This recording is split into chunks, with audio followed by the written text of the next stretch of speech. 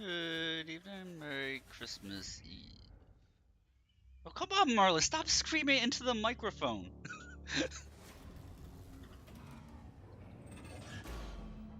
Just getting set up, he'll be just a moment.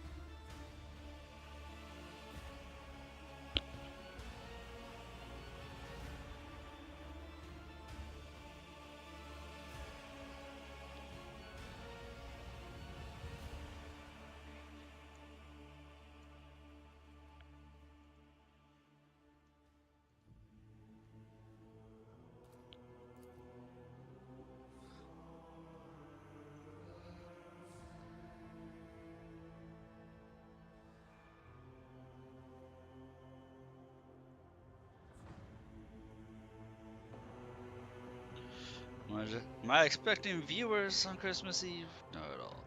If anybody shows up, that would be fantastic. Maybe I'll have a viewer? Who knows?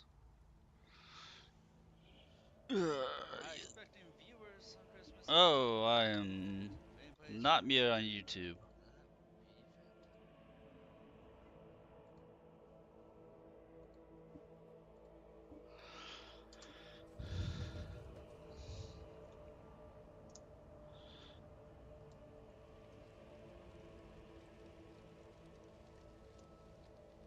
The world will bow.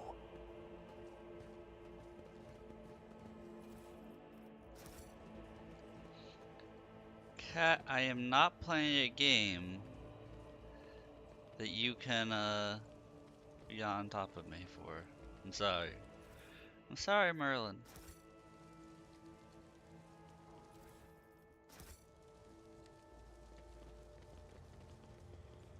This ocular implant was a worthwhile investment.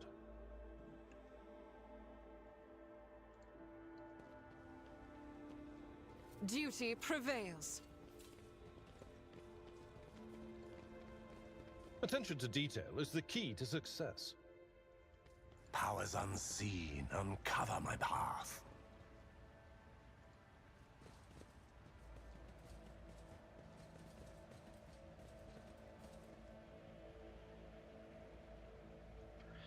Christmas heresy time! When the faithful are idle, heresy grows. How you doing, Mana? I'm not injured. I'm enraged.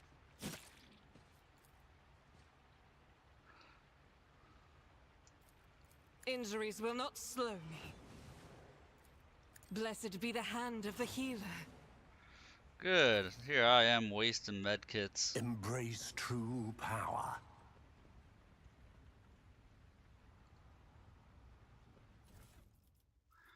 Oh, it's a good thing we got back this medkit that we just spent.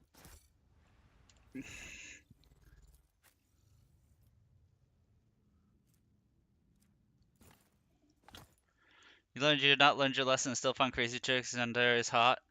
Okay, what happened this time? Lay it on me, man. Lay it on me, the Christmas Eve grief.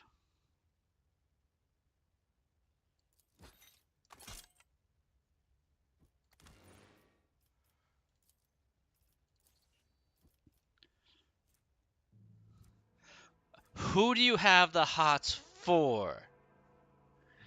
There has to be more to this. You can't just throw that out there and then not have a follow-up.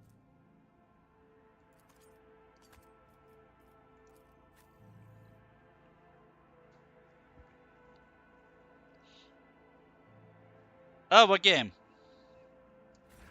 A yandere game. Now I have to know.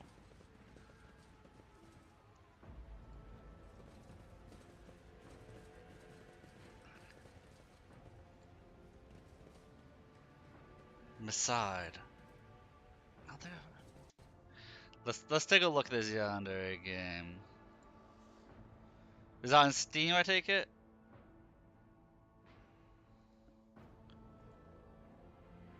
Maside.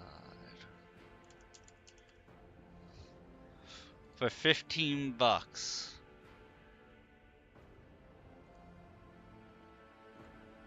Looks normal. Looks normal.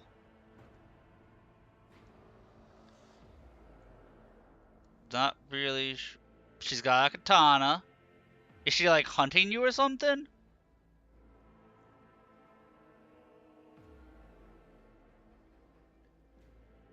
Why is she a yandere?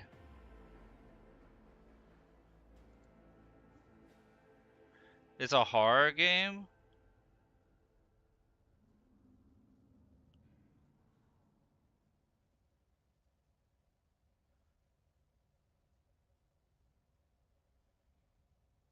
Not recommended for those weak of heart. Fair enough. Oh, I get it. I get it. It's like you're able to enter the game, but then when you go out of the game, she gets upset that you're leaving her. Like, claiming that you're leaving her, leaving her. The I get it. world trembles beneath my feet.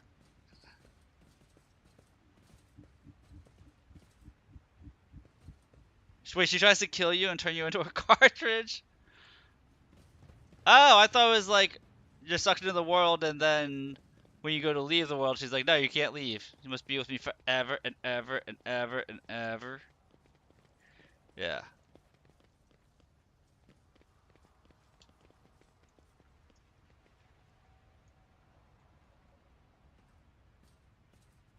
So I am kind of right. She trapped.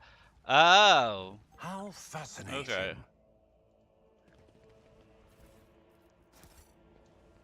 So it seems like an interesting game.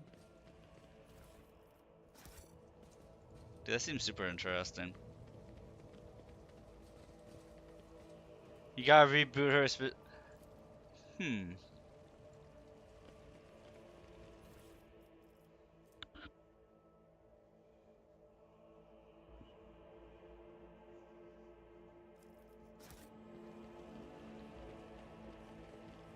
There are 0 good endings.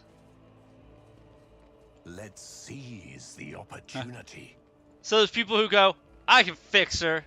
The answer is no. No, you can't. This person is not fixable. Please stop trying.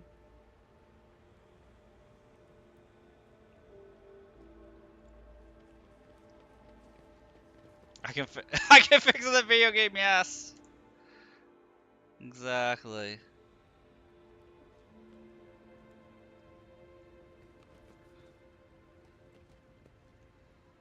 The world will bow. Story of a lot of people's lives, both guys The and girls. absurdity of your struggle amuses me. Crush them!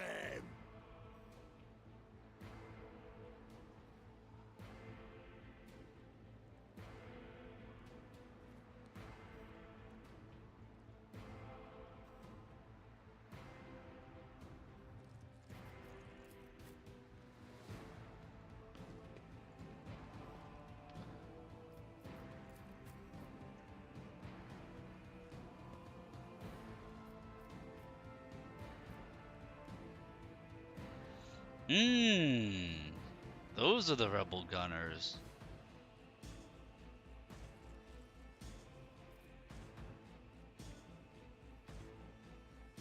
I wanted to take out these 4, but then the last 2 are some of the first ones to go. It's the story of your life. Dude, I've been watching all the big time streamers just getting so much freaking subscribers today. Like, it's been insane because they have the special going on right now where it's like you buy where the subs are like 30% off until the end of the year, and then if you buy if you get 5 subs, a 6th sub gets gifted for free and stuff like that. And so people are giving out crazy subs today. Like, holy crap.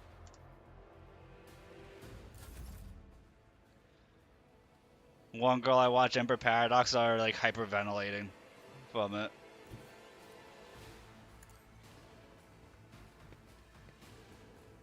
A blood-soaked tribute. Death shall reign. Ruin beckon. A blood-soaked tribute.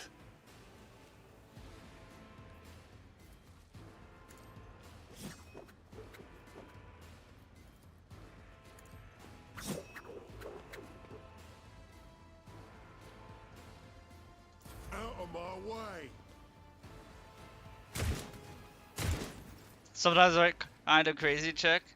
One of the sweet spot that are perfect amount of crazy, right? Look, there's always got to be a balance between crazy and kind, you know? There's always going to be that balance. I'll do You just it. gotta find it. Because, you know, one person's crazy might be the other person sane.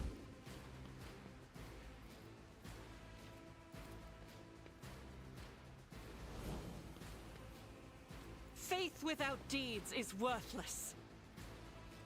Nobody's truly sane. Doubt is for the weak.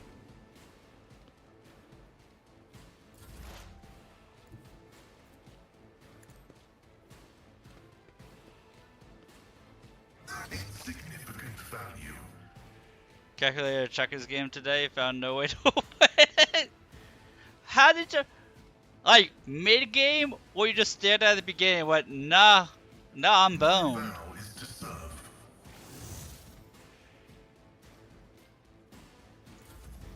Mid game, okay, that makes sense. That makes sense.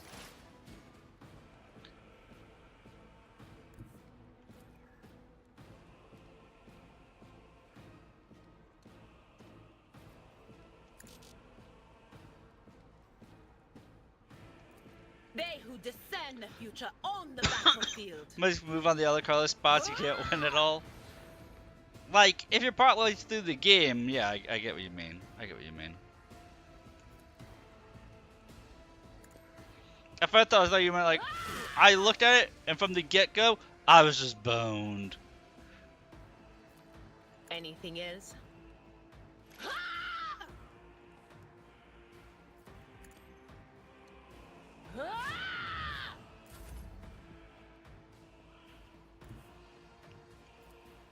I will do my duty.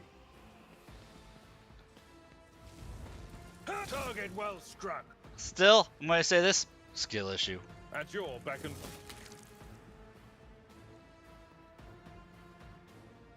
It just means you made a drastic mistake early on, that's all.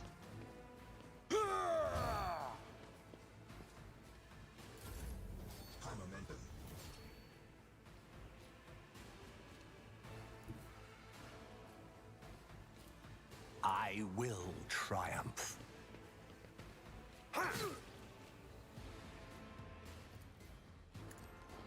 What a satisfying demise.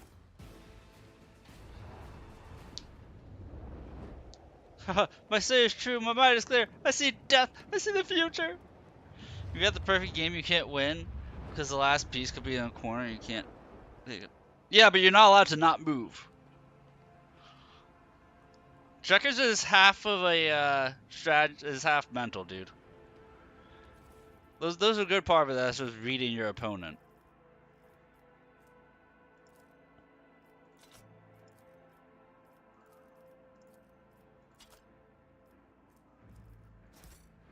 So say it's impossible to win is a bit too defeatist. You just have to outsmart your opponent. Try and figure out what your opponent wants to do in that Powers given moment. unseen Because uncover checkers my doesn't path. have, just like chess, checkers doesn't really have a definitive solution.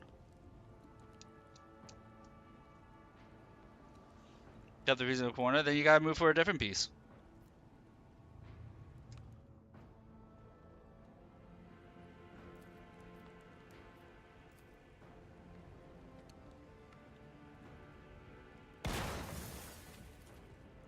My success is an irrefutable certainty. There's the last piece on the piece of the table.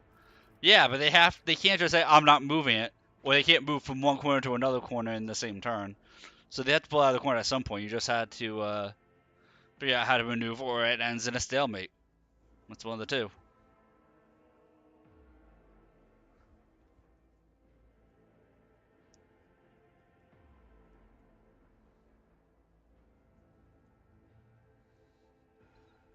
Chain offers this chain sword. Chain weapons deal 25% bonus critical damage. Minus 10 to enemy weapon skill when hit.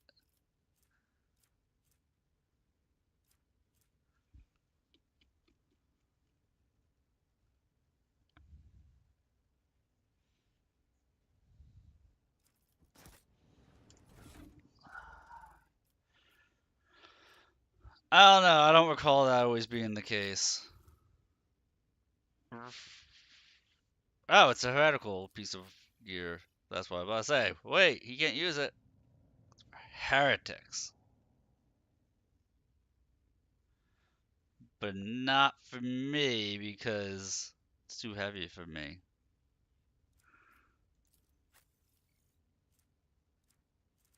Where'd that chainsword go? Right here. If it was when you hit the opponent, but it's one hit. So it goes to him.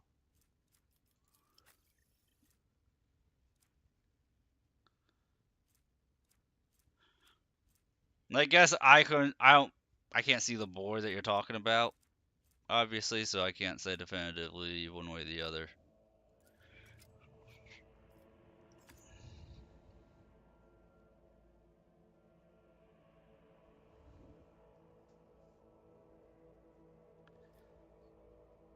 You're not good at checkers. I don't know what to tell you, Mana.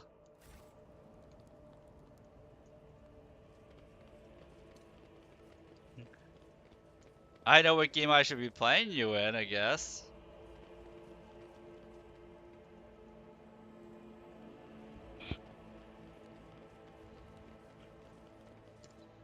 If you're not good at checkers, then stay away from chess, man. I tread a path unexplored.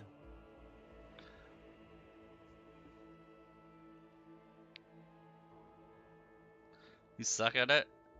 It's that next level thinking. You can't just think about the next move. You gotta think about 2, 3, 4 moves ahead.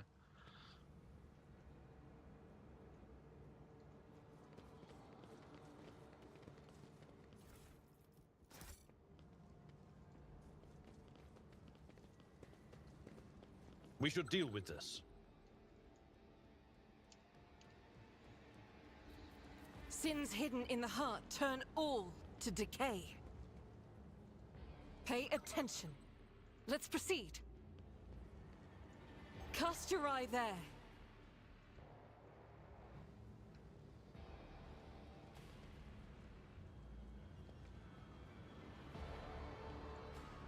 The Emperor favors me today.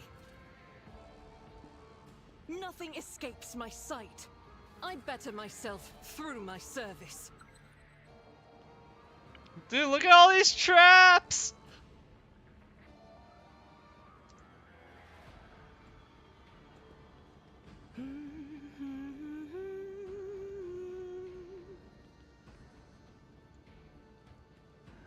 Duty prevails. The Emperor favors me today.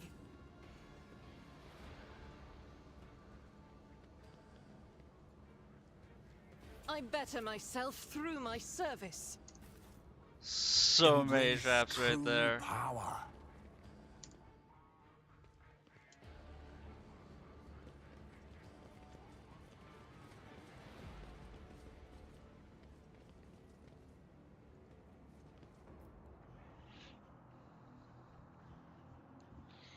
On his journey across the world, caught in the throes of heretical insurgency, Lord Captain accidentally witnessed an unholy rite that transpired in one of the maintenance rooms of an aqueduct. This abandoned nook turned out to be a heretics' gathering place for performing their grim or profane acts. A large group of rebels stood, frozen in patient anticipation, all staring into the center of the room. No one moved. Only the murmur of hushed voices echo against the metal walls. Lord Captain ran a cursory glance over the room, assessing the situation. The rebels were unremarkable in appearance, dressed in the shabby clothes of an abject rabble, spoke in coarse voices, and had repulsive faces. But what caught the Lord Captain's attention was the look of strange, almost sinister anticipation in their eyes. It was no gathering of loud blasphemers or bored idlers. Only occasionally would they exchange brief, unintelligible remarks. As they stood in a frozen circle, their gazes turned out toward the hulking structure in the center of the room. Bulky power transformers, cogitators, crates, and voxcasters took up most of the space. Against their background, the structure in the center stood out oddly. An enormous lens, mounted on a stand, caught the thin sunbeams that made their way through the slits in the ceiling and across the half-lit room.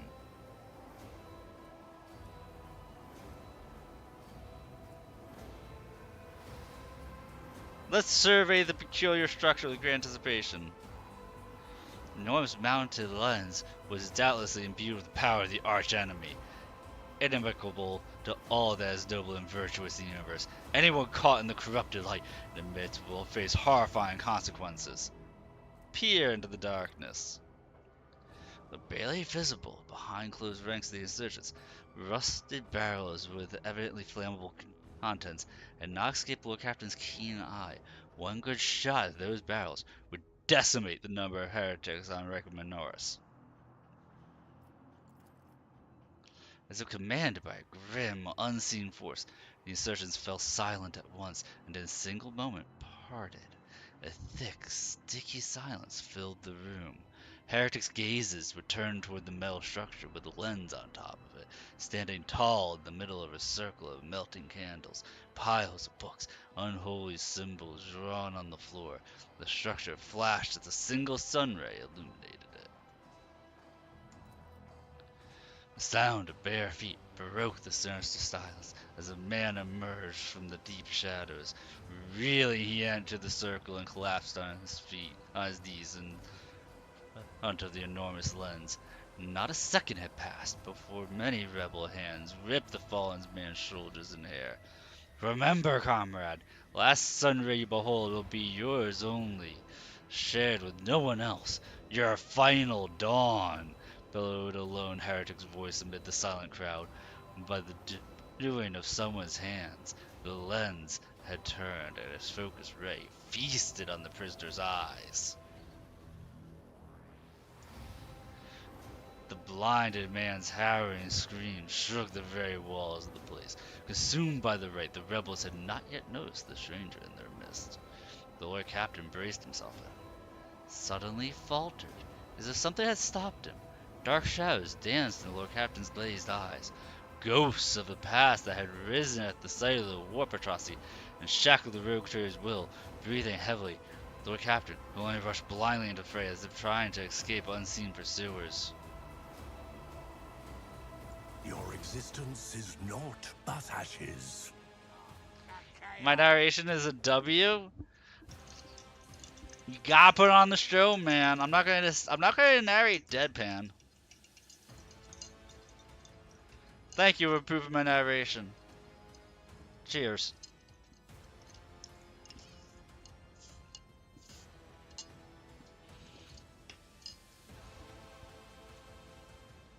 Ah, that's the stuff.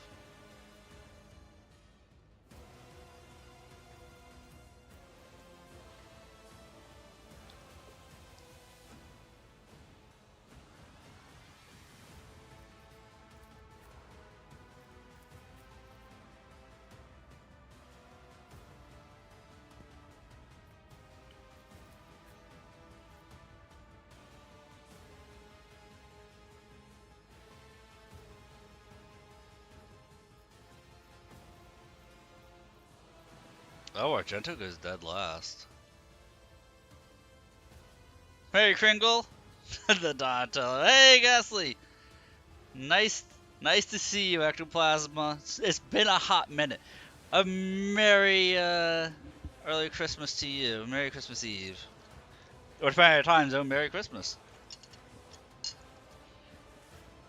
Hope you're able to spend it with family and having a grand old time. And thank you for the warm wishes.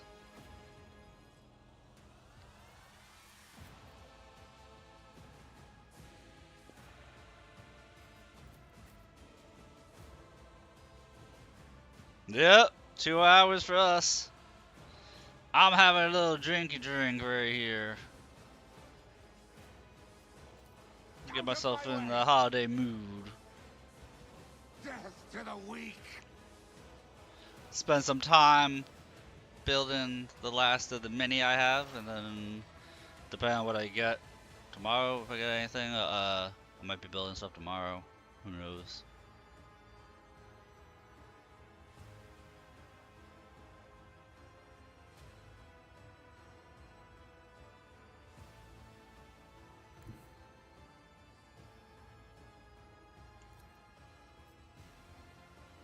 Cover me.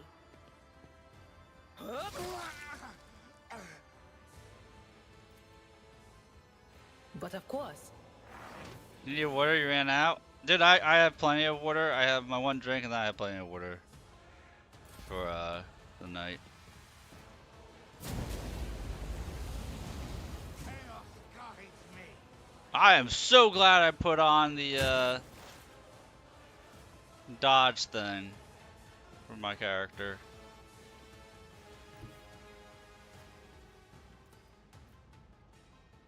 Heavy is the tread of his faithful.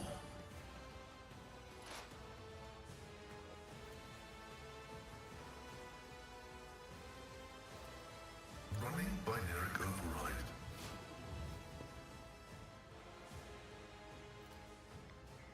Why do I only have it? He's considered in full cover. Okay, I was about to say, why do I only have a frickin'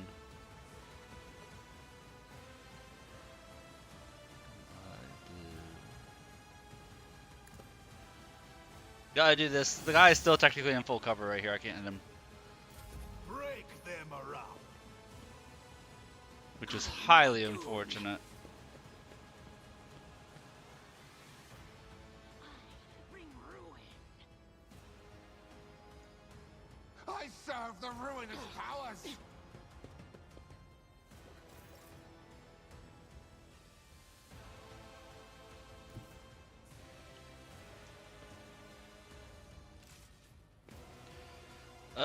We're not gonna go over by the Tried and explosive tested crate. tactics are the best ones. Over here. All right, you can't use buttons like that mid combat, so One step closer. we'll just go hack into this guy, shall we? Purpose. I will delight my masters with your demise. I need... Descend upon the weak. Oh, you can. It just requires 2 AP, not enough action points. Got it. Do that next turn. Unbelievers. Chaos guides me.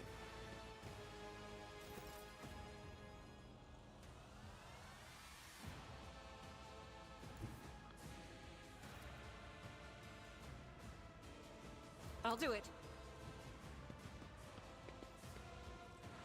None can escape the Emperor's judgment. As the Emperor commands, I act. I'll do it.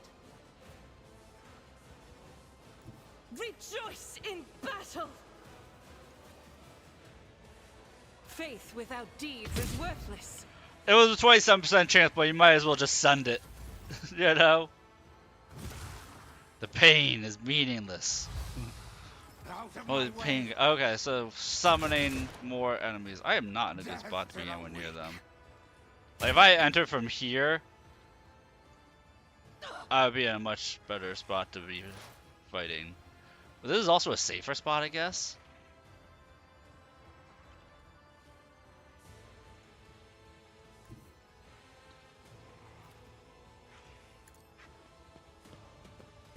Maybe. What an unfortunate turn of fate.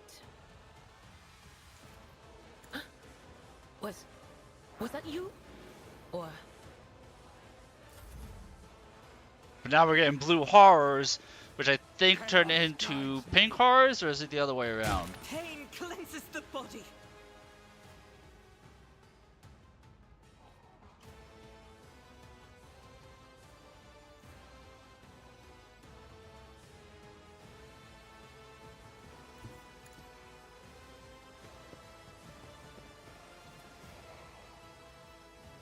How is everything always under full cover against Pascal? The scriptural prognosis is favorable. Stay vigilant. I serve the ruinous powers.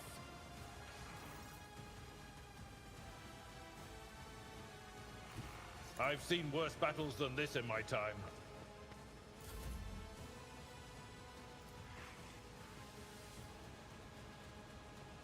So I solved the steam valve, but I still don't really want to be right down that middle shooting gallery. I serve the ruin. Or behind this. Death to non-believers. Yeah, run to me, enemies. Run to me so I can heal you.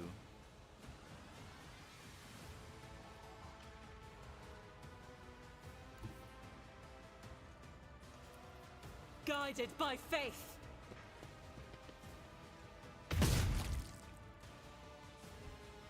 I'll do it.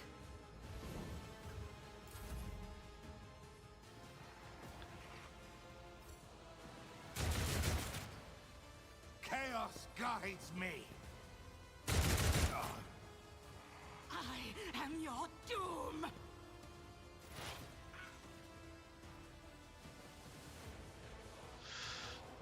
Everywhere over here is explosive barrels. I don't like it.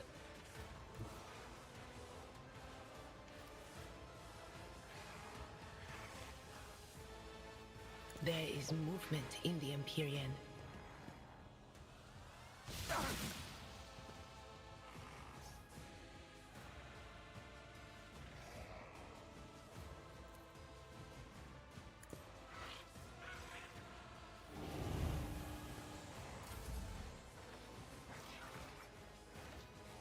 Out of my way.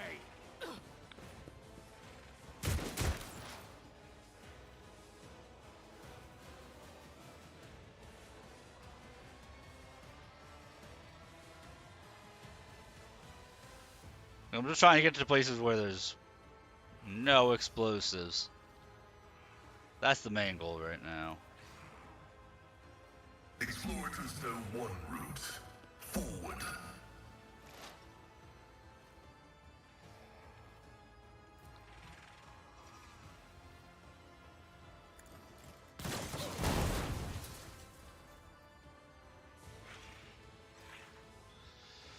Well, it was something. Follow my lead. Oh, get him, Private! I am your doom. 5 damage, let's go! Tear you limb from limb. Crush the feeble. Messiah condemns. Ah! Okay. They weren't even close enough to do anything. They just like, yep. We out. Follow my lead.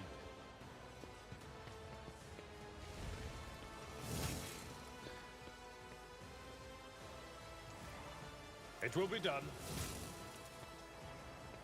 At your beck and call.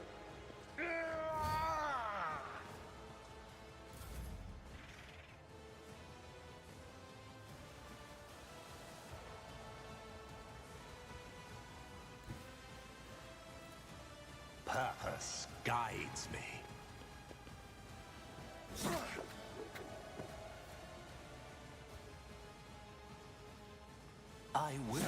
accept my offering.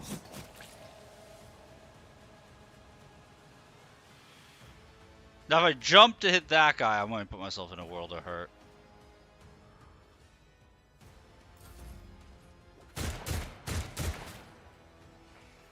Okay, they have their own blue horror. Let's go. They took out their own blue horror. Let's go.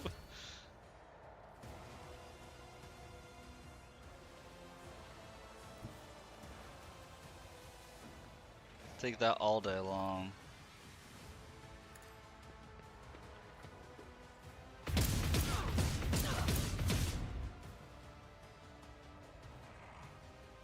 As the Emperor commands, I act.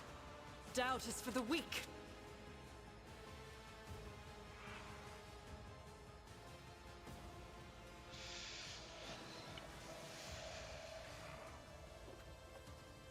I'm trying to think if I hold the heroic action. I think I do.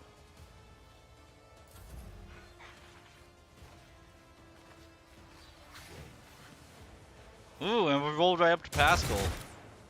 It's even better. Such is the will of chaos.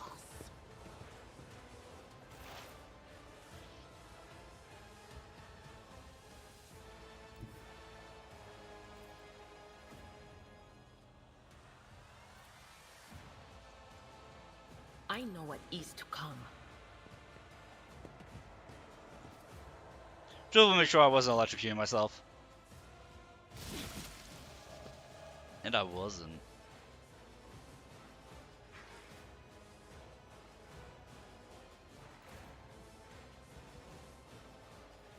On it.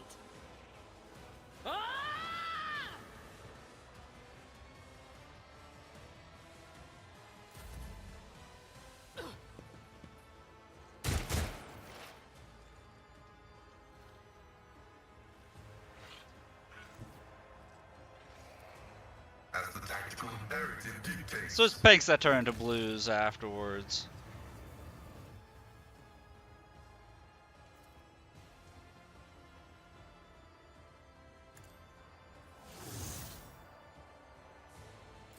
Weapon at the ready.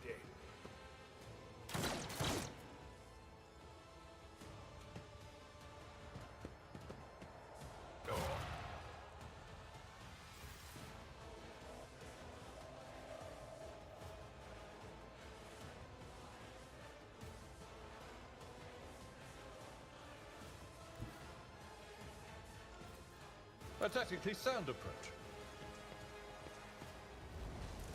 I took care of this one.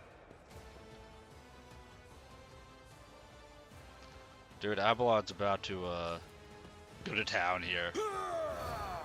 My Seneschal is about to prove why he is the Seneschal.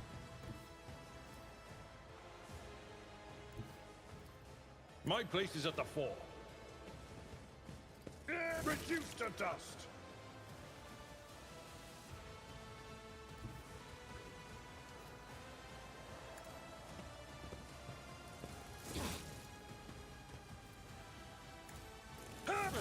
An exemplary strike.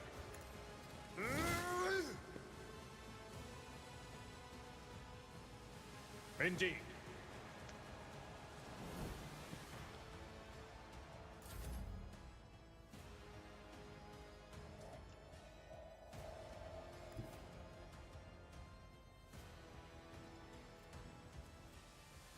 That's not what I wanted to do.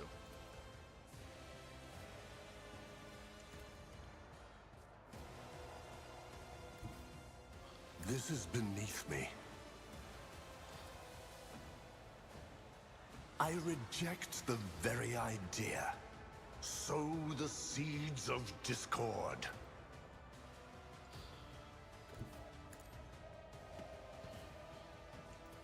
Purpose. One step of blood-soaked tribute.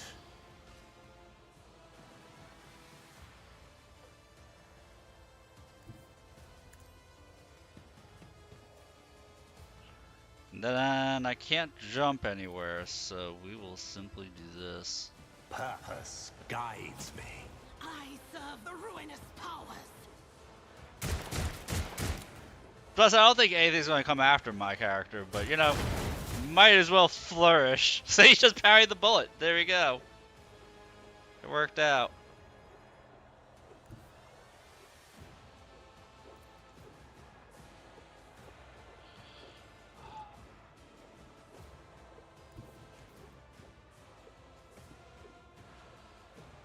As the Emperor commands, I act.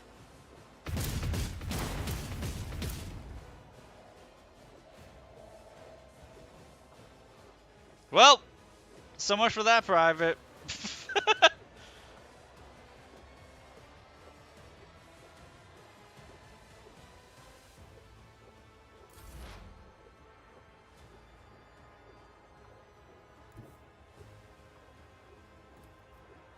They who discern the future own the battlefield.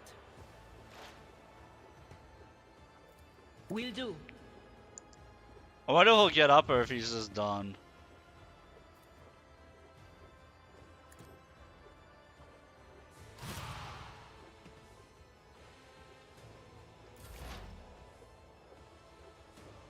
He no longer has any health. He might just be donezo. Like, it doesn't say he's unconscious or anything. The Omnissiah knows all, comprehends significant value. Ooh, good shot, Pascal. Is he 20? The guy just sent it. The 28% paid off.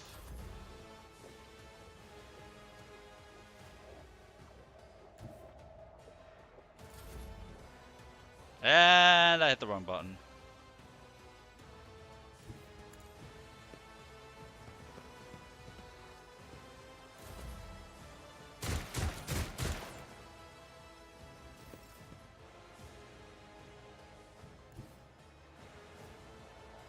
I'll do it.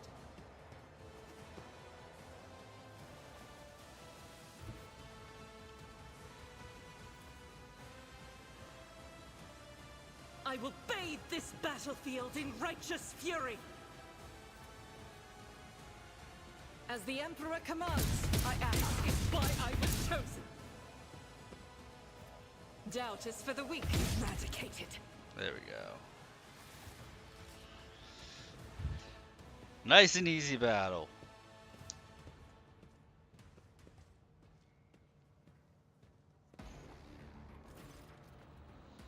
Your eye is drawn to the peculiar device. At first you are vexed by worries of some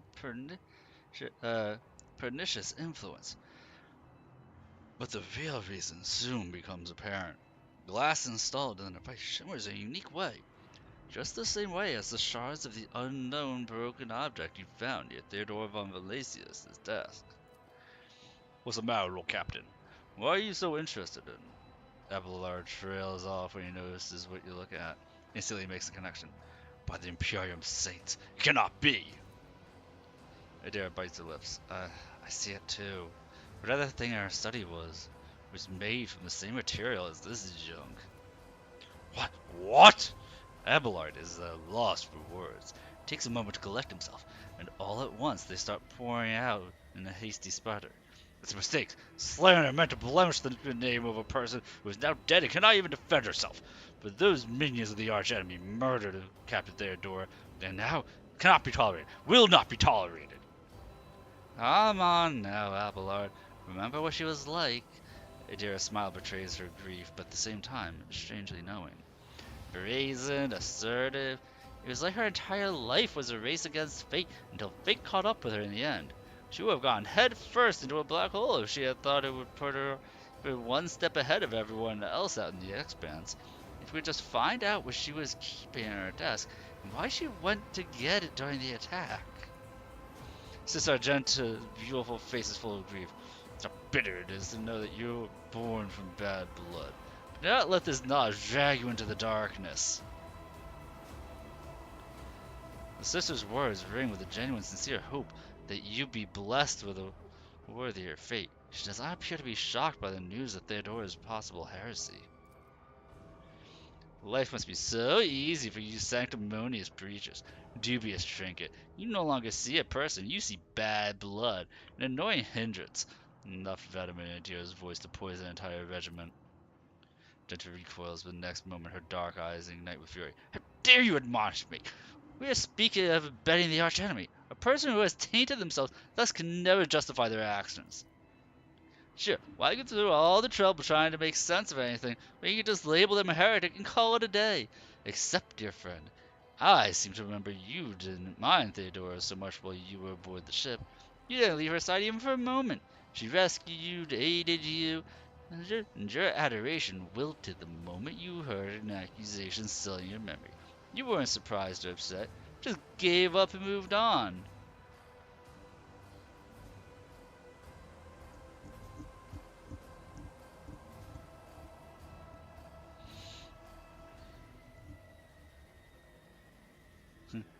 Sister Argenta, you will cease these insinuations about Theodora at once. I will not allow the name of the von Valencia's family to be defamed by such words.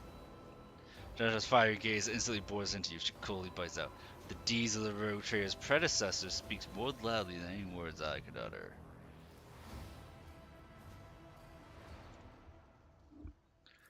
Over.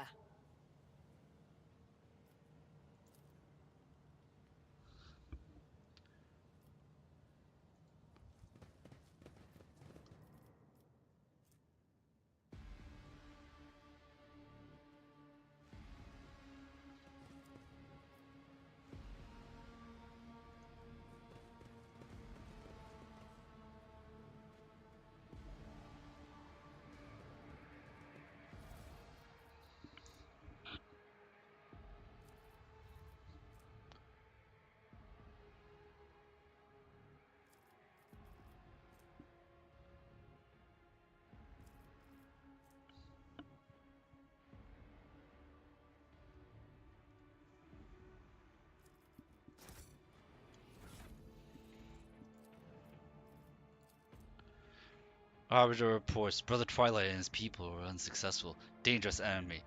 Zephyrix von Valencia has foiled his plans. The duty is now upon us, Aurora's followers, to succeed where Twilight failed.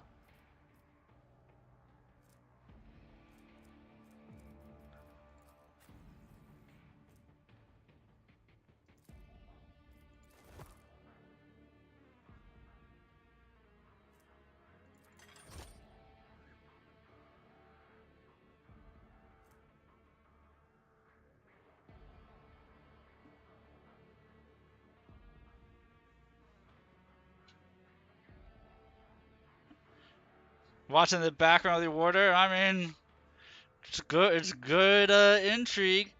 Apparently, so in the prologue, you found the previous rogue trader dead, and you believe it was Chaos that killed her. But you found a weird shard of glass, and the shard of glass you found was made out of the same shard as his lens, which is clearly chaotic influenced. And people are like, WTF, man? My ascension has only just begun. Ruin beckons.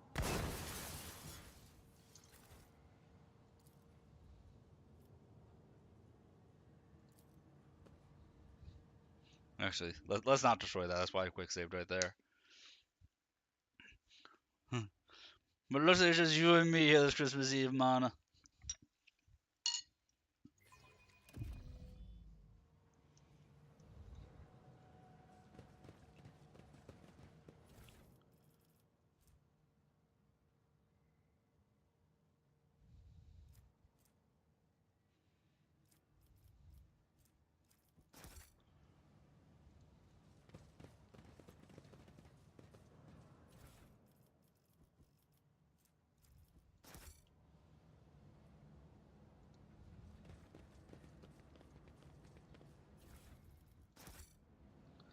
Hey, it's not about the quantity of the company you keep, it's about the quality. The opportunity. Right, man? Perfection.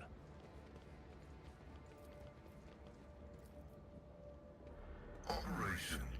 And in terms of quality, bar none best quality in the stream right now.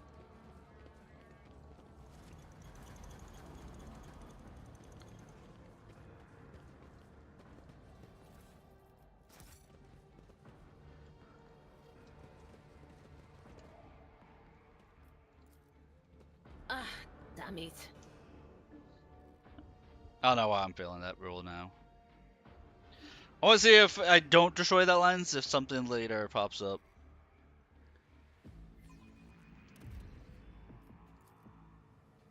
The whispers told me how. The world will bow. There you go. It was interesting to see all the love people were pouring out. That like there were 130 something concurrent viewers, and they got a hype train level like 25 going for the person they were watching. I see the forbidden. And I was like, Never God doubt me. damn. Right? This Explorer tool is blessed with multifunctionality.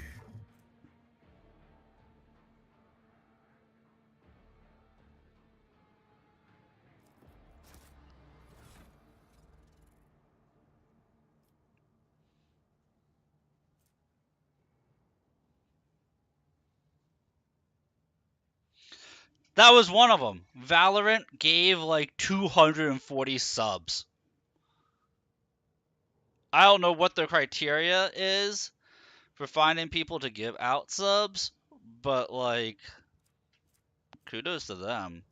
I doubt, because I don't do hero shooters, I doubt I'm gonna get anything out of that, you know? I would be very, very, very, very shocked if I do.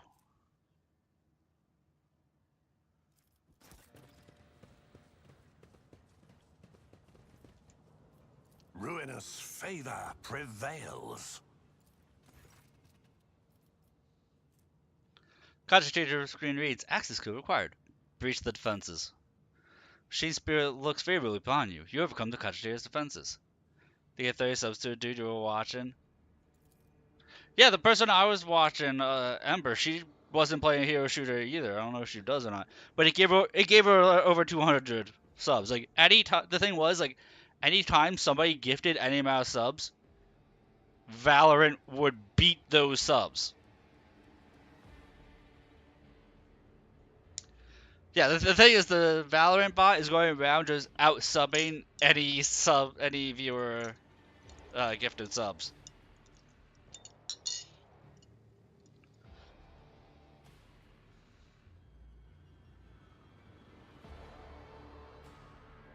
Camille, you recognize this Voxcaster? Yes, looks like one of ours. All our squads use them. So does this mean those bastards could have been eavesdropping this whole time? That's why my squad got ambushed. Dude, Camille's like dead.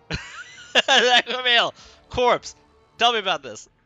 Looks like. Are you blind, layperson? Every Voxcaster is unique. The distinct defects on the cover, number signature on the antenna, the scintillating spectrum of the vid screen. How could you possibly mistake one for another? Rasping indignantly, the text piece pokes a finger at the Voxcaster, which looks completely undistinguishable from any other Voxcaster you have ever seen.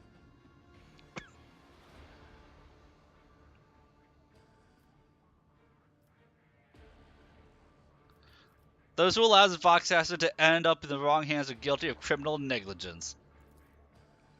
You say silly rulership, but I imagine those folks are gone already. Can't exactly call all to account now.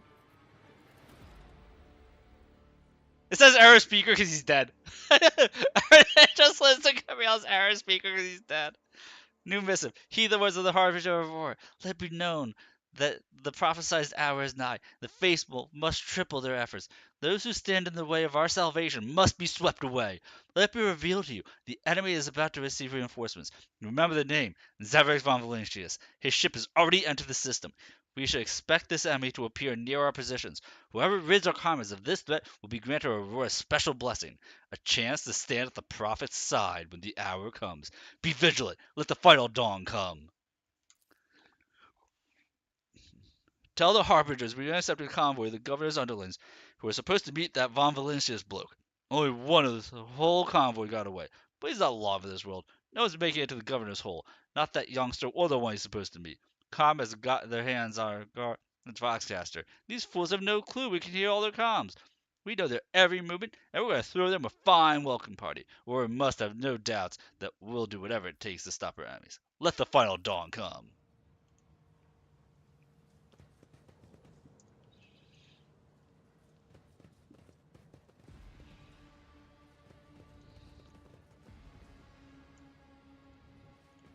Powers unseen uncover my path.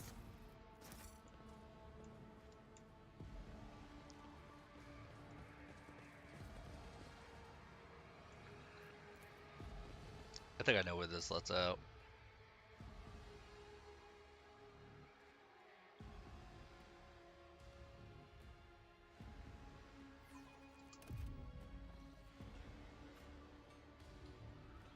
Oh! I was Revelation mistaken. was sent to me. Oh, I remember this fight. This is a tricky fight.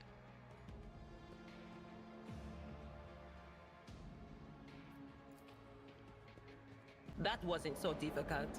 Feel a slight prickly sensation at the back of your head. Barrier between the worlds. Mercy, hurry, be robbed blind.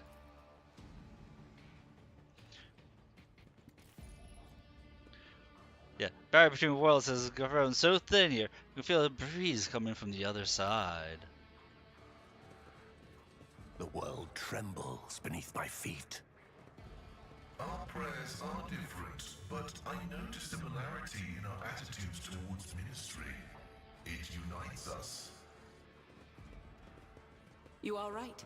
Only we know what it is to pray to our intercessor at an altar in our struggle to protect those close to us, to be their spiritual shield. Hey, your virtuous. How are you doing? I was born to wage war against darkness. I am always doing wonderfully when danger is near. It's my gaze.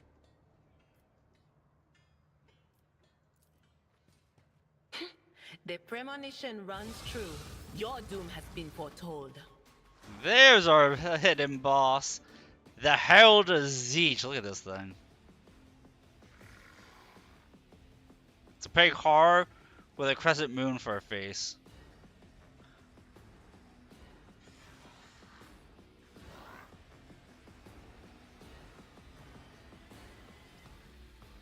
And it goes first. I'm pretty sure it just teleports away.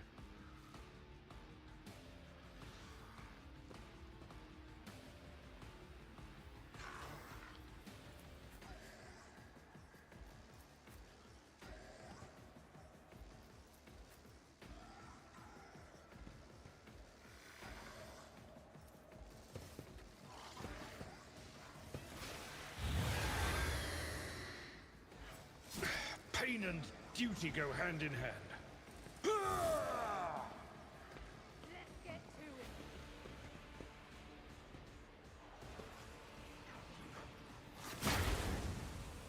Brace yourself, Abelard.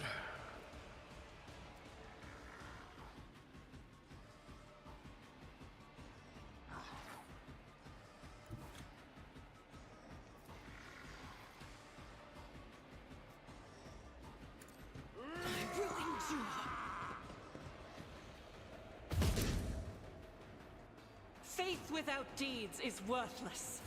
Show me what you've got.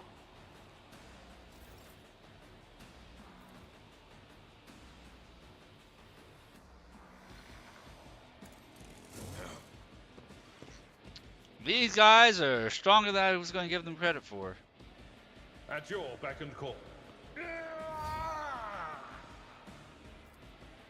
It will be done.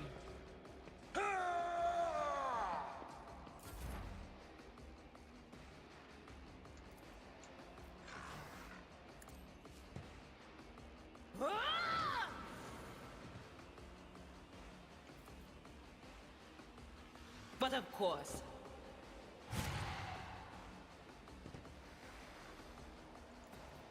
will do.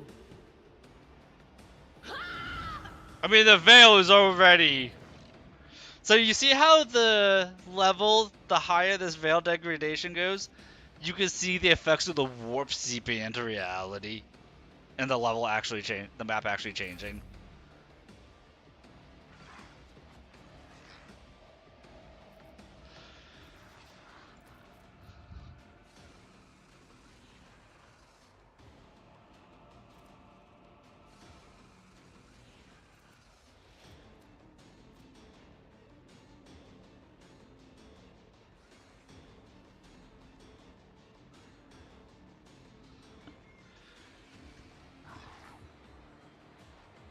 how Dark Tide, the vision quote literally warps.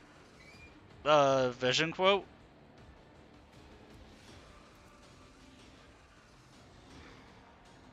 Well, I mean, you have the Psyker who can do stuff, and they can actually kill themselves if they, mess up, but yeah. I need no guidance.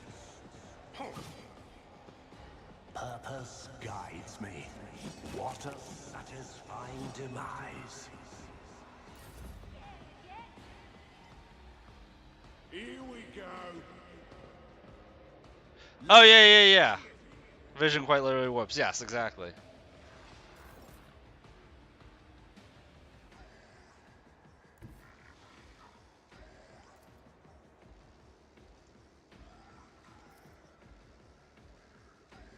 Advancing.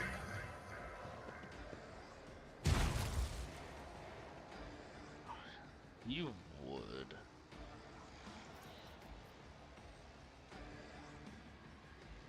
Running binary override. Let's make it quick.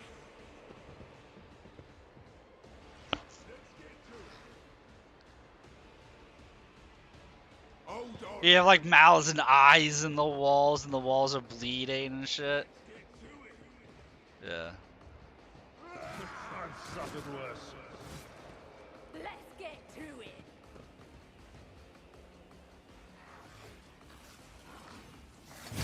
Yes. Negligible.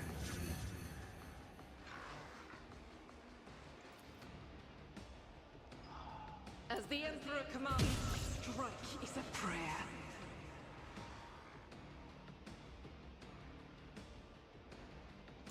Let's make it quick. Okay, that makes more sense.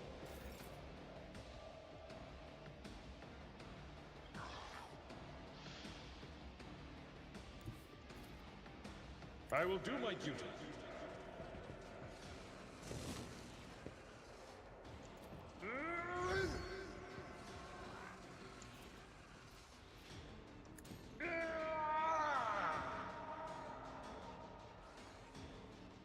It will be done.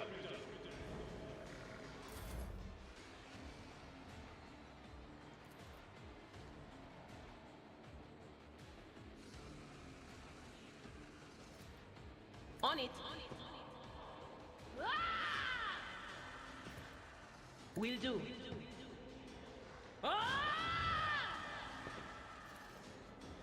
Anything else?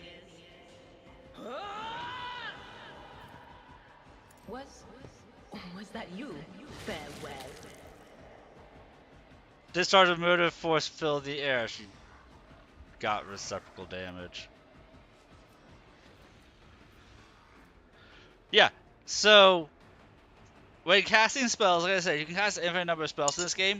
The higher the tear in the veil of the warp is, that purple bar above my attacks, the more likely you are to have adverse side effects when you cast when you use warp abilities. But when you fight Horrors or Zeech like this thing, they fill that thing max. Make it very dangerous to use stuff.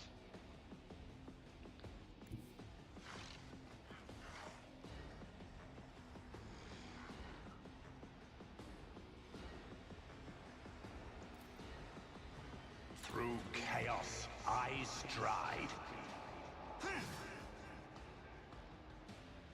One step, I will delight my masters with your demise. They just teleported elsewhere in the map. And then screamed, and now all these people are now evil. So as it's going through, it's just turning more and more people evil here. Death shall reign.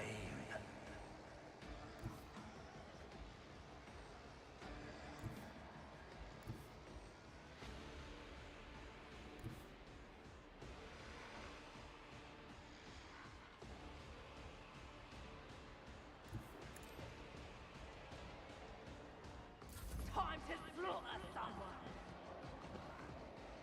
Hold on. So you have all these people who are like trying to fight the Herald of Zeech, And then it's just turning around and corrupting everybody.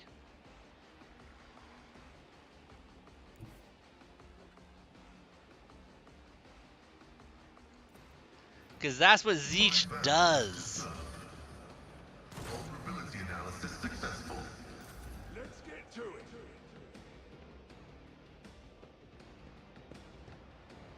Let's make it quick. Faith shields me. From the ashes, I will rise.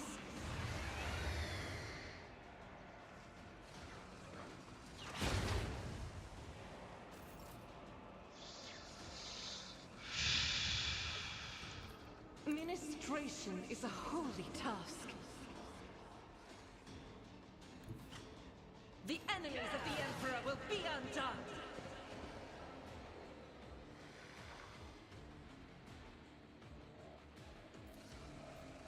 I'll do it. None can escape the Emperor's judgment.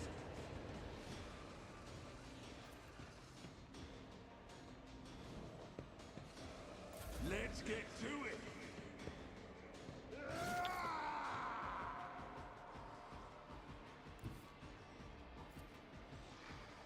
Tried and tested tactics are the best ones.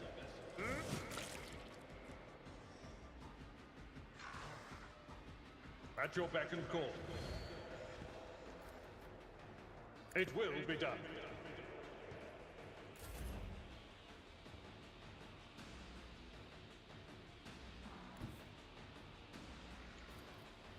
Cover me!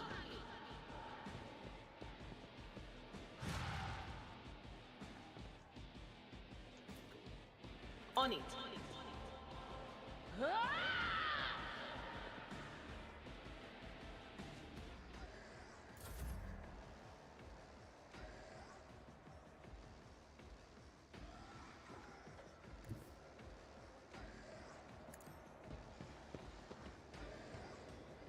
See, now I barely hurt the thing, so it's going to jump around a few more times. Here we go. I'm here, maggots.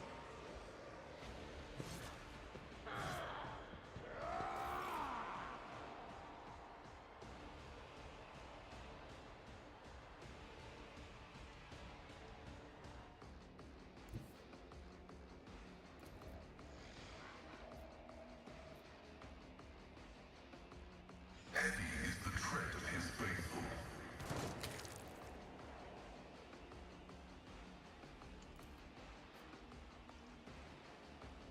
Out of my way. Let's make it quick. My ears are...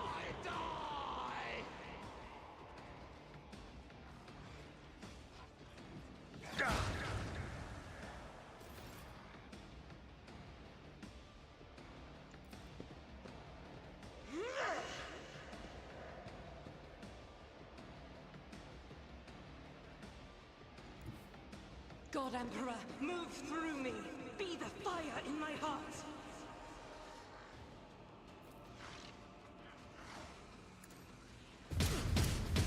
Eradicated.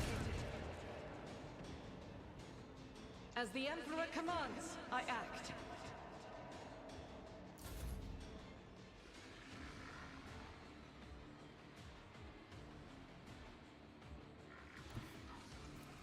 I've seen worse battles than this in my time. Target well struck. And now it's probably run over here.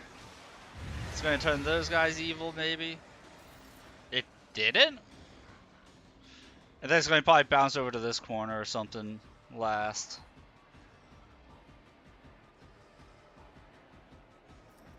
Victory is imminent. At your beck You see, and this call. this is a really interesting battle to me. I find this battle highly entertaining.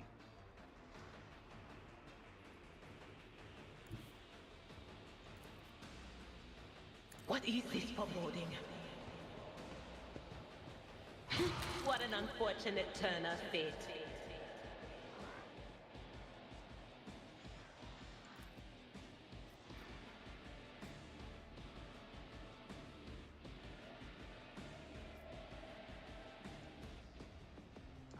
But of course,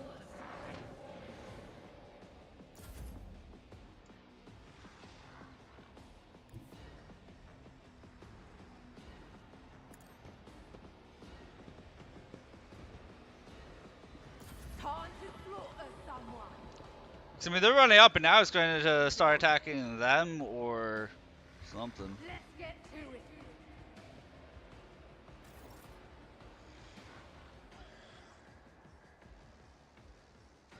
Explorators know one route. Forward. Let's get to it.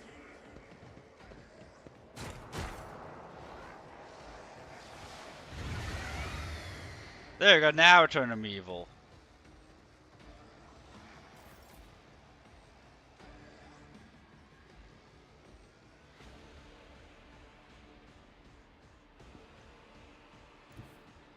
Guided by faith.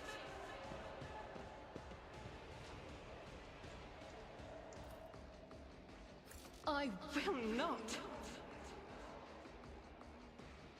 Faith without deeds is worthless.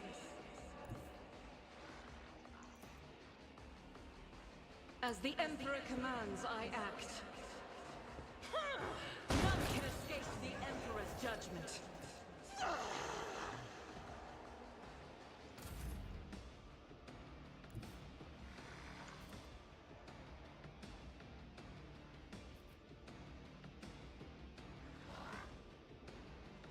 Indeed.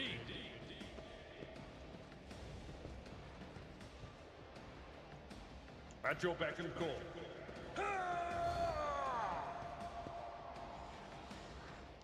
Dude, Ablo is about to just go wreck face, I feel like. It will be done. One fewer target. Yeah, we're just going to Daring Breach, We'll rule the stars themselves. and our Seneschal's just gonna do Seneschal shit. Follow my lead.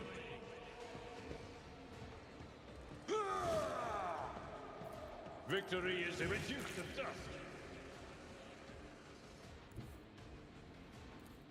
My place is at the fore.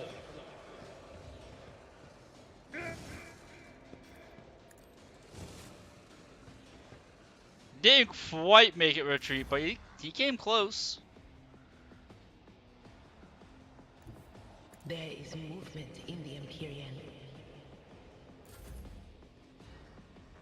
Amidst the carnage, I find purpose.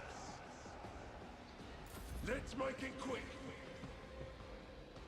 Since those guys are moving up, next time the Herald of Zeech takes damage, it's going to bounce over to here and turn these guys evil. Because the weak-willed are easily corrupted. As the tactical imperative dictates.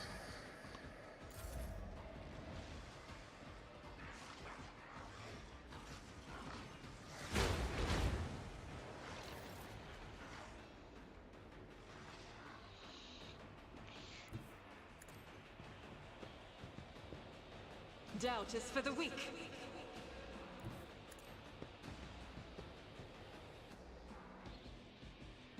Rejoice in battle!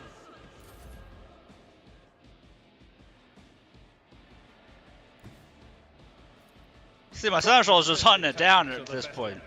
Abler's just being a bully.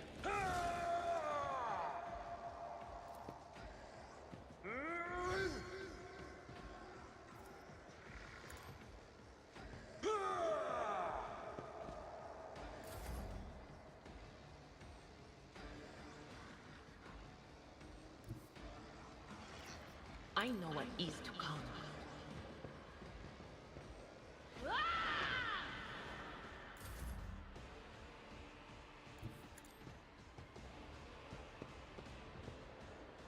Here we go.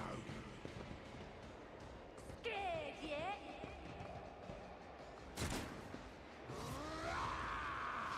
There's his final teleport.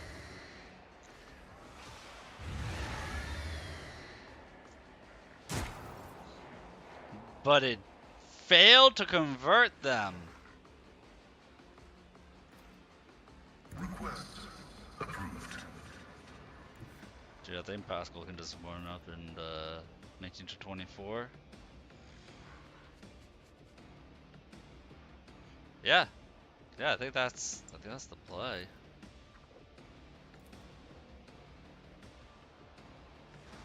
Activate calculated fury algorithm. Crits for 28 damage. Let's go. Now it makes them all heretical. Makes them all heretical. Pascal. Human makes them all dead.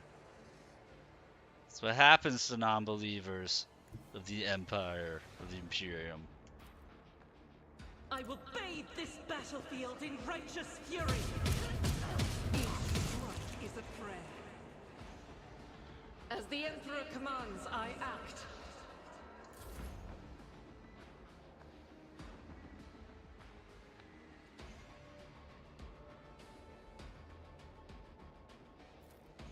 I will do my duty. It will be done. I took care of this one. At your beck and call.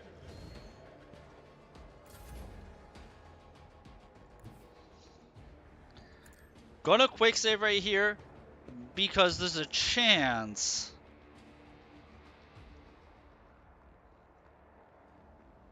that Will do. Be gone. what you call it? There's a chance that when I did that that it Intriguing. what you call it would have summoned another enemy. And I ain't above save scumming.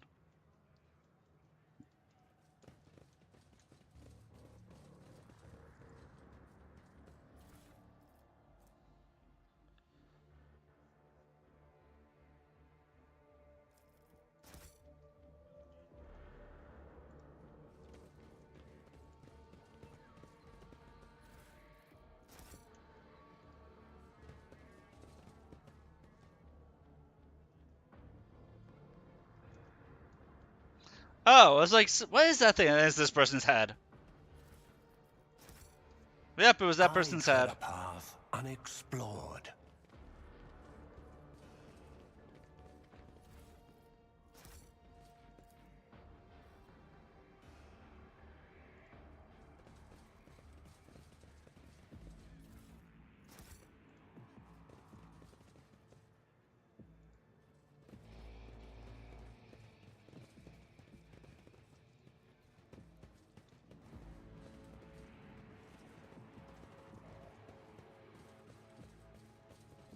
Let's seize the opportunity.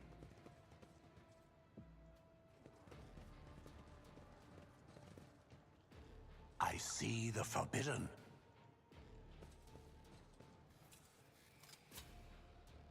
The Emperor favors me today. How fascinating. My success is an irrefutable certainty. Increases melee attack damage against demon enemies. If the wearer is dogmatic, damage is +4 instead. I am not dogmatic. So we can just give ourselves a +2 to damage against demons.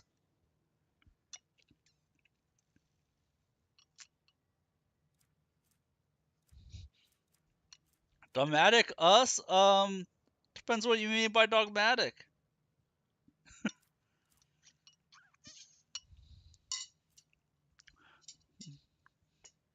To what am I dogmatic towards, you know?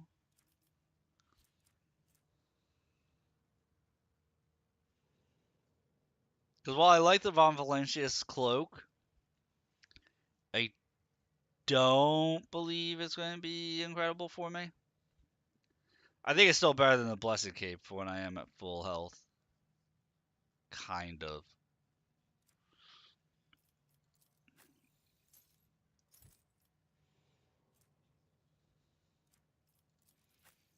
Honestly, much rather have 15%. No. Now we're good where we are, because anything that does warp damage in, like, Act 1, I think, is over with for the most part. Until we, hit the final area.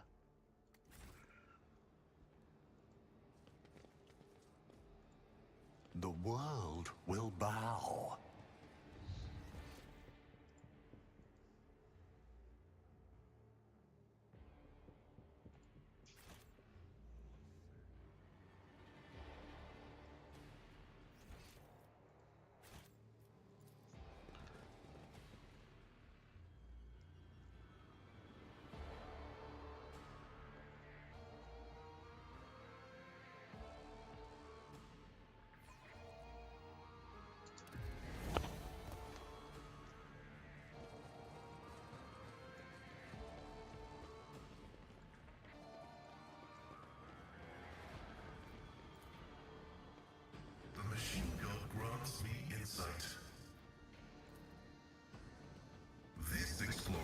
is blessed with multifunctionality. Triumphant, as always.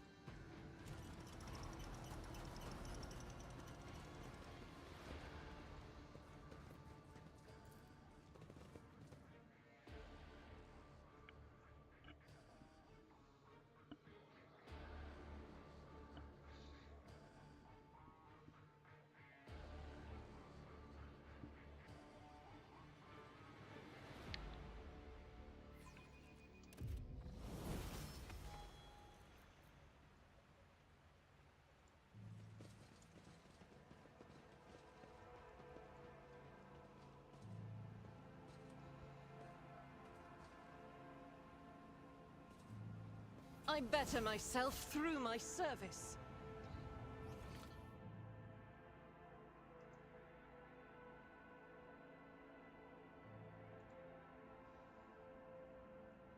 So at this point, we've explored everywhere up here. Between what I was doing last session and now. The world trembles beneath my feet. My success is an irrefutable certainty. Oh hey, Private Camille is alive again! It revived him! You know, after I did a little murdering.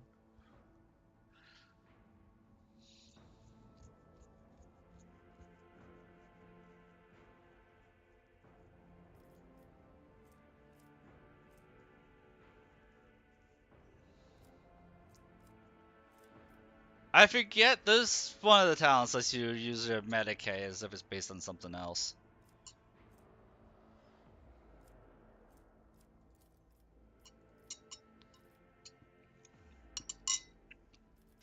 And me being a heretical bastard, I am not gonna be using Argenta, and she's the demolitions expert, so we're not gonna go based on that.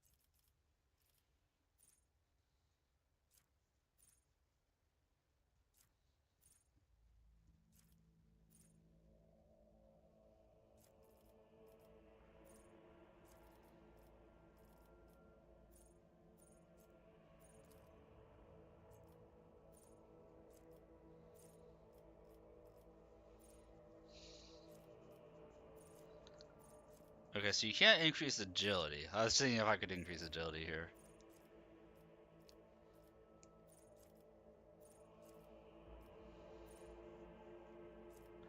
Oh no, you can.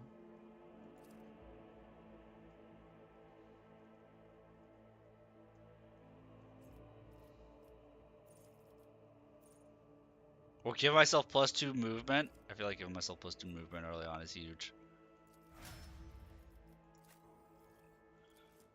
Just that ability to go even farther.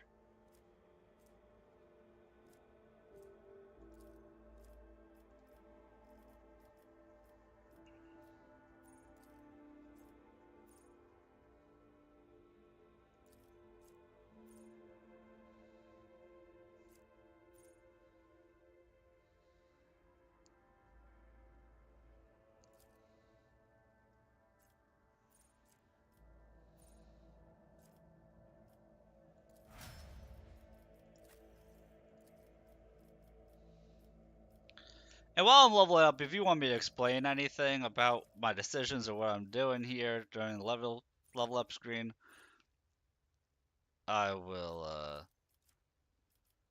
I have no problem doing that.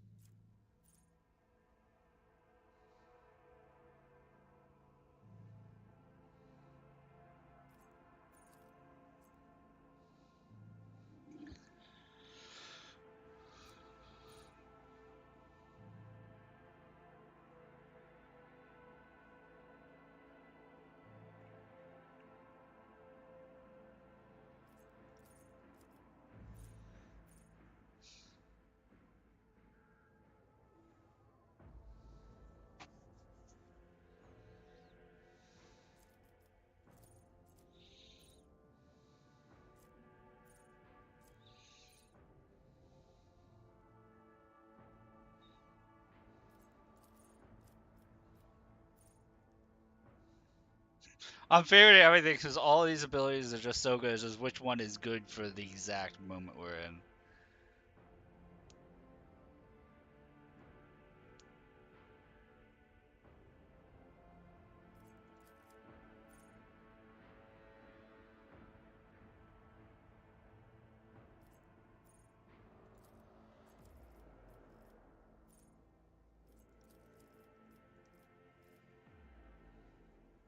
I'm sorry. Did you get 2 common talents? You do get 2 common talents here.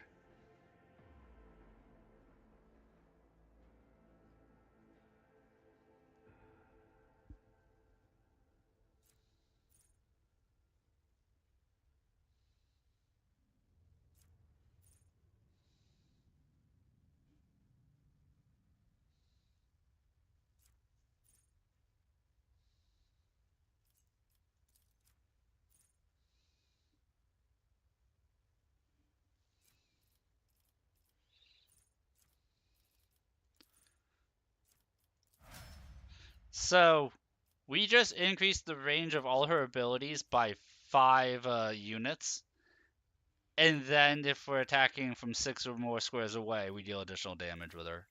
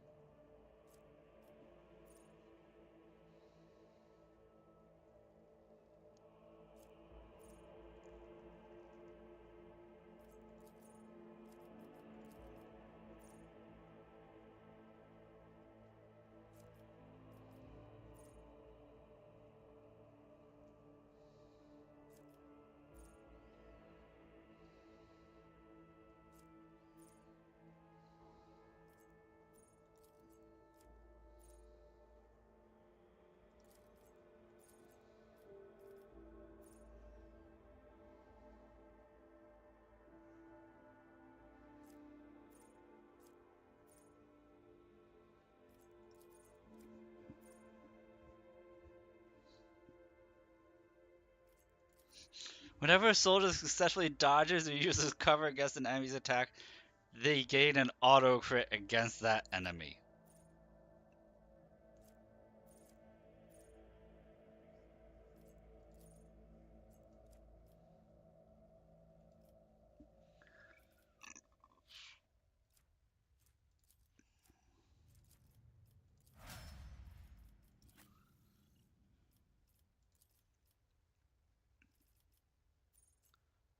You get the talent and a common talent.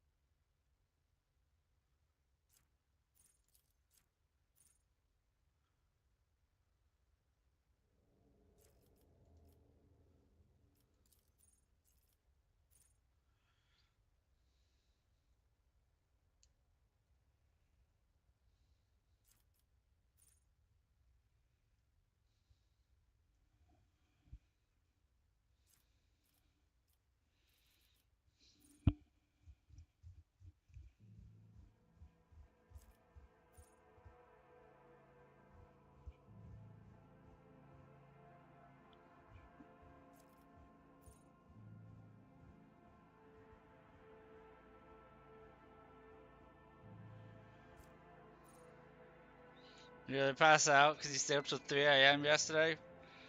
Were you watching me until 3 a.m. yesterday? No, I wasn't even up until 3 a.m. yesterday. Well, you go to sleep and you have yourself a Merry Christmas if I don't see you tomorrow. I'll be streaming tomorrow. We'll probably be streaming this tomorrow. I'll keep talking to myself for the rest of the night, though. So you take it easy, Mana. And enjoy your Christmas with your loved ones. Thank you, good sir. Thank you.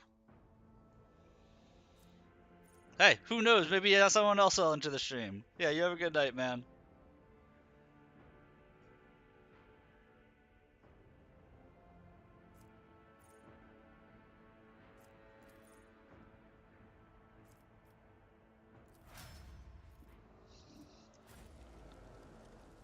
Intriguing.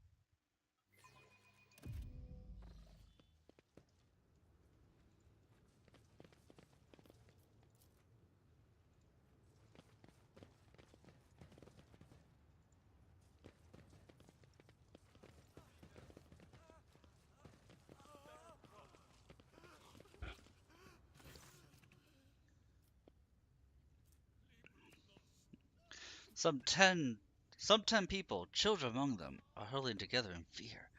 Elder family members are doing what they can to calm the young. Several armed insurgents are watching the frightened yet unharmed hostages, but the watchers themselves are looking around nervously. Come to your senses, Harlot. Look at what you're doing to your own family. A woman about 60, gray-haired but still strong, is kneeling before a stocky man with thick, pure white beard, stretching her arms towards him. Take pity on us. Let us go. Can't you see I'm trying to save you? Man clutches his weapon tightly. Only Aurora can help us. Why can't you understand that? Upon seeing you, man points his weapon at you. Other insurgents do the same. Who are you and what do you want?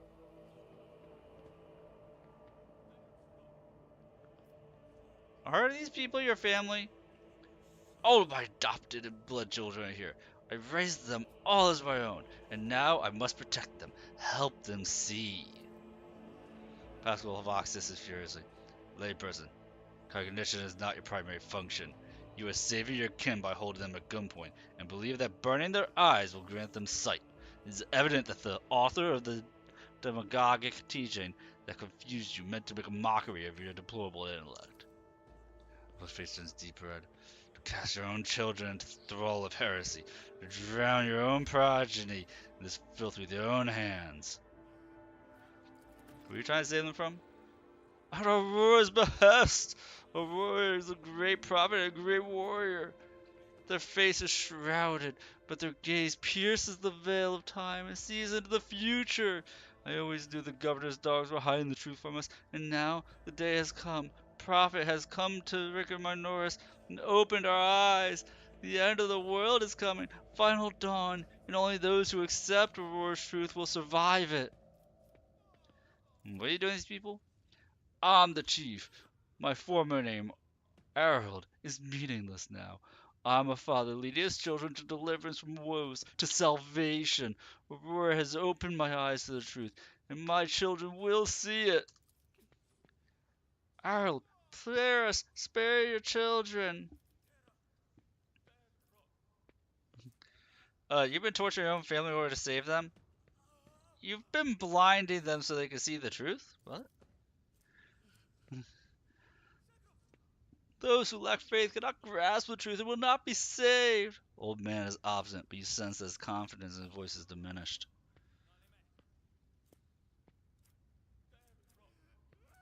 Aurora, whoever that is, has exploited naivety. You see you're causing nothing but suffering. But I wanted to. All I wanted was to save. Man drops his weapon, covers his face with his hands in desperation. Hears several short sobs.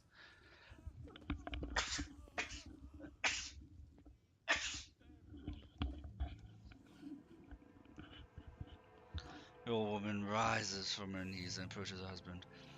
I know you were trying to save us, but there's still a way to set things right. The woman gestures to the other insurgents, who lower their weapons. Then a shift gaze at you, trying to hold back tears. What happens to us now? Go! Make sure I don't ever see you again.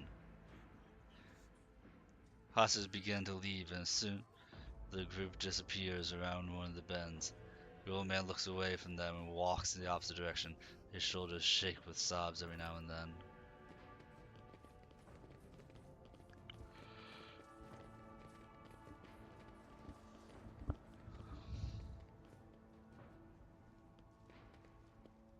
I tread a path unexplored. The Whispers told me a secret. This ocular implant was a worthwhile investment. Duty prevails.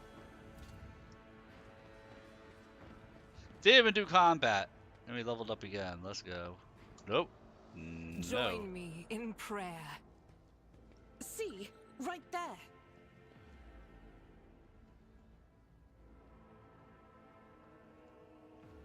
Never doubt me. Powers unseen uncover my path.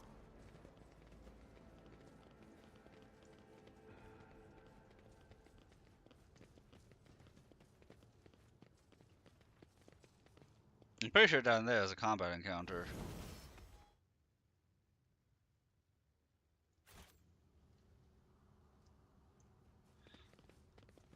So we level up right here. Which gives us our special ability. Upon using Death Waltz, Blade Dance immediately heals to full. And the cost of abilities that cause wounds is reduced to the end of combat. Death Waltz also grants the Blade Dancer additional charges of death from above. Until the end of combat, death from above deals bonus agility additional damage. Okay. Till the end of combat, strikes made by the Blade Dancer, including attacks as part of a Death Waltz, reduce enemies' weapon skill by 2 plus agility bonus divided by 2, and decrease enemies' armor and dodge.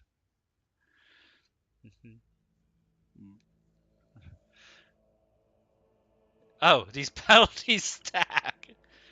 Upon using Death Waltz, after killing an enemy, Blade Dancer gains 3% dodge until the end of combat. Stacks up to agility bonus times. Oh my god. I like all of those. There's none of those that are like, okay, we're not going to do this one. Like, I might skip out on the full heal and go with the,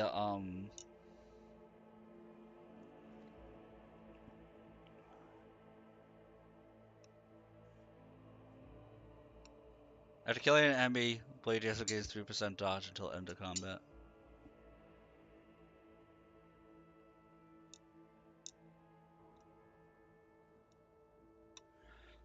I think we skip out on number 4. 1, 2, and 3 are all good. But I think we go 1 and 3.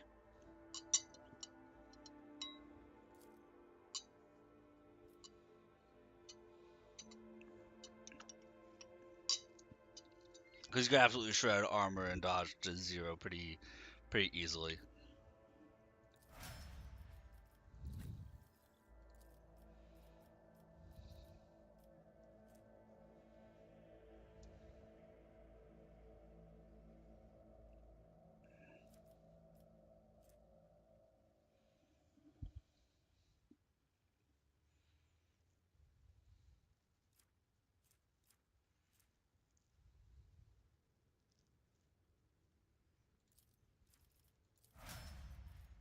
Like the warrior ones, they were all like, oh, that's alright.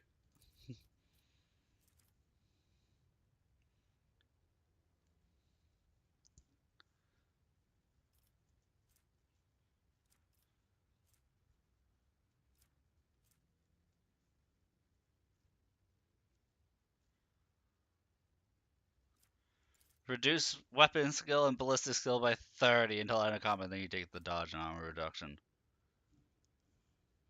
Not that she'll ever use dismantling attack.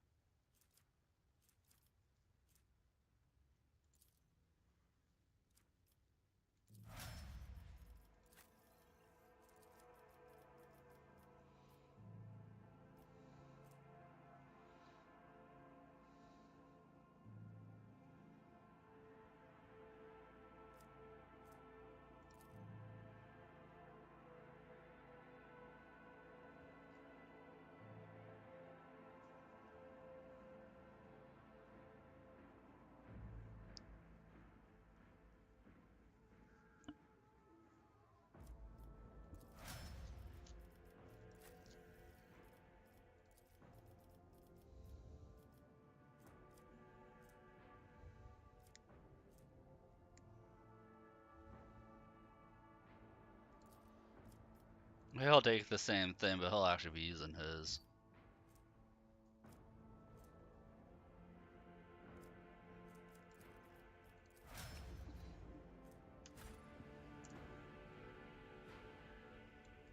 Let's seize the opportunity. Oh wait, why is Pascal all the way down there?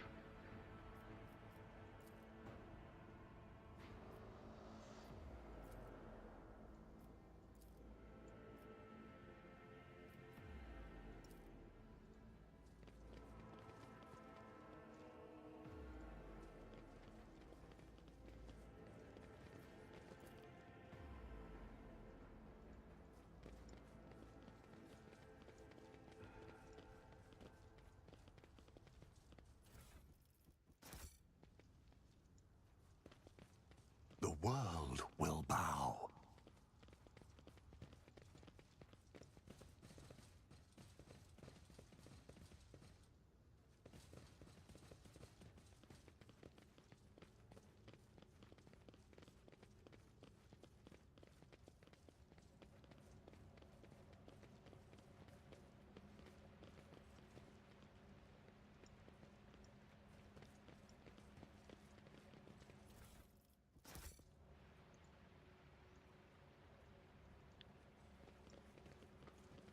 Embrace true power.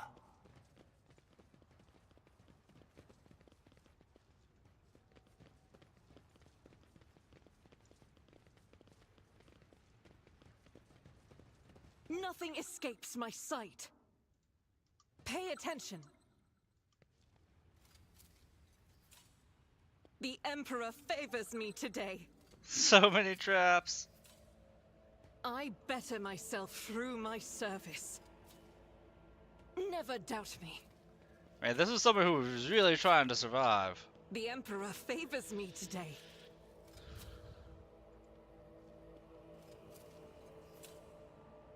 Duty prevails. I think I clicked off of it early. Never doubt me. Yeah, that was one dude who was really trying to make it out.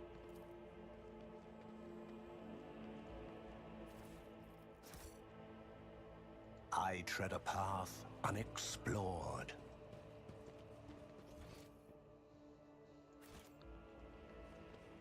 Empyrean guides my gaze. Ancient Terra Monocle. The words Lord Imperium tests depend on fellowship instead of intelligence at a +3 bonus.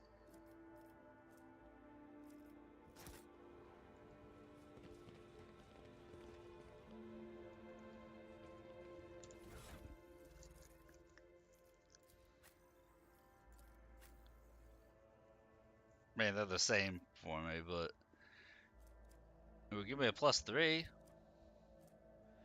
Oh, but it's instead of the helmet. Sure.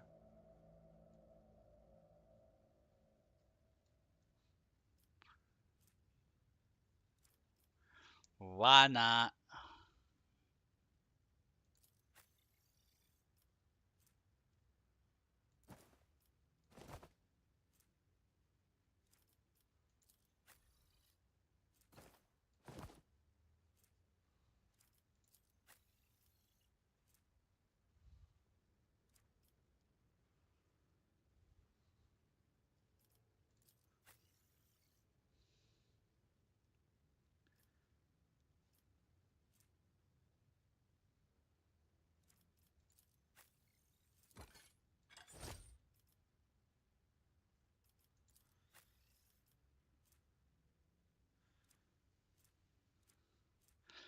See, pyromancy staff, you get the stuff.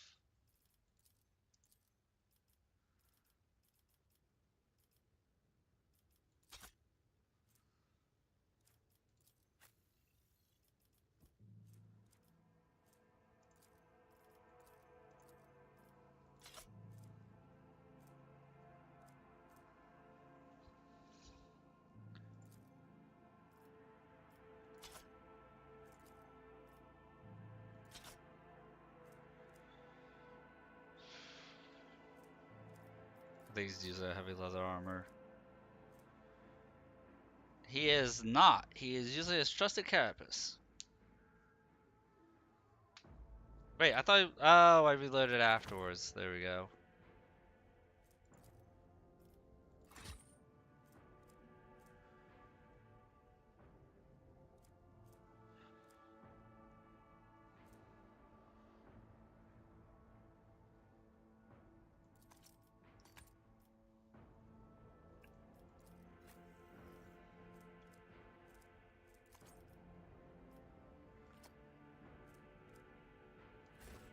Alright, I have no additional frag grenades for her.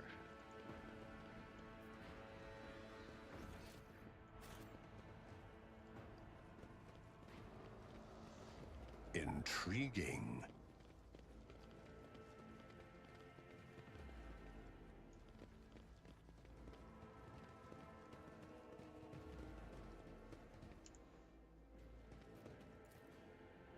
The machine god grants me insight.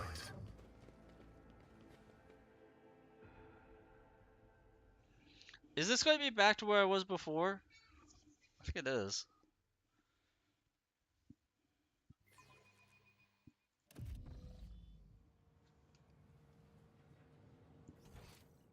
Yeah.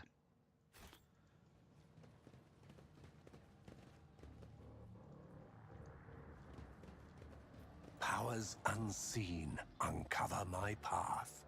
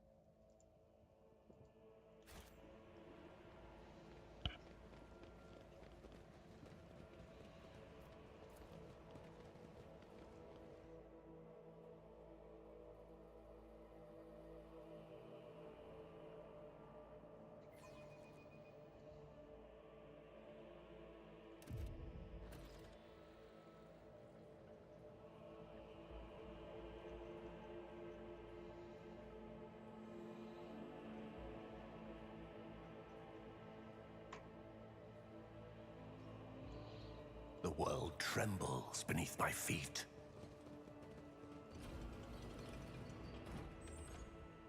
Welcome to Recommend Norris Command Center. They're scrabbling around, digging into my skull from the inside. Ah, it's like nails dragging down these metal walls. I have conducted a visual survey of the locale. The bunker's metal cladding is fully intact and undamaged.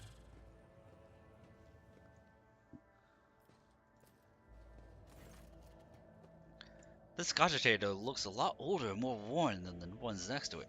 However, it's evidently been well cared for. Numerous parts have been replaced, not a single key is jammed, and fresh seals were previously on the side adorn its surface. One of the side panels has been removed. Bundles of gold-notched cables run from inside to a small data crypt that was connected only a short while ago. Awaiting access codes. Bypass security layers. Cogitator is ready for use. Sacred computation 7825M, whatever that is. Upon Lurgus Abel's orders, the archives of every auger station on Riker Norris and the two primary satellites of Riker Star have been queried. Said satellites are named Magos, Maruf, and Zarif the Keen, after the two great champions of faith, whose external cogitators were placed inside the satellites' cores after their shells perished. The purpose of the sacred computation requested by the Lurgus is to uncover the external influence behind the ongoing insurgency. Computation result: positive. Multiple instances of interference and malfunction detected, suggesting that the ships moving across the system deliberately blinded Sacred Argus' eyes. The first of these ships is thought to have arrived 2 Recomendora cycles ago, early in the winter. The most recent one arrived a month ago. Locus Abel's conclusion: insurrection on the planet had been long in the making. Participation as external actors. It is alleged that 2 cycles ago, Aurora arrived in the Riket system, the rumored unholy prophet of the insurgents. Subsequent ship movements can be attributed to weapon deliveries. But what is the nature of their activity near Ricardiphilia? Governor Medina's attention must be drawn to, but she cuts off abruptly. The satellite Magos Maruf reports that the ship has translated into the system. Its signature is consistent with the records of the flagship of a rogue trader dynasty, House von Valancius. The satellite Zafira the Keen reports the ship drifted nearby has hurriedly sped away. The ship has sent an encrypted Vox transmission to the insurgent-controlled areas of the surface of Rickman Norris. No transmission was directed to planet Horde Ricardiphilia. Both transmissions were signed Brother Twilight. Contents could not be decrypted.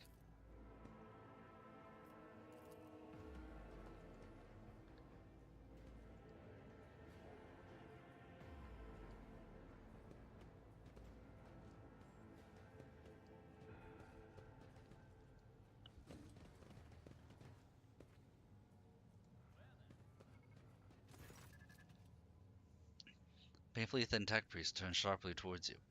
Some movement makes his chromed augments briefly clang. His gray eyes, set under furrowed brows, almost blend into the pale skin of his face, and he levels you with a heavy, dour stare. Identification: Unit Locus Quartz Crane. Official trade representative of the Explorer Cognizance Fleet. The unit supervises supply routes in the Racket system, ensures the security of the combat arsenal, performs commercial transactions, secures mutually beneficial transactions.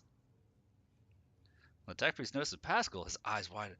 Voxia immediately lets out a string of screeches and hark, tortuously the long tirade in which the volume rises and falls, seemingly at random. It's finally over. The omniscient servant bows his head in deference. Unit Quartz Crane requests permission to transfer information. The rogue trader possesses a supreme degree of power, potential to influence the current leadership, ability to restore order in the record system. Sure, what do you want to tell me? Haphazard and careless decisions on the part of the Rickman Norris governor have led to unacceptable consequences. Communication with Adeptus Mechanicus Sanctum has been lost. troops must be sent to the hollowed electrodynamic cenobium without delay. Restoring communication with the Electro Priests and ensuring the sanctum's security are our top priority. Electro Priests are kind of like a mix between Catholic monks and Buddha monks, in which they have all the martial prowess of, like, you know, what you think about, like, romanticized Buddhist monks and martial training, hand-to-hand training of them. But they also do, like, the chorus choirs that Catholic monks will perform. They can also zap people with sparkle fingers. That's a really bad way of putting it. They have, like, electrical punches, and they can just emit anti-EMP. Like, they can just make machines work around them through thought alone.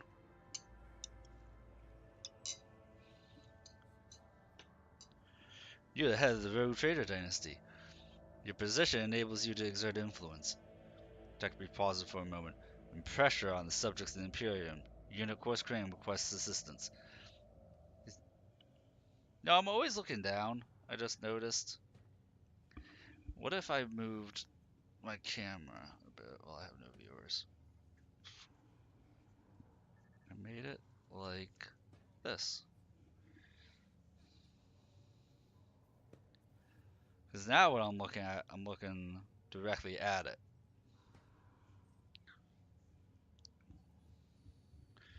The actions of Governor Faisal Rekati amended of Coronis must be influenced. Demand that troops be sent to Holy Monastery of the Adeptus Mechanicus. Observe this world's authorities lack diligence in the performance of their duties. This statement is true. What do I get in return for my help? Witness the fact that Rogue Trader did not stand aside. Oh, the fact that, you know, you helped.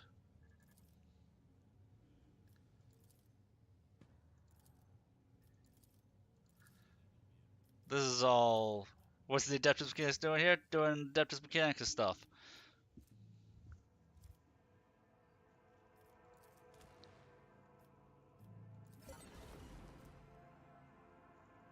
And this is where you find out that money is not a thing in this game. It's all reputation and how you get gear and stuff.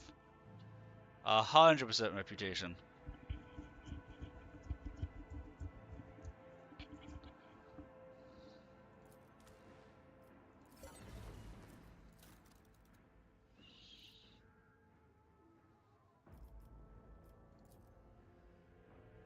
So we want holy gifts and heretical trophies.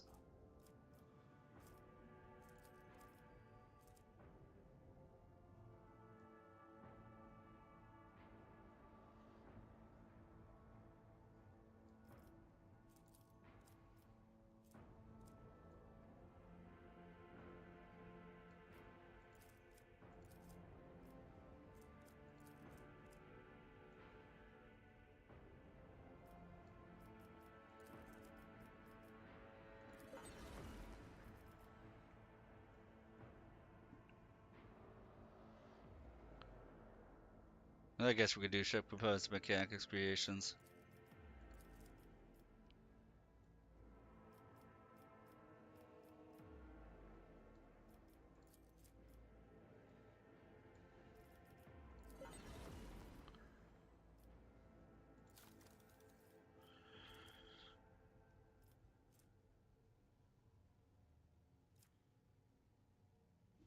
Don't know why a lot of that is in red. Maybe it's in red because I can't use it.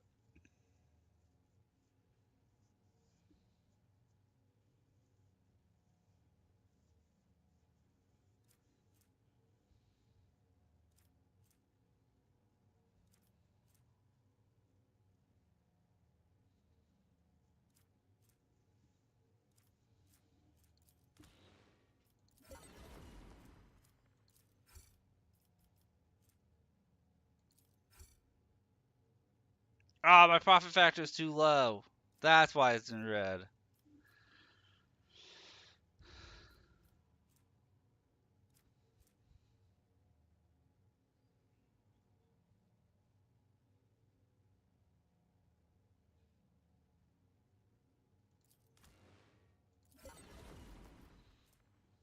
see. Soul Siphon. More penetration, more armor pen. Psychic Force. If used by a Psyker. Okay, so this is going to be for the Inquisitor. When this word hits an enemy, Veil Degradation is reduced by 1. Also deals additional damage.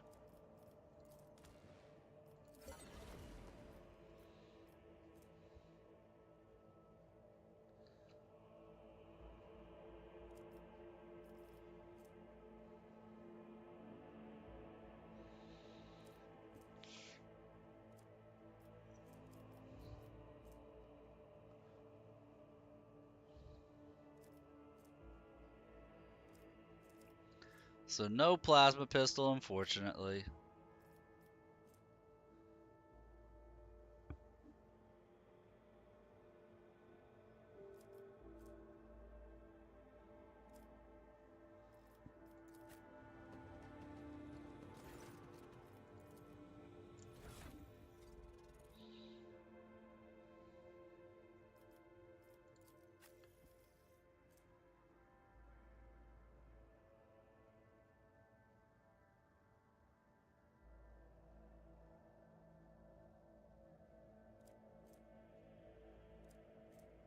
Wait, give me a modified bolter. It does 1 extra shot, but less damage.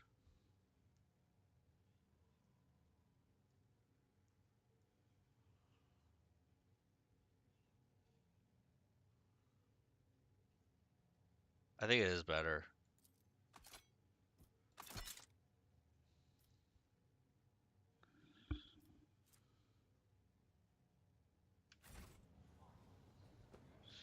Alright. Let me use the bathroom real quick.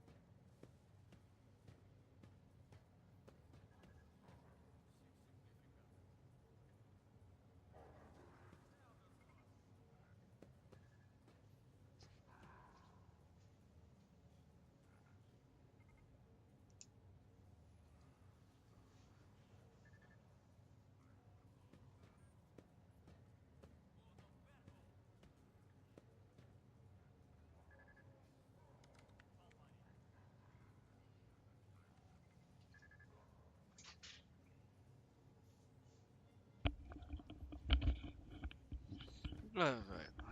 I'm back, me. Keep the show on the road.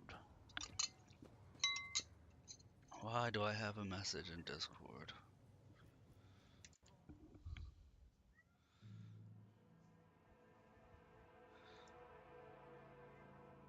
Oh, it's a general announcement.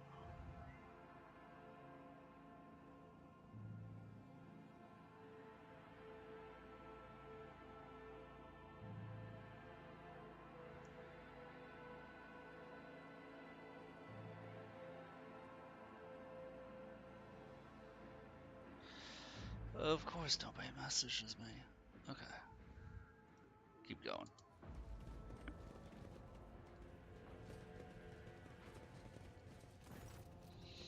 Let's see. Tall, dark-skinned man turned towards you and greets you in a curt military manner.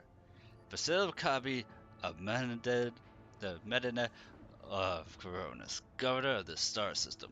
Welcome to my temporary headquarters. The man's gaze falls on Abelard, his eyes slightly narrow. Rosarian? Elodra nods dryly. Governor Medina, my greetings. I'm not seeing the convoy I'd sent to meet you. What happened? They failed to find and escort you? If that's so, I promise you the punishment will be severe.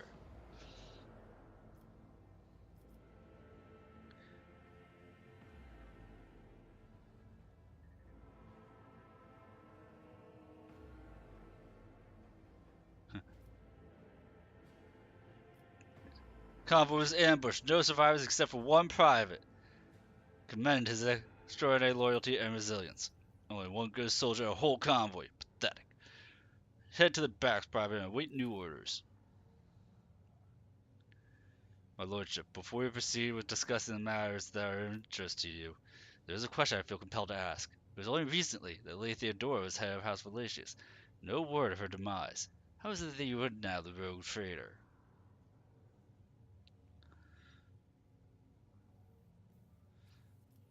I should be the one asking that question. Our ship was attacked by heretics, and they killed her. Governor frowns, and deep shadow falls over his face. Rogue traitor von Valencius. Slain! Unthinkable! Please accept my deepest and most sincere condolences, your lordship. Do not hesitate to let me know how I might help.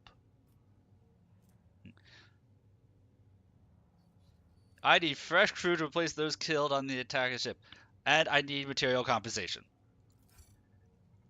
You gain profit! Of course, your lordship. You will be compensated for any losses, and I'll see to it personally that your ship's holds are filled with the finest goods from my personal reserves. Excellent, your lordship. The rogue trader has no use for leniency. My ship was attacked. I'm holding you responsible, even though I had nothing to do for it. Oh, of course, sir. My apologies, sir. It won't happen again, sir.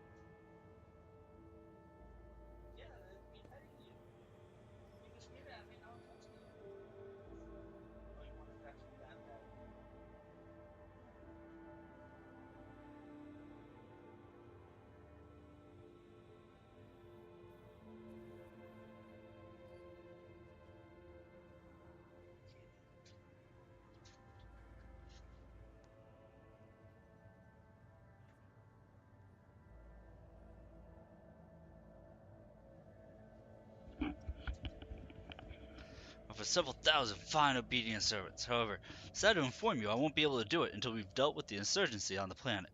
Sure, we won't have to wait long. Rebels will soon be duly punished for their heretical scheming. Tech Priest Crane claims you've not been doing enough to ensure the safety of the depths of the Mechanicus Monastery. Of course he does. That Tech Priest is very insistent. I ordered a squad to be dispatched to the Holy Cenobium of the Adept of Mechanicus. They haven't been heard from yet. I'm afraid this is all I can do under present circumstances. I don't have a single soldier to spare here in the capital. Do you know anything about the traitor? Warfare is a traitor? Why, any family, however noble, has an unworthy scion or two. Naturally, will surrender him should we find him within my jurisdiction. Unfortunately, I have no information regarding his location. However, we have a cogitator here at the command center, connected to a data crypt from Lord Sable's sanctum. We aggregate all Lex Mechanicus reports. Unfortunately, the access prayer for it is unknown to me. If you manage to convince this stubborn machine, might learn something of combat's movements. Hazard fled from revenge, a ship, not a pair of wings.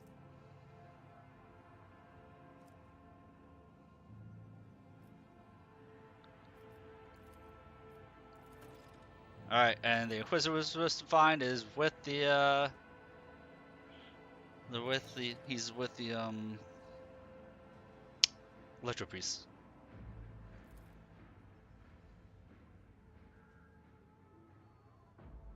Oh yeah, the governor's fighting with the Tech Priest.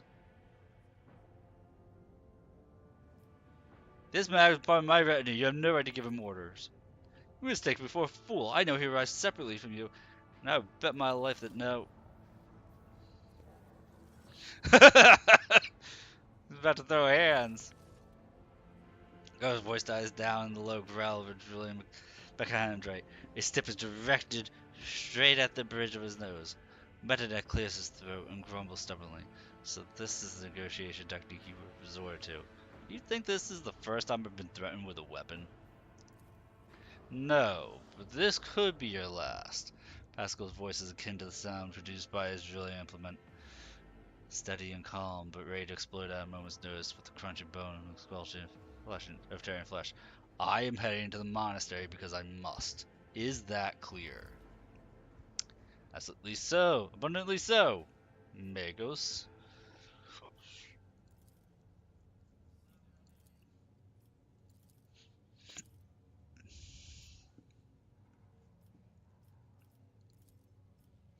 What's so special about it? I've never been there before, but assume the sacred relic of the reactor is capable of great destruction should it end up in heretical hands.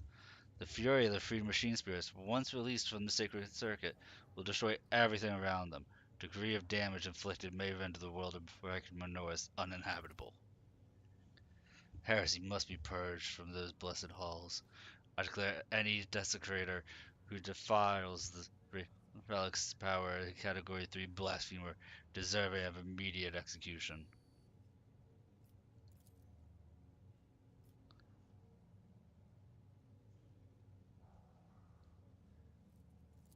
This is where you find out there's two Abel Hahnemans. My name is Pascal Hahnemann, not Abel. I know nothing about such a person.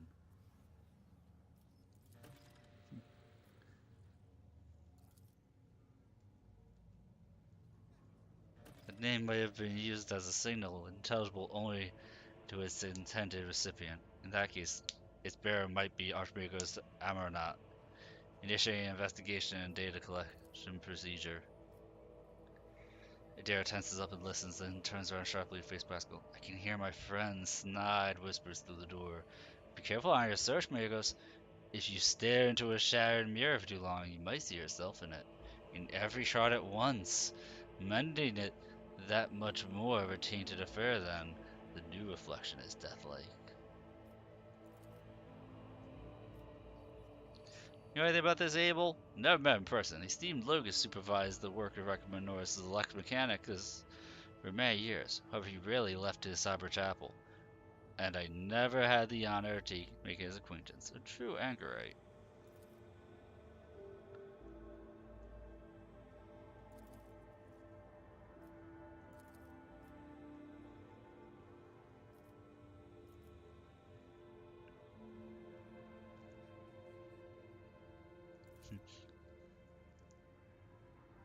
Why do you think the lens is enchanted? Any fool can light a fire magnifying glass. It's no sorcery. They stole a Voxcaster.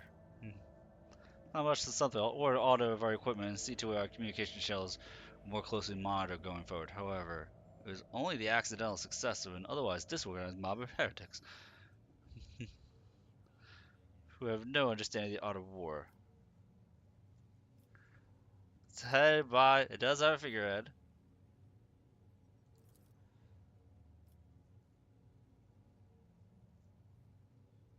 You ought to leave the bunker more often, Governor Medinet. I've only recently arrived in the system. I already know much more about the uprising than you do. His eyes darken, but your unwavering gaze makes him give in. Alright. Perhaps I've underestimated mutiny, writing it off as the rabble's usual nonsense. However, if it does involve corruption in an underground cult, it needs to be investigated. I'll assign additional resources to it and take issues seriously. You have my word, your lordship.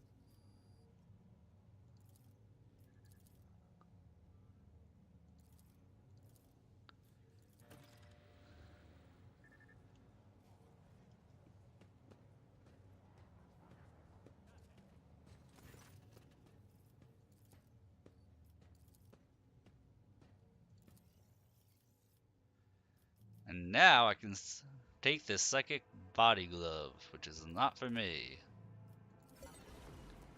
I can also take 10 medkits. And the plasma pistol. I'm sure we'll take some gas cloud grenades.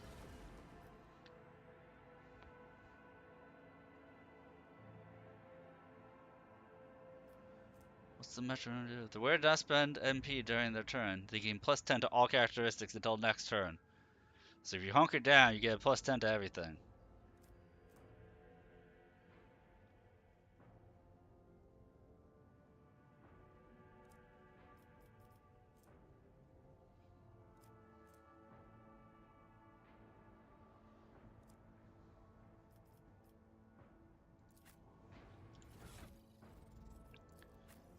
So Pascal can have a real gun.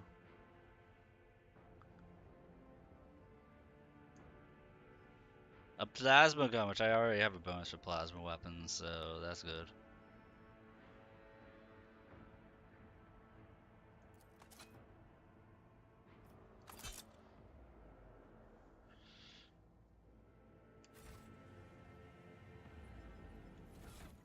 Right, Pascal like, never needs to change his armor.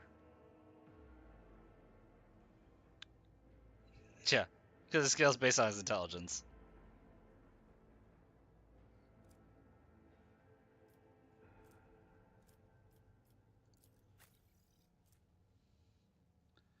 And that's better armor for Adira.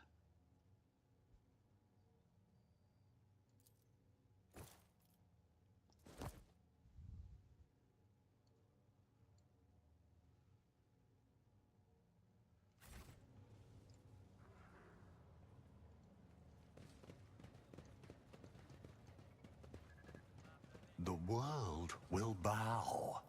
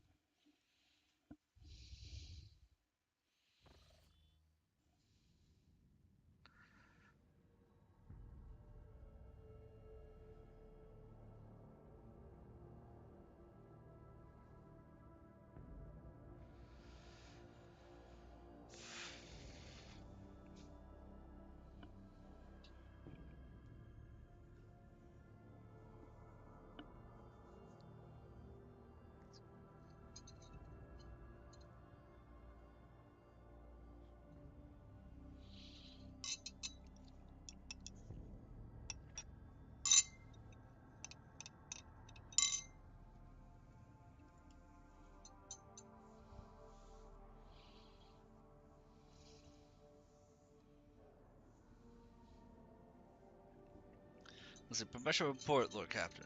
Over the past few days, I received several messages from different decks complaining about anomalous behaviors in the ship's cogitators and servitors. Machine spirits are restless and rebellious, and no tech litany or ritual of pacification can rid them of this obstinacy. Tech priests can deal with their vessel systems, but the servitors? They make errors in their tasks, disobey orders, change the assigned rituals, or sometimes downright freeze as if in a trance. Click comes through the Vox channel, followed by a weird sigh. Lord Captain, occurrences such as these are caused by errors in cogitator calculations, or have some other sensible explanation. I beseech you not to take after those who whisper about the ship being cursed or possessed. Oh, don't start, old man. All these peculiar happenings have long since turned into local legends. A door slams shut, a lumen starts flickering, the lumen being light source. Um, Folk have grown used to all of that. So our resident ghost has decided to up the ante. I'm telling you, things are only going to get worse from here. Detective Mass inspected the servitors and concluded they posed no danger. According to the servants of the Omnissiah, such behavior occurs either by the echoes of minds not completely eliminated, or by manifestations of the machine spirit's will. Nevertheless, faulty servitors make the crew's task considerably more difficult, and High Factorum Janus Danrock would like to discuss how he should deal with the defective property. He's waiting your audience on the bridge.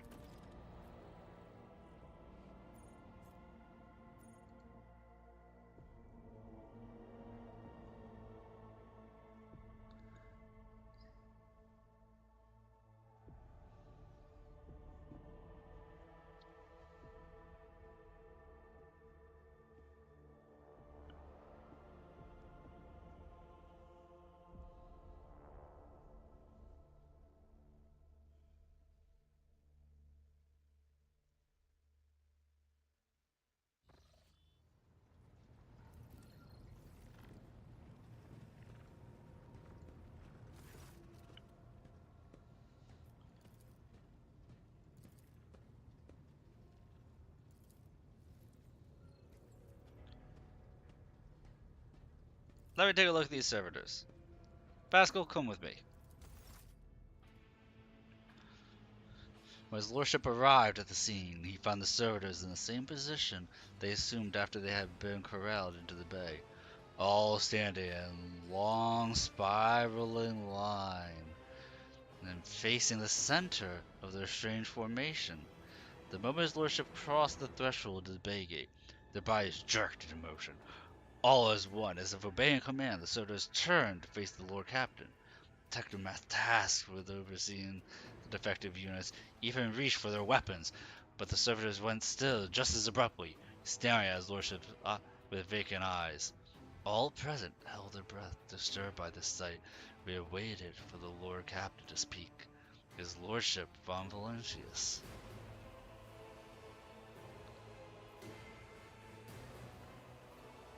Demanded a report. Technomath's long-winded and detailed report could have been summarized in a single key point. Despite the servitors' abnormal behavior, they were still quite capable of carrying out tasks, and therefore the circumstances did not call for their termination.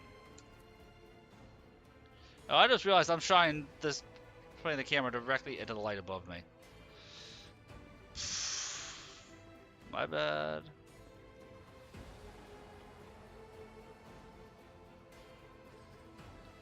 Maybe that's why I had no viewers.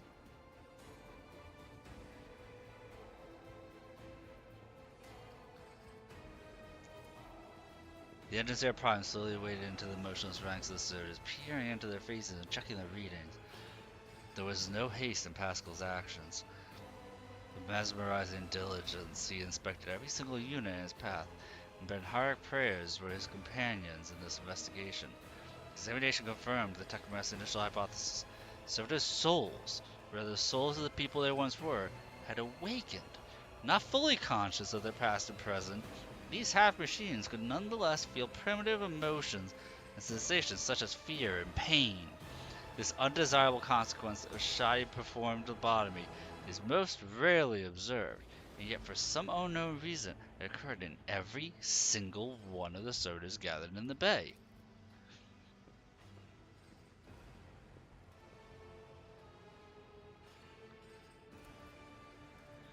You take several steps towards them. Immediately the servitors, each and every one of them, stepped toward the Lord Captain in perfect unison, mimicked his movements with frightening precision.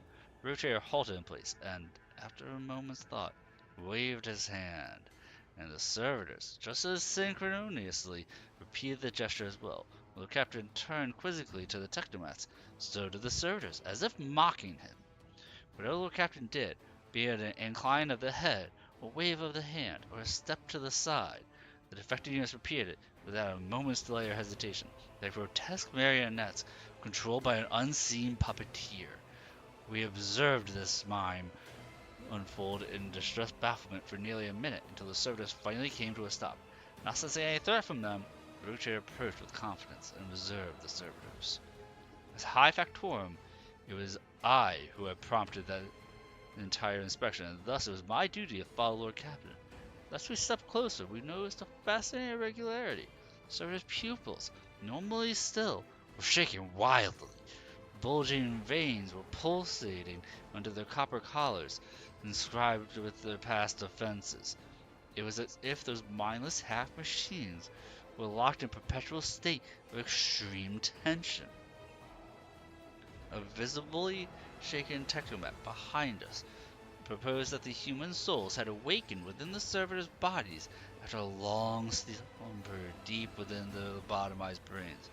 Formerly bereft of intelligence, they had attained awareness, feeling, understanding. After a pause, the technomat added that the servitors used to function properly, and that no one had been able to explain the change in their behavior. His gaze still trained on the motionless but animate half-machines and half-people. Lord Captain suddenly drew an iridescent blade, what I had seen before, and as if following some unheard command, plunged it into the nearest servitor. The moment the blade sliced open the pale flesh, a wild howl washed over the cargo bay.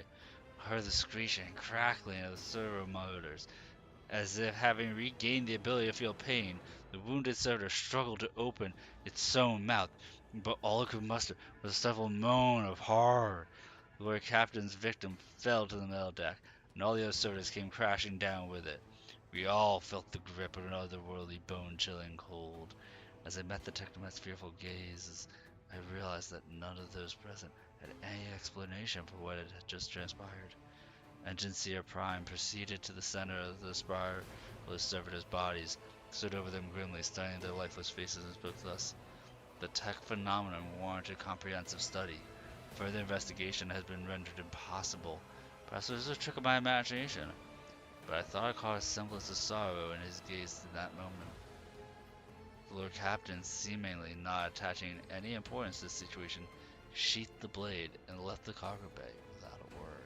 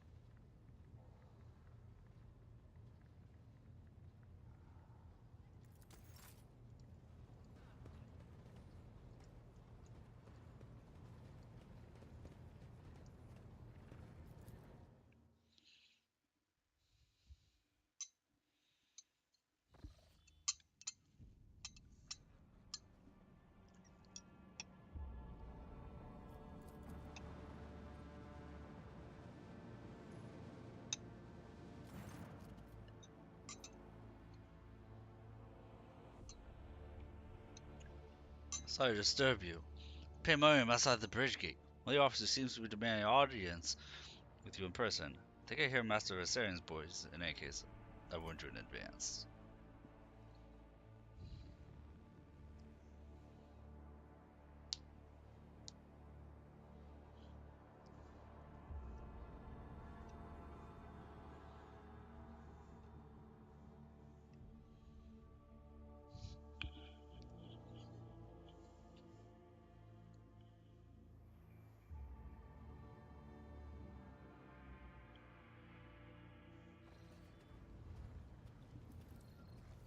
Was it Sadira and Abelard? And Mia Matharone. Everyday sounds of a bridge are disrupted by voices raised in anger. Abelard's voice loud as well. This is not the conduct of an officer. These are the antics of a highborn brat out of luck. Explain yourself, Lieutenant. The old woman standing before Abelard struck with all her might not to quail under the onslaught of superior's anger. Falters then manages to look him in the eye and say, Apologize, sir. Must speak with the Lord Captain. Very well, Lieutenant. You may address the Lord Captain, not least because I see you already seen fit to disturb him.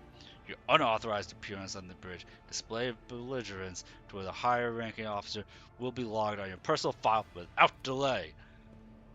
Lord Captain, Lieutenant Villavent requesting permission to speak. I fall silent as rashly. On a matter of extreme importance of urgency.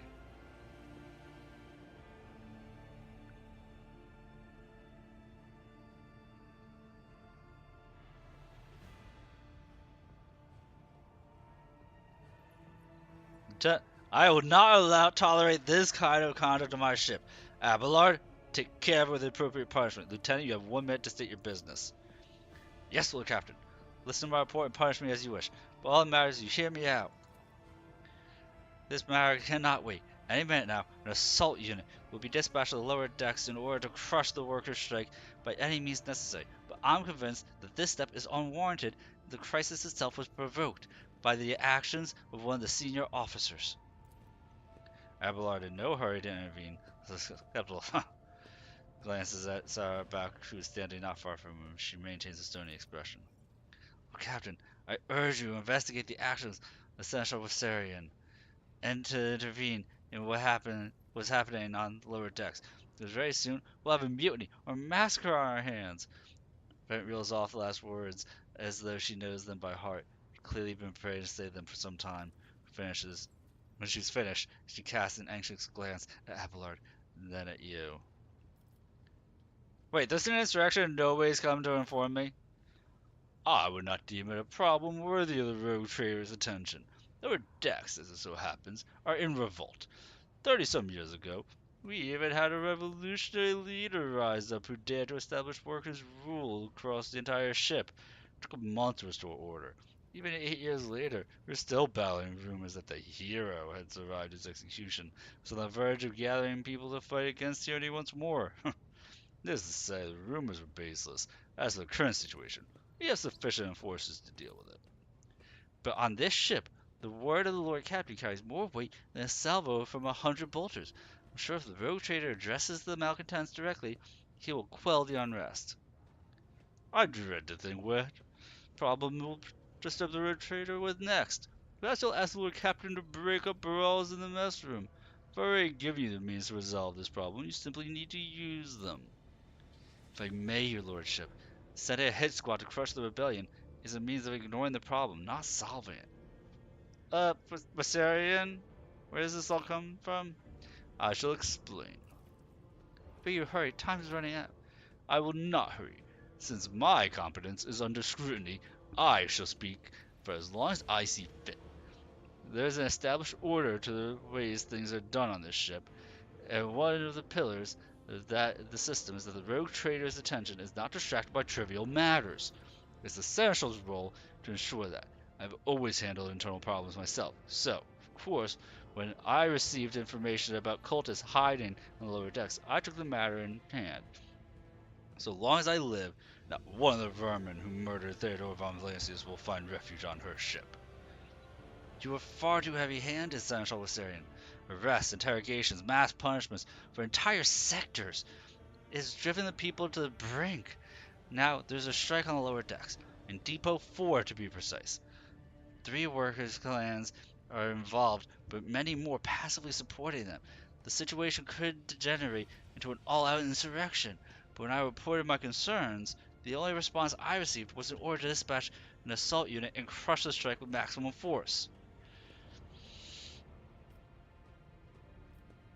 Abelard, I see no need to add anything. I acted with the remit of my authority, guided exclusively by the best interests of your protectorate and your personal safety. If you wish to confirm the rectitude of my actions for yourself, I have no objections. For my part, I urge the Lord Captain go down to lower decks, stop the assault unit, speak directly to the people. You'll see they're not lying or harboring heretics. That way, you'll stop the uprising before it begins.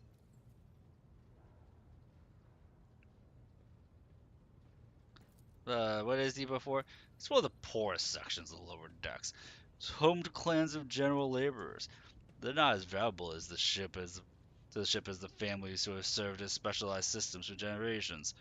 They're an easily replaceable resource, one of which is now more besides giving succor to cultists and minions of the archenemy. Depot 4 is poor and troubled, but at worst, that means drunken fights and illegal rocket brewing. We've handled the workers of Depot 4 in the past. We would have done so again if the crackdown on Depot 4 hadn't been so harsh. And another important point to bear in mind, the problem is not limited to this sector. It is located on one of the most populated lower decks, and everything that happens there has been a knock-on effect on all the neighboring sectors. How did this all start? The situation can boil over any minute, so I'll give the condensed version. Began when the enforcers found a cultist amulet on the body of someone who'd been killed in a drunken brawl. We reported up the chain immediately, arranged for a cleansing rite to be performed, and opened an investigation. No heretics have been found alive, but the search has brought tensions between enforcers and workers to a head. Master at Arms! You haven't said anything. Lord Captain, unlike Lieutenant Vend, I respect the chain of command and realize that it's not within my right to challenge my superiors. Bows her head to Abelard's direction. For a moment later, a serpentine smile appears on her lips. That being said, while I entirely share Master Rosarian's opinion on what Depot 4 deserves, I must note that this insubordination is the direct consequence of practices that he himself has introduced. Mr. Sarback, I see you have decided to follow Lieutenant's example after all. Such behavior does you no credit. Explain. Ship's regulations state that Master of Arms is responsible for resolving all matters related to the ship's enforcers, and yet it is no secret that the Seneschal has a tendency to show partiality. Those enforcers and officers whom he has deemed particularly promising are at times given permission to approach him for tutelage. I cannot deny Master Rosarian's experience and insight. The Seneschal has a record of fostering students who have indeed achieved much and demonstrated impeccable performance. However, extending such patronage over the head of their immediate superior encourages disregard for hierarchy among your lordship's servants. Today, an officer goes to the Seneschal to report an order from the Master at Arms that they happen to disagree with. Tomorrow, they'll go to the Lord Captain to object to the Seneschal's orders. I notice a pattern in these actions.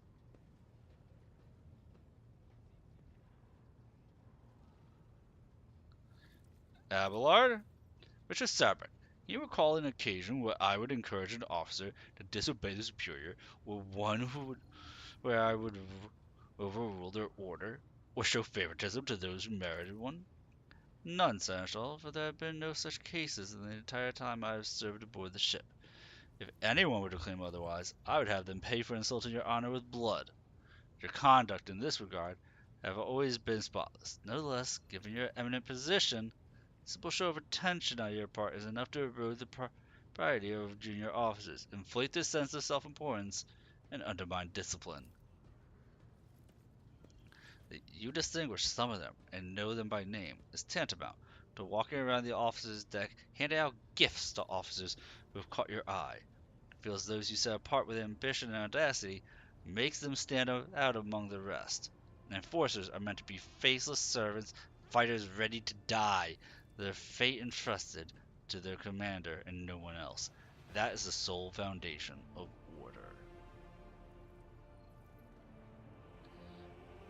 Lieutenant Vent, would you say Seneschal has singled you out from your peers in any way?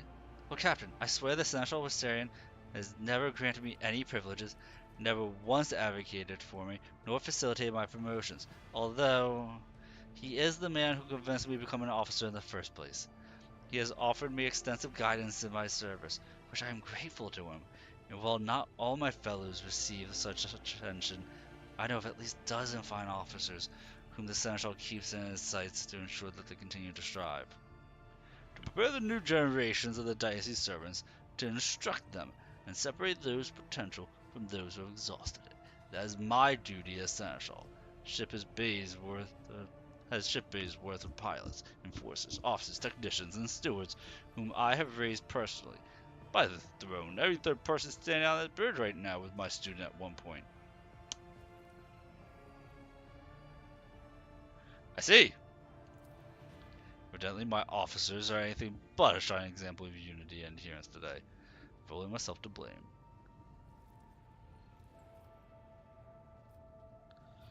Sure, the Seneschal was right, but I'm going to verify for myself. To preserve you, Lord Captain. Thank you for your support. Steve, thanks. Enterprise boarding on more. Please yourself, Lord Captain. However, I categorically insist that I escort you. Lord Captain, I regret the enforcers were unable to handle the situation which then led to your Seneschal's involvement. I consider it my duty to go to Depot 4 myself and see the expedient resolution in this incident.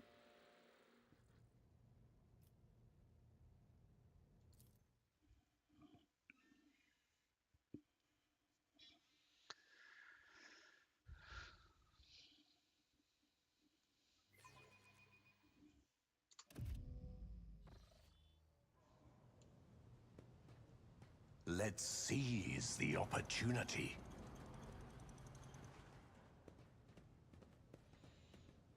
Hey, it's Wasarian. Take that, scum. Look at this. This is all his fault. All of it.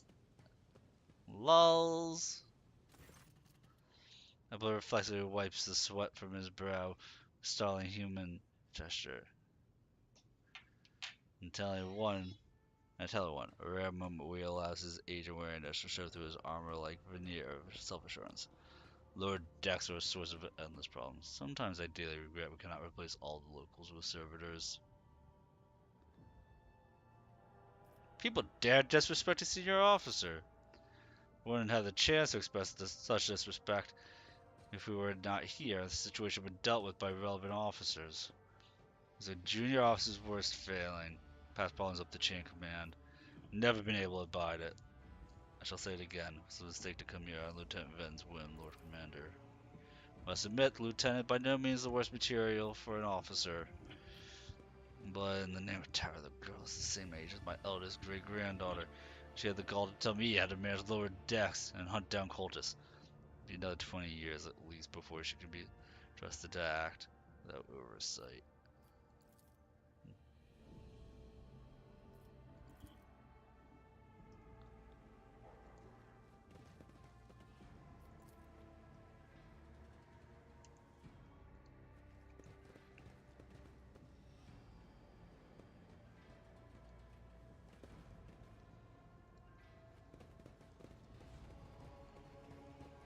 I still do not see our purpose in coming here.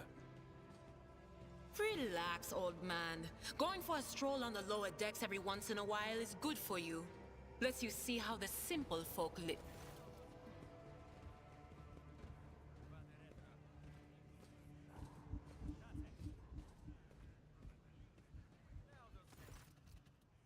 So here discussion reverberate through the ship's bays. Lieutenant Avila Vent, the ship's enforcers, barring the path of his superior master arms, Costa Sarback, who's arrived clad in armor. Judged by their expressions and tone, standoff has dragged off some time already. Reach an boiling point. Lieutenant Vent, my patience is wearing thin. Giving you an order, now get out of the way. Cannot comply with that order, ma'am. This is my deck and my sector. So long as this area remains under the Lord Captain's special oversight, no action will be taken without my express permission. There are only 3 people who are authorized to make me stand down. First officer, rogue trader, and the Emperor himself. So not all my lessons fall on deaf ears. Ambler mutters in crabby approval. Does not clarify whether he means Vent sat back looming over or both. Your lordship! As you two officers snap their attention salute. Spores follows suit a moment later. We encountered some locals on our way here. Conduct was outrageous. Even threw things at us. Vent's gaze full of worry and regret. The people are getting desperate, clearly. Saw the assault unit. They decided they had nothing left to lose. I apologize, Lord Captain. This is outrageous. I'm sure the people simply didn't recognize you. And wouldn't have occurred otherwise. We'll deal with them once the current situation is resolved. People have locked down the bay where the strikers are, including their leaders. The situation under control of resources allow. Under control, Lieutenant? I came here to lead an investigative unit, and what do I see? Rabble is on the verge of mutiny. There's nothing to investigate. This simply calls for immediate repressions and firing squads, and you, Vent, are a step away from facing charges yourself. All you have to say, you're worthy of an officer's rank, Vent. For a split second, Vent freezes in fear, then pulls himself together, straightens up, and clips out. Forgive me, Lord Captain. I'll take steps to ensure such a thing does not happen again. I'll speak to them. Good luck.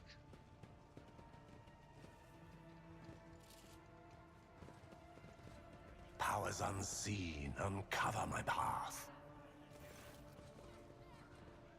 Wow, nobles from the upper decks here to see us. Dozen pair of eyes stare apprehensively at you. People before you are typical inhabitants of lower decks. You take their simple clothing, crude weapons, and faces that display varying levels of mutation, from barely indiscernible to strange, outright grotesque.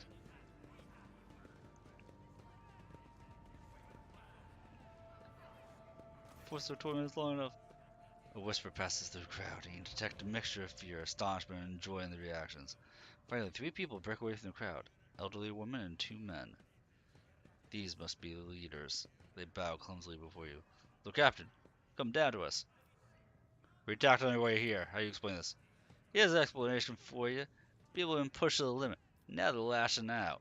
As if we don't know why top dick units are being sent down here. Like that one there that the lieutenant won't let past. Clans are all inside the bay that has been sealed off. Lower decks are big. I'm sure there are some people who just about had enough. Getting it from all sides. Soldiers that have encircled the ones who've risen up. A death squad just arrived. No wonder folks are lashing out. Words seem sincere to you. Body language and glances traded between them reveal that the news of the attack has shocked them. Okay, that's news to us, your lordship. All we're doing is asking questions, saying what we think. Shut up, Privet. Here's the deal, your lordship. Your damned enforcers all over us down here. Say they're looking for cultists, run wrong word, and they're reaching for their batons. If they want to punish someone, they turn the heating to the whole base for weeks at a time, so we get sick and freeze. In my clan, 2 little ones died from inflammation in their lungs, just all because of those enforcers. Genta does not interrupt the workers, but you see the sadness in her in her eyes when the children's deaths were mentioned. Quietly whispers the requiem prayer and makes a sign over herself. It's all true. Vent's the only enforcer or officer who stood up for us. Clear as day who had from lower decks and who grew up amidships that has no fellow feeling towards us. Your lordship, we're no villains here. Honest workers, your servants. Applied no disorder. Went on strike openly. Now we've got guns pointed on us. All we're doing is asking to be allowed to work in peace, without being harassed. We're told when we found possession of a cultist amulet. Cultist amulet? What's that? The gewgaw they found on the dead drunkard? That was something evil forbidden, we sure didn't know. Enforcers just said they were looking for heretics among us. Anyone who obstructed the investigation would be punished. How could there be heretics here? We know our own people. There've been no new faces around here. Definitely not. If there were, we'd be the first to report them. As for this amulet, or whatever it is, they took off a dead body. There are no cultists still breathing in our sector, that's for sure. When that fight broke out, some enterprising folks looted the bodies. The boots they came back with. Nobody's ever tread these decks in boots so fine. I can tell you that. Seems to me these cultists have better commanders than us. Oh yeah, those boots were really were fine. There was no harm in taking them, right? That's the amulet. Must have been pocketed by someone who didn't know any better. You don't need any amulets around here. We all worship the Emperor. And when we're working, we bow down before the machine spirits of large and small transformers and the servo motor. The same way my grandfather was taught 100 years ago by a tech priest who came calling. Believe us, your lordship, we're people of faith. I confirm the information regarding the proper tending of machine spirits in this sector. Servitors indicate that these commoners are performing the sacraments they are permitted to know. Naive children, weren't you taught from an early age about the dangers of the arch enemy's creations? Weren't you warned that any unfamiliar object could be one of them? You're told, Holy Sister. That was long ago. Last time we saw a confessor in our sector, it was just after I had my third little one. That is regrettable. You cannot lay the burden of leading a righteous life on the shoulders of the Holy Fathers. Who will you blame when beasts crawl out of those amulets you stole from the heretics? The Holy Father, who is not there, or the scavenger who brought the evil down on himself and his neighbors? Abelard? I authorize the use of all necessary measures to locate Chaos worshippers hiding in the sector. Specific steps taken by the officers were not reported to me. Nevertheless, I am certain that their actions were justified. Cultists are no drunken stevedores. They are enemies. They are the enemy and a threat to the ship. Neutralizing them demands decisive action. Starbuck, is it necessary to torture these people? The rabble understands only one language, Lord Captain, that of violence. As for regulations, should the laborers persist in their unwillingness to cooperate, next step is limiting air supply by cutting off water. Or rather, limiting air supply and cutting off water, which is almost certain to restore order.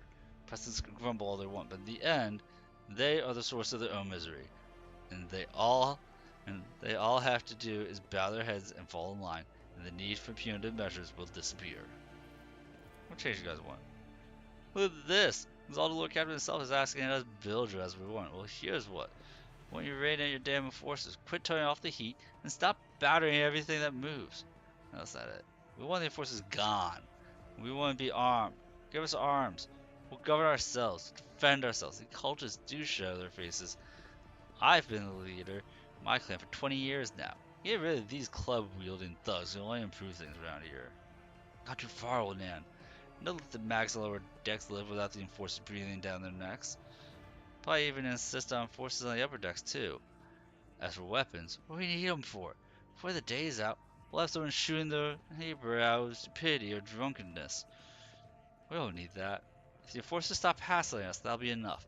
In return, we'll find the scavengers who robbed the cultist bodies, talk to them from one lower decker to another. If there's any more of those damned amulets, we'll hand them over to the enforcers ourselves. Speak for yourself and your clan. I'll speak for me and mine. I don't want empty gestures. I want real change.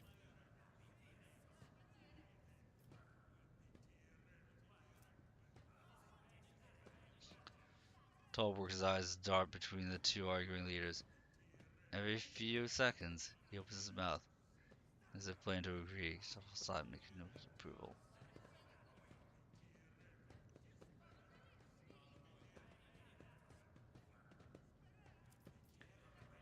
Thoughts, Abelard? The story about going scavenger boots and accidentally picking up a heretical amulet doesn't convince me. People were moments away from rebellion, possibly becoming minions of the arch enemy. Does not give them what they want. Even if they did acquire something instantly, purely out of their own stupidity, does not mean they're not tainted with corruption. Begins this petty thievery can turn into a far graver problem. Seen it before. In my second war, there was a sergeant in the Imperial Guard regiment that was stationed nearby. The sergeant took an ordinary pocket knife from the body of a heretic, and his whole unit lost their lives for it. When they finally managed to break into the barracks, they found not a single survivor, only the pocket knife, which had grown through all the rows of beds like a metal choking vine. So when it comes to scavengers, malcontents, and strikers, or whatever they'll turn to next, my verdict is simple. Give them no quarter. Master of Arms. Give the rabble rocks they'll take in that world. They only understand brute force will interpret any coercion as a sign of weakness. Giving them weapons or calling in forces would be folly. It won't be a matter of time before the full-scale mutiny.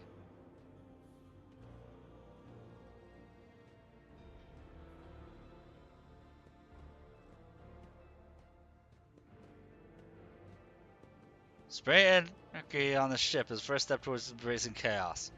Where weapons in untrained hands would be even worse. What's more, forces are needed to maintain oversight and order. Draw those commands, I'll consider the rest.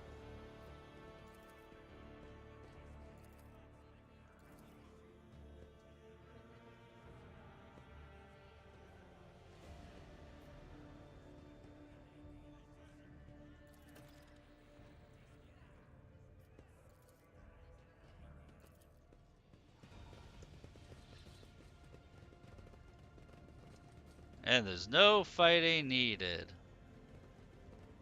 Do you see that?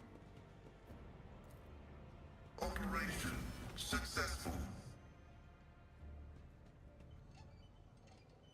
Embrace true power.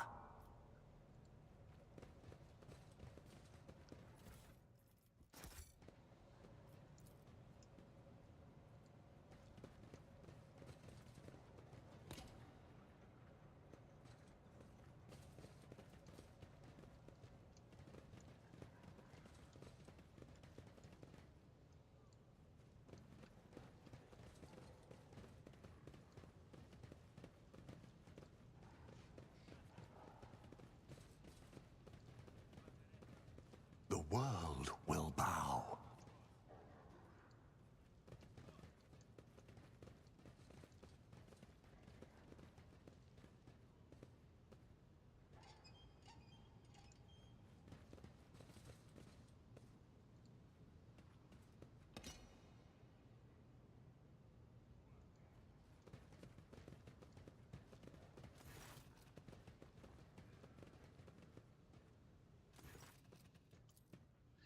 Blah blah, Abadar's bitching.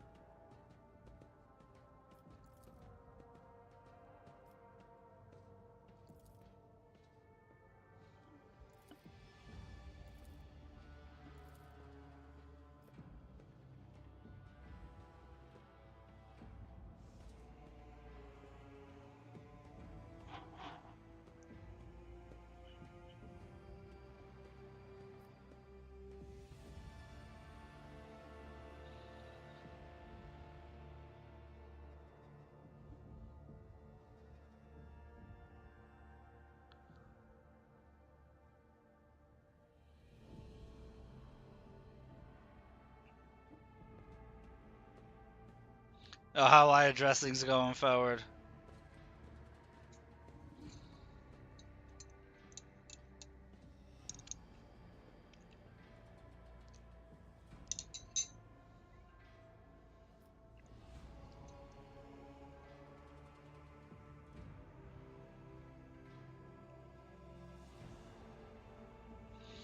I'm taking a number 1 and number 2 here. Theodora trusted established procedures and she died. I'm not making the same mistakes.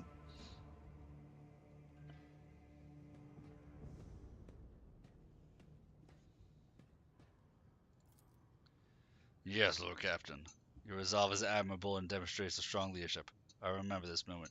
Should my old habits ever begin to creep back in. Please let us leave the lower decks. Chair desires stretch his legs. Far more suitable places.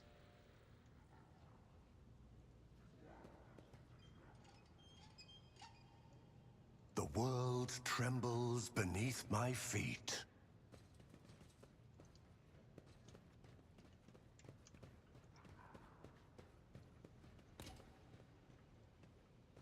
I see the forbidden. Hmm.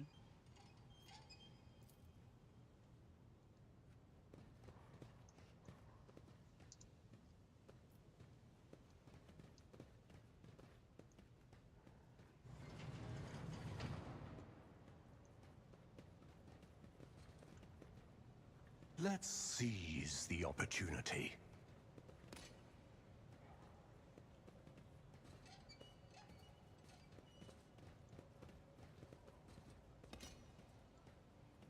I'm doing something with these valves. Not sure what I'm doing with them, but I'm doing something.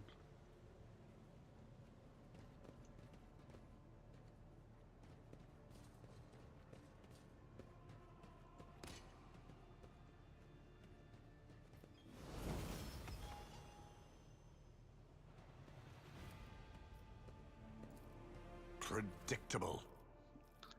A lot of bombs and stuff. I tread a path unexplored. Is that all of them? Yeah, okay. So neat. Found some explosives.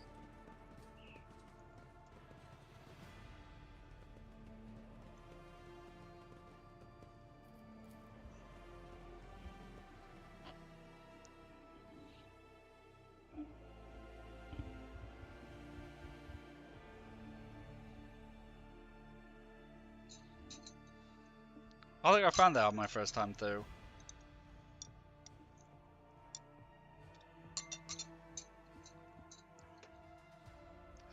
Little mini puzzle there.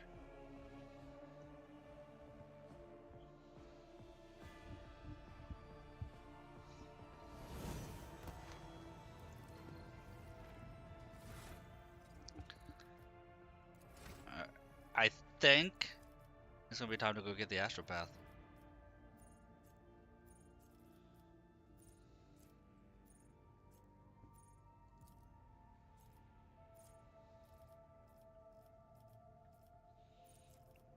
As soon as I figure out what I'm doing here.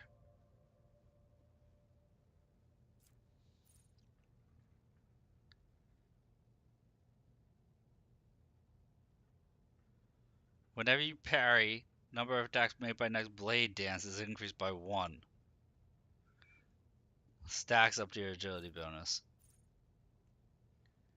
Once you've killed 4 enemies in total, next ability requires spending wounds cost no wounds and instead heals you.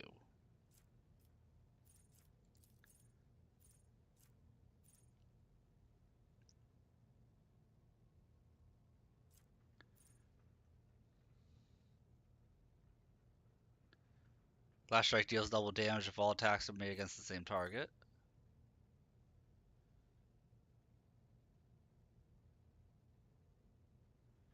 Every time an enemy is killed by an allied blade dancer, number of movement points on their next turn is increased by 2.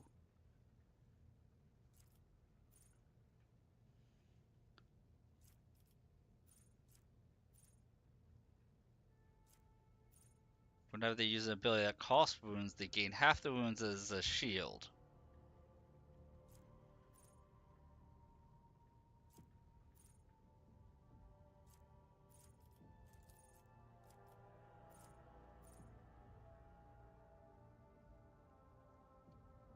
Deal additional damage against melee enemies. If you're dual wielding, weapon skill is increased by agility bonus. That's good enough. How many more talents do I gain? Gain a talent there. So I gain 2 more talents, but I will be dual wielding in Act 2, so I definitely want that. Not this talent, but in one of the last 2 ones I'll be able to get.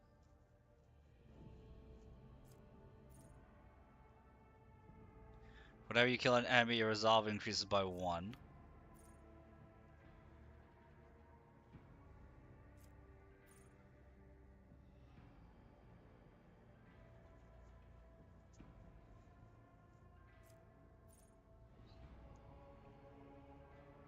Whenever the blade dancer parries a melee attack while under Veil of Blades, they deal half their normal damage to the attacker, while under the effect of Veil of Blades, chance to deflect a ranged attack increases by 20%.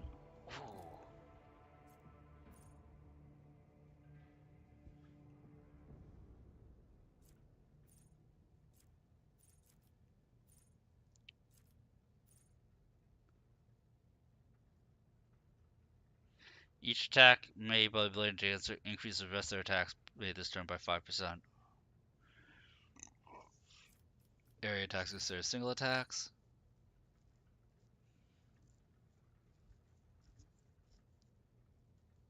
I think I take the one I'm taking here and then race against death to increase my max wounds by my agility. Or by my dodge. It's even better. Oh, your Medicaid is now determined by weapon skill instead of intelligence.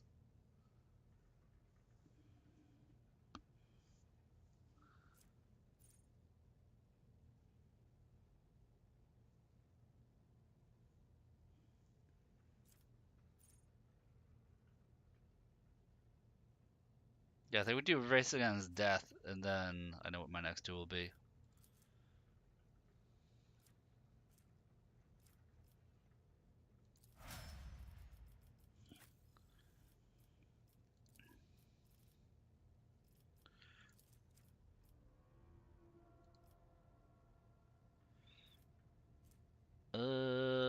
Perception or I think we have ballistic skill here over perception. 'Cause perception is only a 30.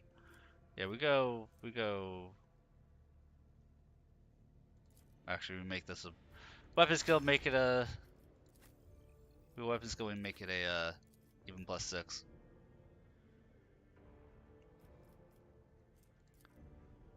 Give her more knowledge of the warp.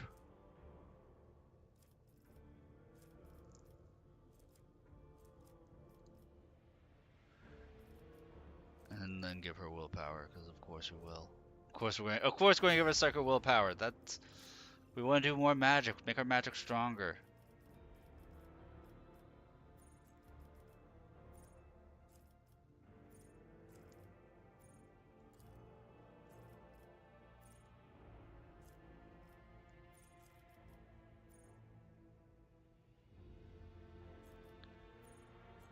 Common talent. Oh, she only has one additional talent here.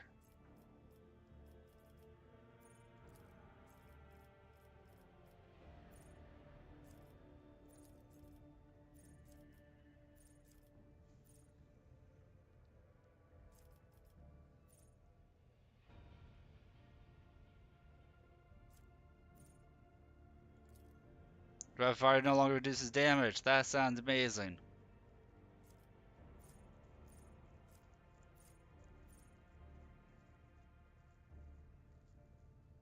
Actually, better ballistic skill. When at full health, more ballistic skill. Even better.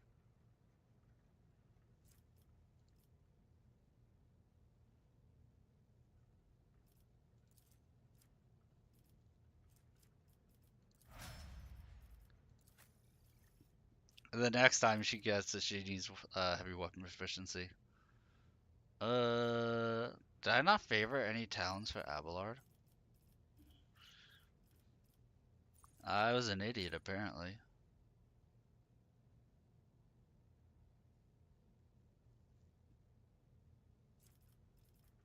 He's in heavy armor, so that won't help.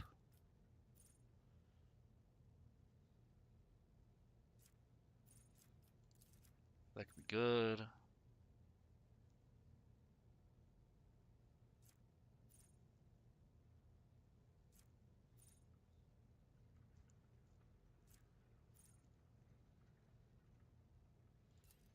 Pretty sure we'll go Epicenter of Slaughter. Whenever they're attacked, they gain a stack till end of combat. At the start of the turn, they gain 1 health for each stack. So it just gives them permanent shielding.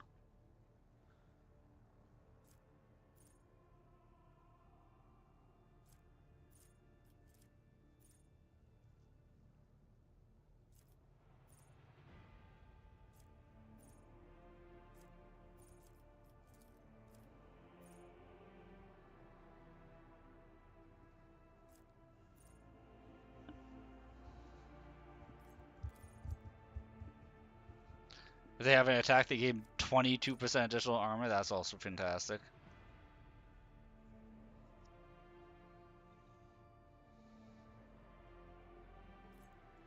When you attack a target, you gain armor against that target. That's also good.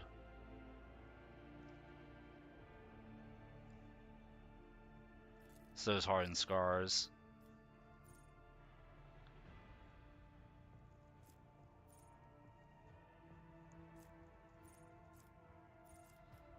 Okay, we're set up there.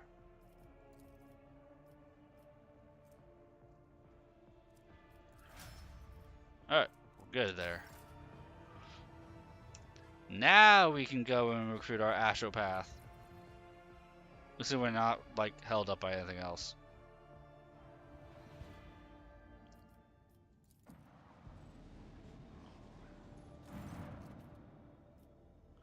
The captain, reporting. Heralds of the Navis Nobilite continue to maintain Vox silence. Perhaps due to Eric 5 being off limits to visitors. Intercepted signals from the beacons drifting in the station's orbit. The demands are clear. We're told to turn the ship around immediately. Also detected an accumulation of space debris near the station's docks, presumably the remains of interplanetary shuttles. Perhaps the esteemed Navis Nobilite House requires aid. Therefore, it cannot respond to our Vox transmission. Or the Argo crew to scan the station. Yes, Lord Captain. Officers from the Argo crew performed a full scan of the station, but the information is imprecise. They note wave distortions of unclear genesis that are throwing off most of the readings. Unable to ascertain that the reactor core of the station is still active, but many compartments are unpowered and some fully depressurized. The signs of biological activity are largely present in the central module, which means the station has not been abandoned. So the question remains, why are they... Whoa! Cat, why are you attacking me, Merlin? Why are you attacking me? Cat wanted to give me a jump scare. My cat's Christmas present to me is trying to give me a heart attack. Signs of biological activity are largely present in the central module, which means the station has not been abandoned. So the question remains, why are the esteemed navigators heralds ignoring us? Storm back!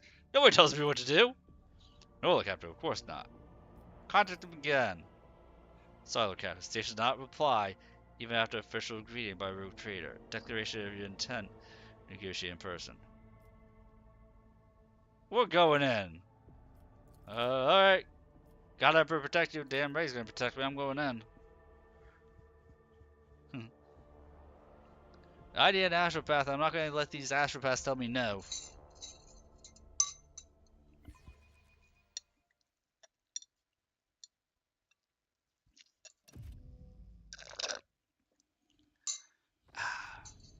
Delicious.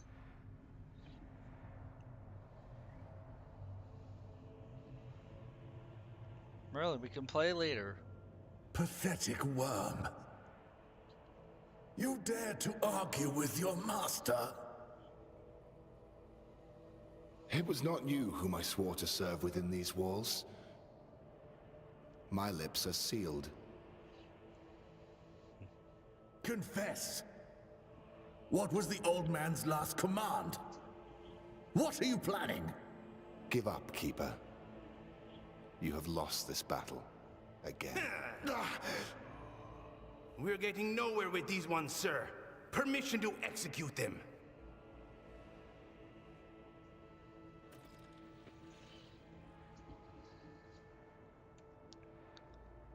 Treasures, you'll be consigned to oblivion for transgression against House of Celio. Mortal Emperor, deliver your servants from peril. Pray will not help you, servants of the damned. In the name of House of Celio, I command you to execute these infidels. Oh no! Infidels! Being punished!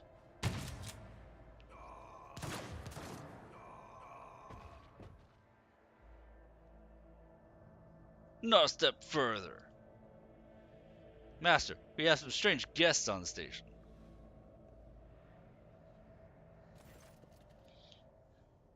A tall man stops you with a gesture when you approach. Blood is trickling down the pearly scales of his weary face, not just his own blood.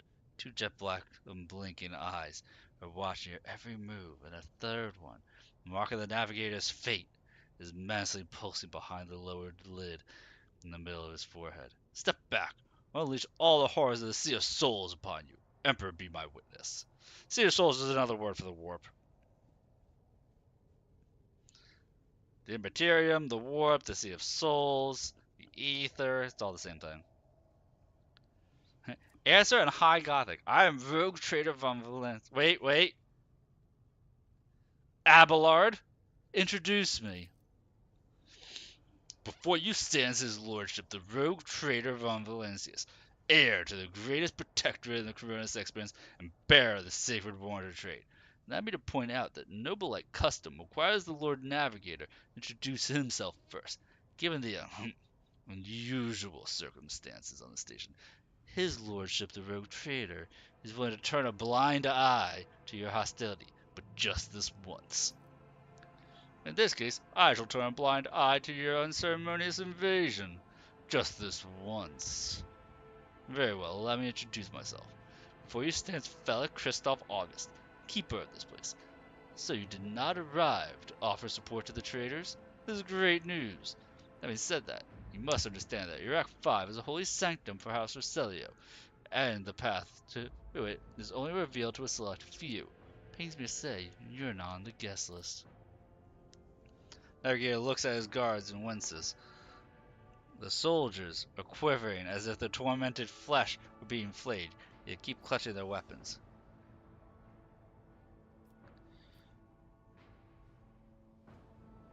Why would a keeper of the station command vile mutants condemned by the Emperor? The blame lies with Theobald Roselio, second keeper of York 5. The old man was a great navigator, could no longer control his powers. I begged him to retire, but he was too obsessed with our mistress, Lady Cassia. His madness and stubbornness spelled doom for the entire station, for he opened his third eye in a fit of rage and unleashed horrors of the warp on those who displeased him. The Theobald I knew would never have used his power in such a reckless manner. This will be difficult to explain to the uninitiated, but I'm going to try. The warp currents in the system have been tumultuous for dozens of cycles, and have worn the veil between our world and the Immaterium thin and frail. By the way, as I'm reading this, guys, if there's any terms you don't understand or you don't recognize or unfamiliar with, please just type them with a question mark and I'll explain them. You know, if there's any jargon and you're like, what's he talking about? Or if you just put a question mark, I'll explain in more layman's terms. The ruinous powers are trying to tear it down completely and corrupt all living things. The servants were the first to fall victim to it. Their bodies morphed and the pain and despair drove the poor souls mad. Lunatics took my mistress prisoner and almost destroyed the station, but I rallied the few who still followed the light of the golden throne to set things right. Lord Navigator here is speaking the unvarnished truth, but the station is full of voices and whispers, all trying to break through from the other side, waiting for you to reach out. Pizza. Hi there, Frisk. Pizza is delicious. You are correct. I'm waiting for you to reach out and swing the door wide open. Sincerely hope the influence of the Immaterium has not yet affected your body and your soul. With all due respect, I advise you not to remain at the station. Return to your void ship. I need to save Lady Cassia. If you're not willing to help or indeed risk your life, you must leave now. Also, Merry Christmas, Frisk. I hope you're having a wonderful holiday. What kind of help are you talking about? I would not ask you for such favor under different circumstances, and yet Lady Cassia's well-being is above all. Thank you, Frisk. I haven't got many people left. My wounds are too deep for me to act with precision and swiftness, but you may actually succeed. In order to ascend to the mistress's chambers, you need to remake a holy relic sanctified with the blood of Lady Roselio herself. This is controlled by the elevator machine spirit. I have one part, and the other was lost in the mutiny. Even the relic will be of no use unless the elevator mechanism is powered. As you can tell, I'm playing a very cheery game for the holiday spirits. You know, very mystical, very, very lighthearted, this game. This is what viewers had asked me to play for Christmas Eve. And so I obliged.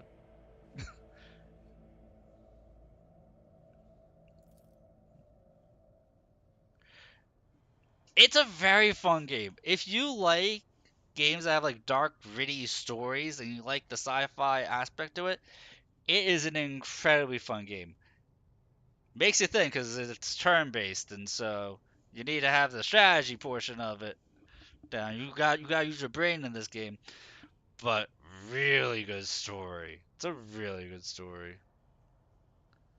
You been playing Kingmaker? Sure is. Dude, Kingmaker is the one game I haven't played by Owlcat. I've played through Wrath of the Righteous like 5 or 6 times. I've never actually played through Kingmaker though. This is my second time playing through this game. I will say this, playing Rogue Trader and then going back to playing Wrath of the Righteous was so hard because Rogue Trader's combat system is so much better. Like they really knocked it out of the park with this. Like, not try to get through Kingmaker so you can get through Wrath of the Righteous. They are standalone stories from each other, so you can play one without having to play the other. I heard that Kingmaker is harder in terms of you kind of need to know what you're going to be going up against in advance in Kingmaker compared to Wrath of the Righteous. But I heard that Kingmaker is kind of harder to get through than Wrath is. But I love Wrath of the Righteous.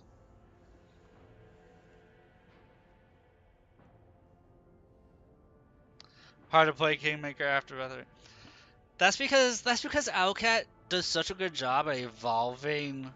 I've heard the same thing.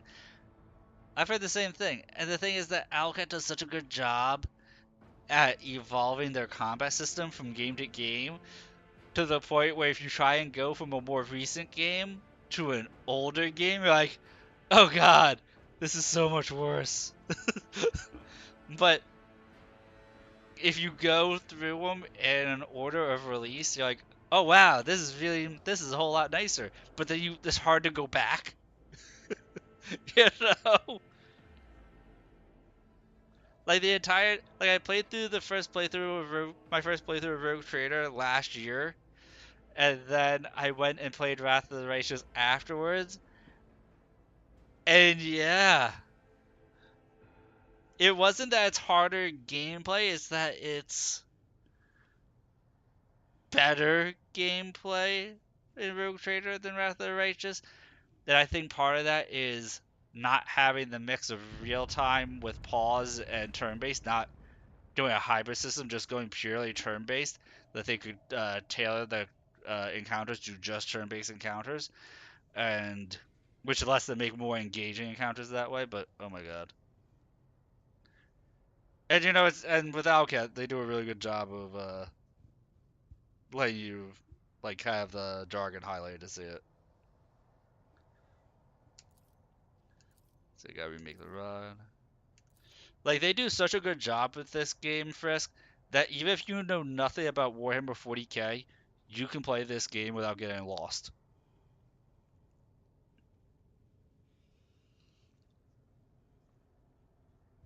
Station's main cogitator is situated in the guard room. Just enter the correct command sequence. Sacred mechanism will do the rest. It's so simple. Why don't you do it yourself, eh? SFP would be easy to accomplish. The path to the laboratory in the guard room is blocked by the very same madman who took over the station. They will not negotiate, and are not afraid of displeasing the Navis Noble or incurring the Emperor's wrath. Bow only to brute strength, something which I currently happen to lack. So we've decided.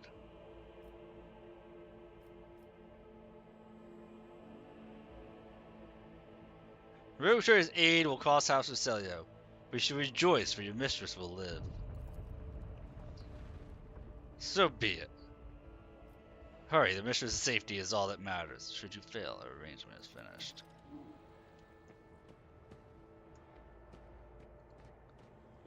And I'm doing an evil playthrough of this game. The whispers told me how. The corpses were mauled by a force far beyond any mortal capacity. Faces are twisted in pain, and their hands are fused with improvised weapons, tools, scissors, and cutlery. White. Bright, pure color. And it's all riddled with horrible veins that carry the poison of fear and pain throughout its body. Who are you? Why are you crying? If the witch is talking about the enemies of humanity who set upon this abode of noble navigators, then our weapons will soon dispel their wicked misery. Yay, battle nuns in space! Experience. Nothing matters more. So if you're hearing the characters echoing, that is actually lore accurate. Intriguing. Like the purple, like, misty stuff is the alternate dimension of the warp bleeding into reality, which is not a good thing.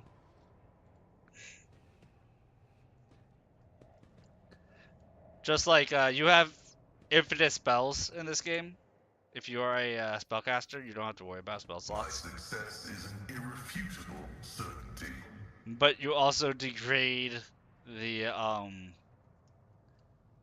veil that separates reality from Well, there is a downside. Like, you see how the walls are bleeding and there's kind of a mouth with eyes in the wall here? That is because there is something you're having to limit unless you're a mage. Yeah, I have a mage here. That's the girl who is talking about the whispers in her head.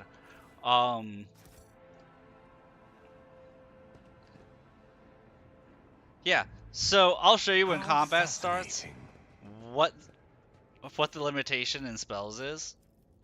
Because there is a limitation, kind of. It's a risk-reward system in which the more you cast spells, the more you weaken the veil between reality and the warp, which is what spellcasters tap into to cast their spells. Uncover my path. And you can make really bad stuff happen if you do that too much. Like, the more you cast spells that weaken the veil, the more weird shit goes on. Like, your character will randomly take damage, or they might lose a turn, or you might summon an Eldritch Horror. Protect the child! I also do poor voice acting when I narrate this.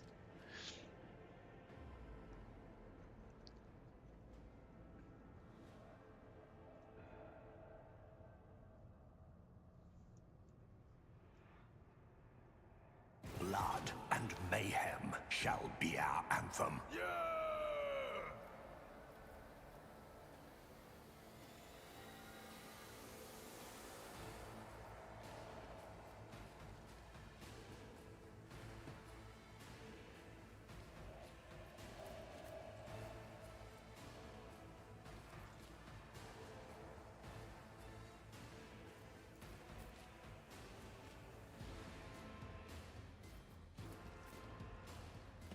So you saw for combat, I like how you get the staging area here. So, you know how like when you're running in formation, you still have formation, but it just determines like base area move speed. Where in formation, like, you get to set up.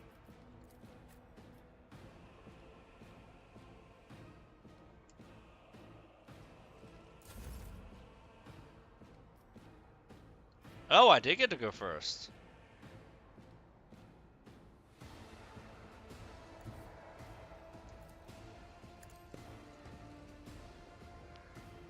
So once you make an attack, you lose your move speed. My character is actually a DLC class, so once a turn, for free, I get to just kind of leap through and do an AoE attack. As well do a triple hit that you normally can't, specific to this class. Shall reign. My character is kind of a dick like this. I need a blood-soaked tribute.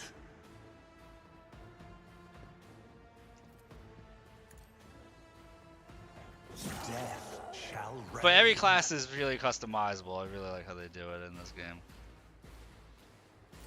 Follow my lead. My faith strengthens me.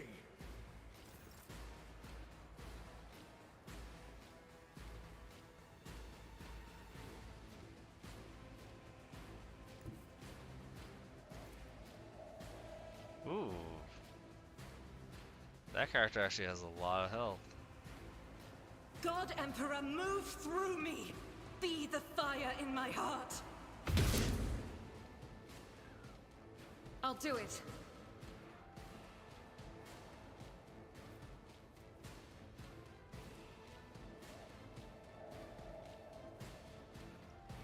Faith without deeds is worthless.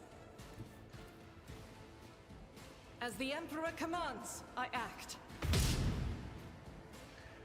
Had to go for the extra shot.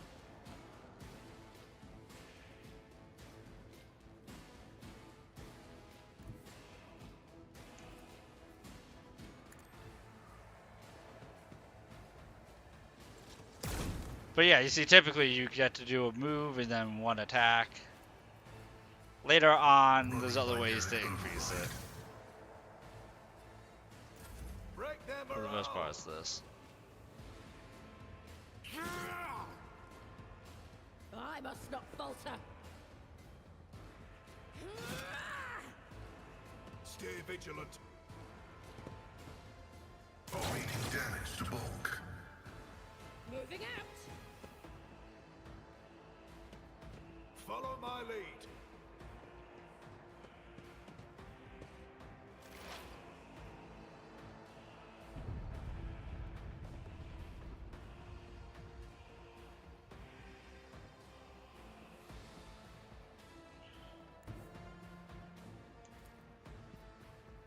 Cover me. But yeah, this is my mage here. So Psychic Shout, can't miss. Increases allies dodge. Was that you? Or But down here, you see how whenever I cast a spell, this bar fills up? This is your Veil Degradation. So you'll see more and more creepy stuff appear on the map the more this bar fills up.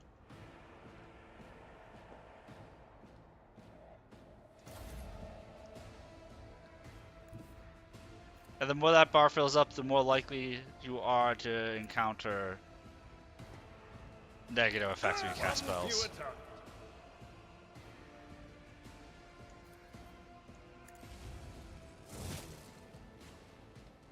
Indeed. onward. Weapon at the ready.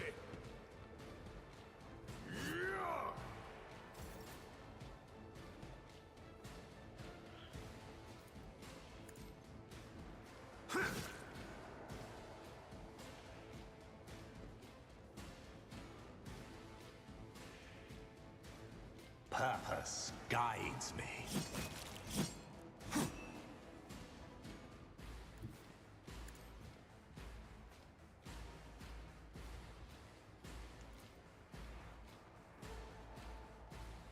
One step closer. I won't waste my time on that.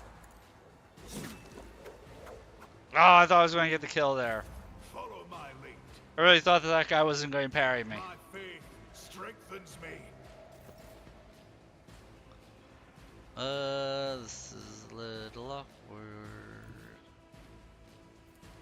I'll do it. Should we just walk forward and bop him? None can escape the Emperor's judgment.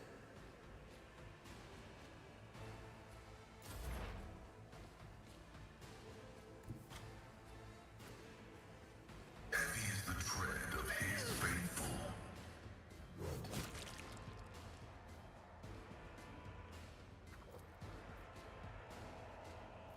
The scriptural prognosis is favorable. If you want me to more fully go into what all the abilities I'm clicking on are, just let me know. What is this foreboding? What an unfortunate turn of fate. Because some of your spells, you say you like magic, Frisk, some of your spells, Look, now we have tentacles coming out of the walls. Some of your spells are really OP, like this spell. You start the game off with this ability. Oh yeah, no, it's super. The warp is super creepy. So I'll explain that in a minute. I'll give you lore, man. You want lore? I'll give you lore. Yeah, you see like the walls are starting to drip, blood tentacles are coming out from the sides and of everything. And this is even like the worst part of the way it'll look. But a starting spell you get, sensory deprivation. Target makes a will check. If it succeeds, the target is blinded until the start of their next turn. If the target fails their will check, they're blinded and then suffer a -5 to all attributes reduced by blindness and must make a will save at the end of each turn. For success, removes the attribute penalties. The second success will remove the blinding effect. But no matter what, even if they succeed, they're still blinded for a turn.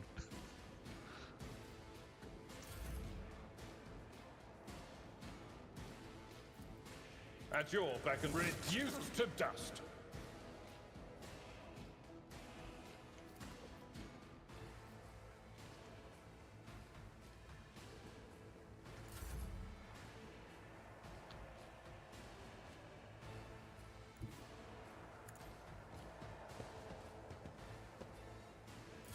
Break their morale!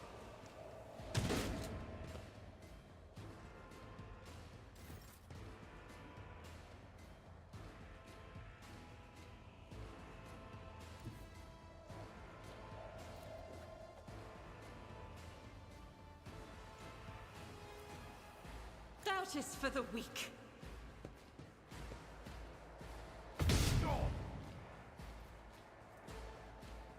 Power resides in the will of the righteous. Faith without deeds is worthless. Each strike is a prayer.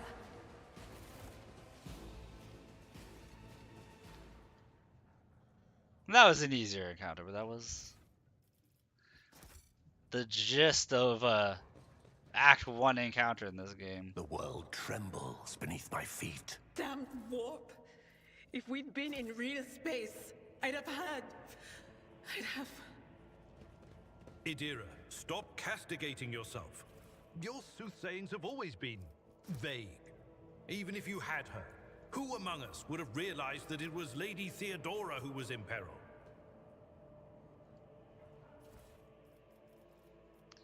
Yeah, so pretty much my mage Idira, Perfection. that whole warp thing, like, okay. So the way the warp works, the warp is called the Immaterium, Ether, Sea of Souls. They all mean the same thing. And it has a lot to do with Warhammer 40k. It's where mages, who are called Psychers, Let's gain their seize powers the from. opportunity. It's also kind of pseudo links everybody's subconscious thoughts. Like, anytime you dream, if you have a dream about, say, something odd happening, you're like, oh, this is a really weird dream, I can remember it vividly, it's because your thoughts, especially when you're dreaming, are projected into the warp. And all subconscious thoughts in some manner are projected into the warp. Which means all those intrusive thoughts that you ever think that you don't act on, those thoughts are sent into the warp. And the consequence of that is that there are chaos gods and demons that materialize, that manifest in the warp because of all these dark negative thoughts. There are currently 4 chaos gods. And the one that typically, when it comes to manifesting the warp in reality, the one typically associated with that is called Zeech, also known as the Changer of Ways.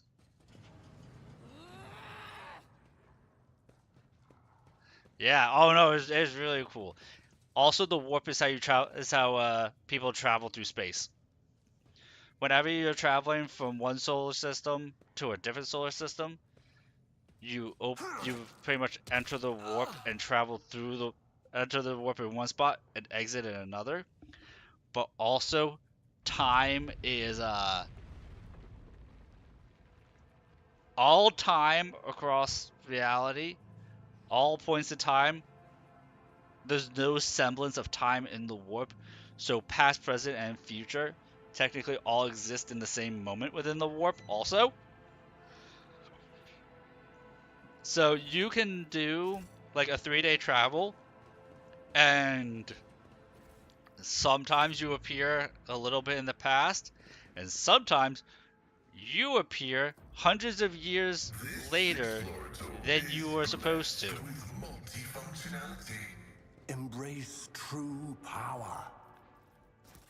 And only through the will of the God Emperor of mankind is that travel even possible, even as unreliable as it is. Operation successful.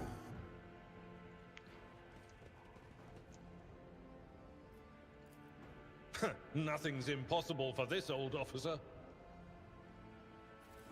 I mean, the God Emperor of mankind is also known as the Corpse Emperor by his enemies. But, you know, tomato, tomato.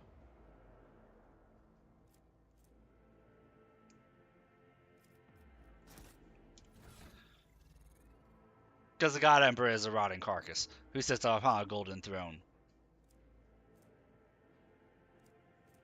But again, that is neither here nor there.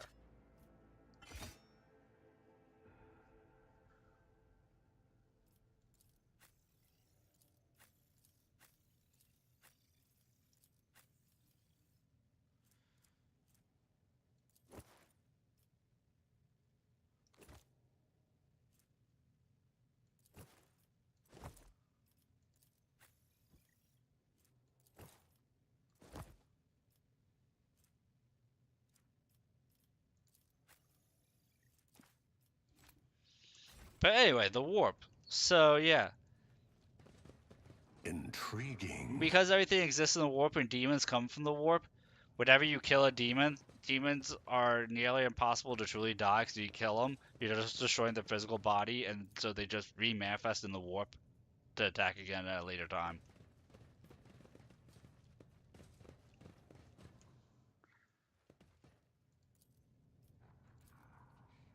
There's exceptions to that, but yeah. This Explorator is blessed with multifunctionality.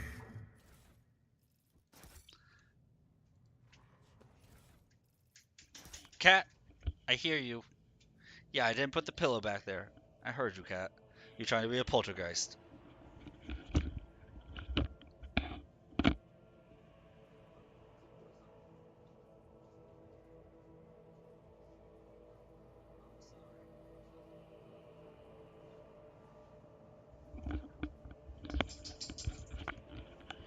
Merlin was bored, so he decided to violently shake the doors to the closet. he just he just tackled my dog in the ass. I know. He's being a bully tonight, Monty. This is Monty, by the way. Why don't you go back to sleep, buddy? I know, Merlin's a bully. You came to see what he was doing because he was being naughty, and he's still being naughty. Merlin, I see you. Cat, I see you. I'm watching you. Yes, I see you. You're not being good, kitty. 1 second.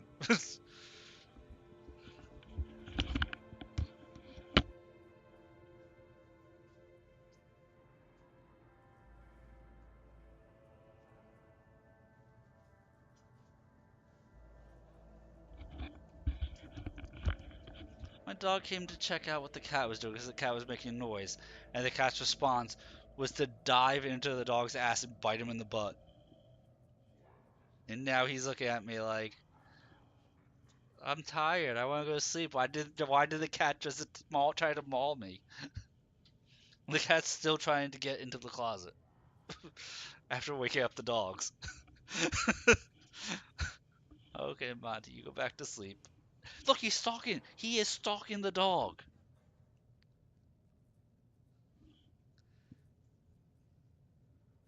There he goes. He's gonna go get the dog again.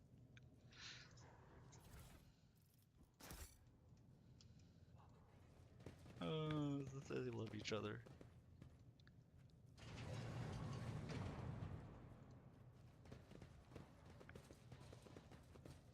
Merry Christmas.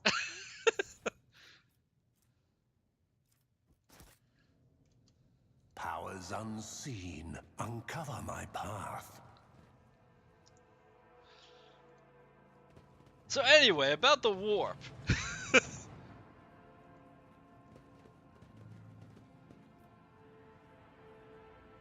I ready to awaken that spirit?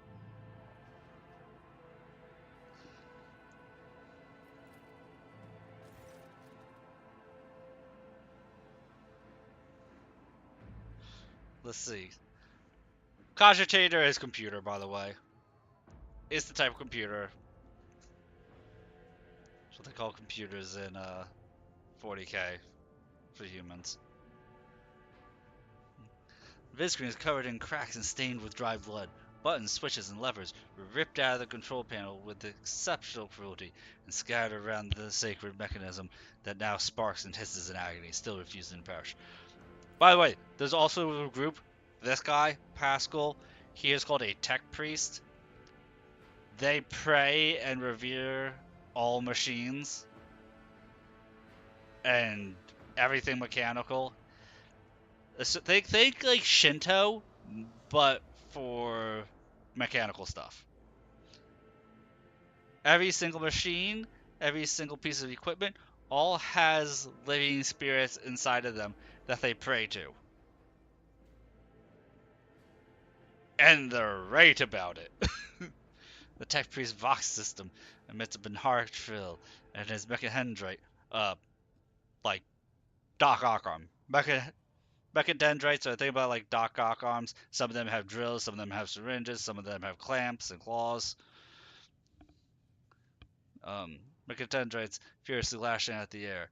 I am recording blasphemy. Person found guilty of such cruelty to a noble mechanism must be sentenced to immediate destruction.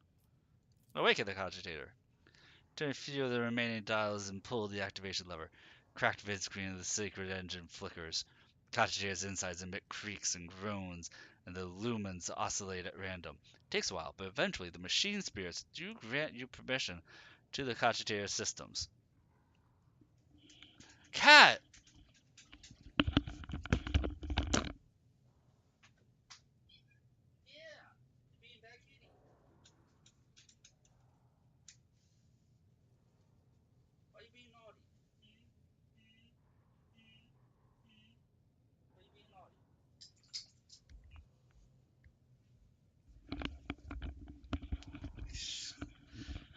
Cat. My cat has figured out that for the closet doors, if he puts his little paw underneath and then shakes it as violently as he can, the doors will slide open. And he give the dogs a heart attack at the same time. And sometimes give me a heart attack if I don't know he's doing it.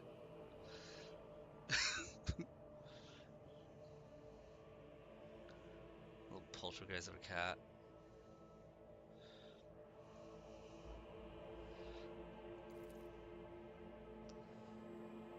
So you know, all the people who see, let's see.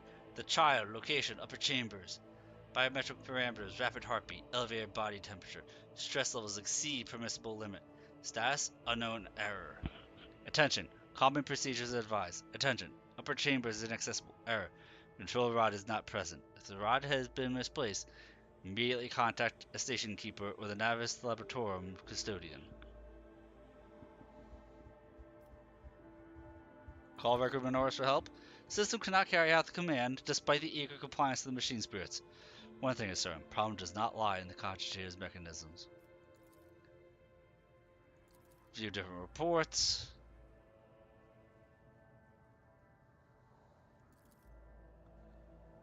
"200 servants have perished due to explosive decompression of the living quarters. Located traces of mechanical interference. Preliminary cause is of officer sabotage. Crews 5, 6, and 9 cut off from the main compartment. We have enough oxygen for 20 minutes. May the Emperor save our souls. Senior station officers, this is the captain speaking. We attempted to contact the Winter Scale Scion for help. Something is jamming the signal.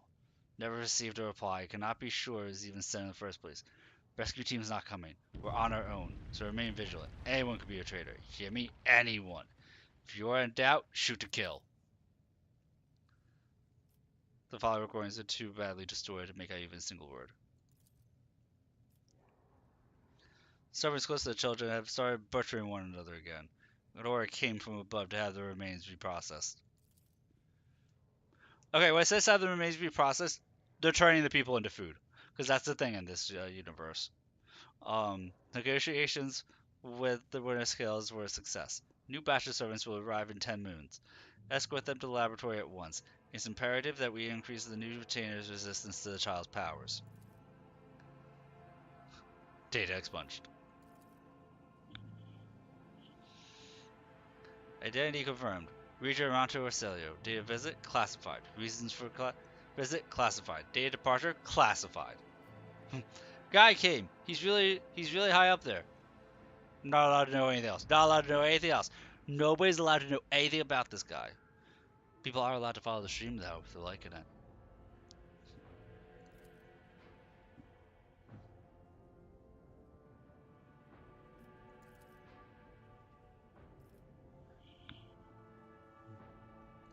View encrypted data. Something buzzes in the Cogitator's metallic gut. Several red lumens light up above the vid screen. Required access level, security captain or above. Current access level, senior security officer. Yeah, I have a tech brief, so we're just going to pray it away. Break through the machine guardian's defenses. Easily bypass the restrictions imposed on the sacred machine. Cogitator's overloaded processors were, unhappily. Most of the encrypted data has been wiped. Find traces of the purge protocol. Recovery is impossible, but a list of most recent commands have been embedded in the machine spirit's consciousness, now floats across the screen in a single creeping line. Child, delete, pick, flow, disable, access code, blah blah blah. Activate, shell, self-destruct, purge command log. Exploring archives for a while longer yields a surviving excerpt from the guard captain's report mentioning that the security system had been reconfigured without his knowledge. His comment reads, only the keepers of the station have access to the life support systems. But Keeper Theobald had not left the child's side, and neither had I. Could it be that? So the guy who ordered me here to remake the control rod also disabled the life support systems.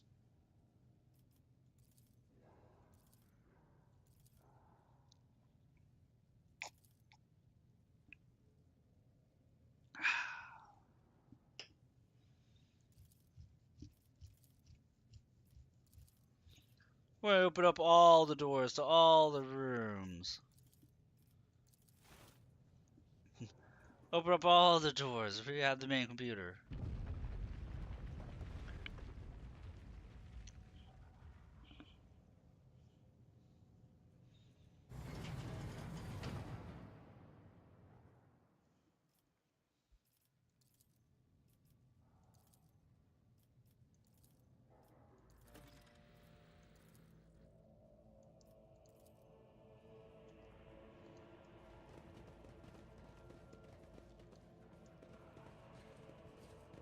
The world trembles beneath my feet.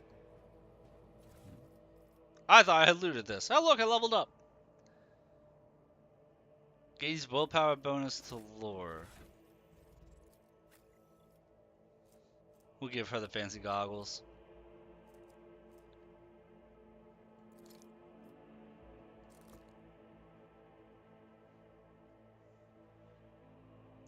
So I like that unlike, D&D and Pathfinder, they have their whole set of everything for the game. That they create their own rule set, and it works so nicely.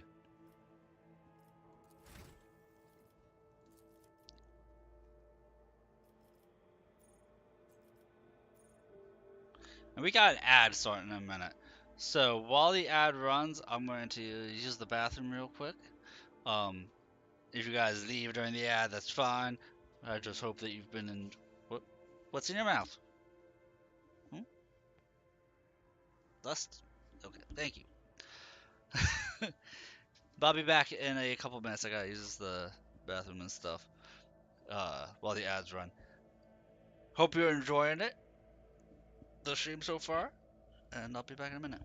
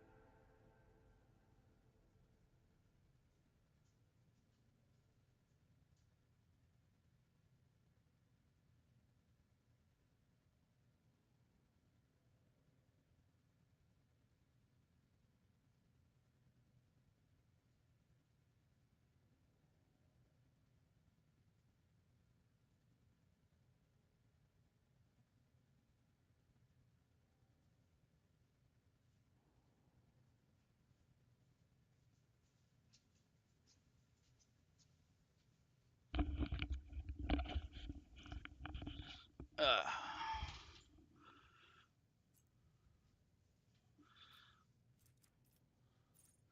let's see, what ability am I taking? That costs. Wait, do these? Okay, so the wounds that these things take scale.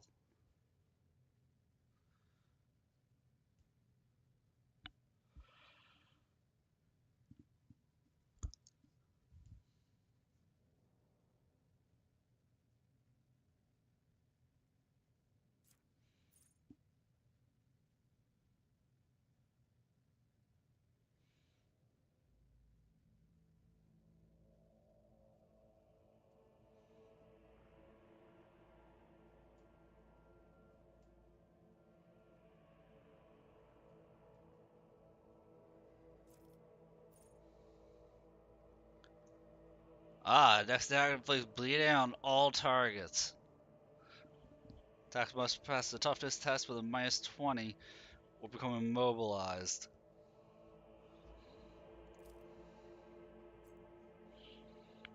Welcome back, everybody.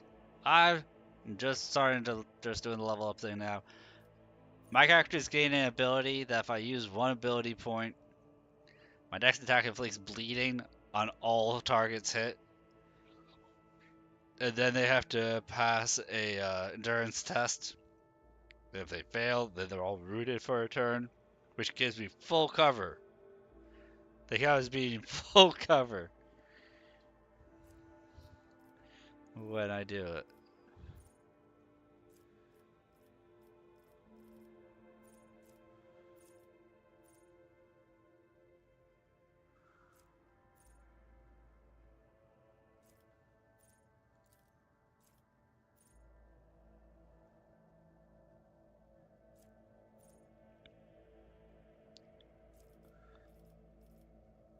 And then this is a talent, and I gain one more talent. So my last talent that I'll gain is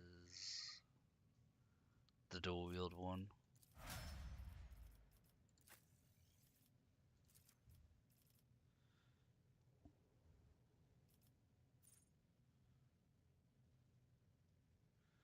Let's see, he doesn't need slash.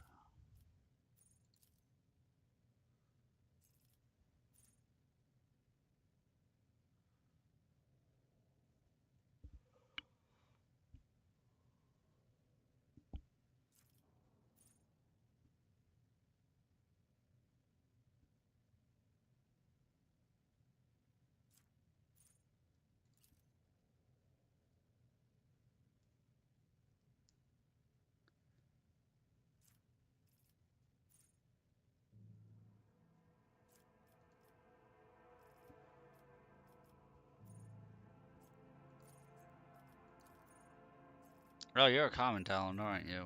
Okay. And I marked nothing. I'm an idiot.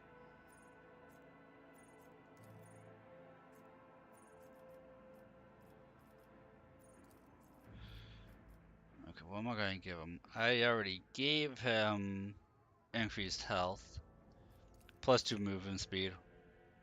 Nice and easy, and we move on.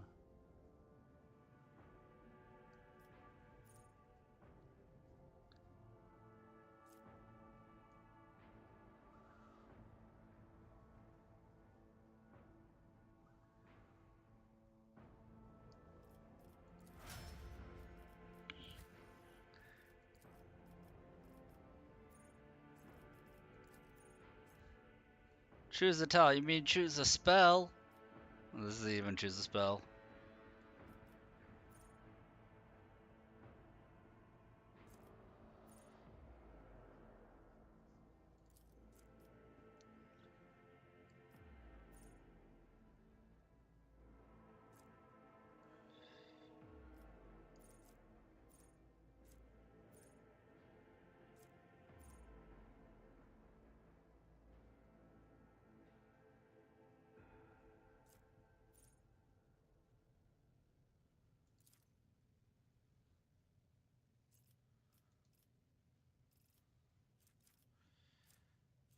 And do I even care about any of these skills? I don't think so. This is just take whatever at this point.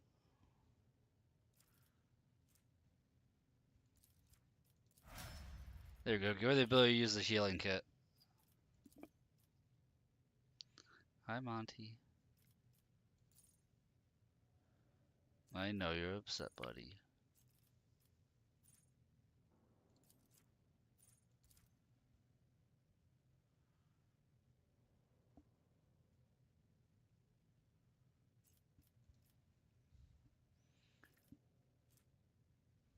My poor, my poor puppy. He's so upset that he was woken up the way he just was.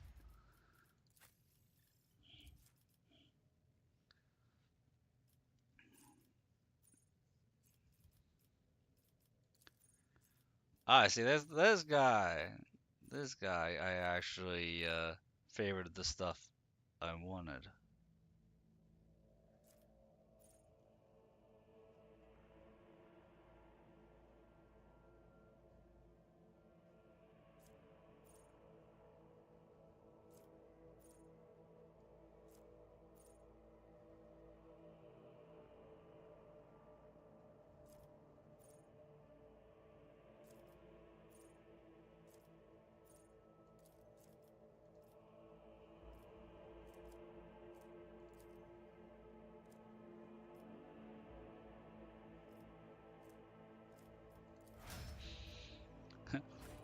My tech priest, you have no awareness of anything around you. Yeah, that sounds about right. He's always into his machines. The warp got stronger. That's why everything looks frosted over right now. Let's seize the opportunity.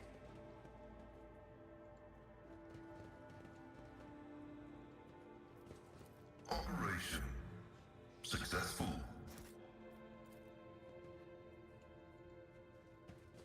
A revelation was sent to me.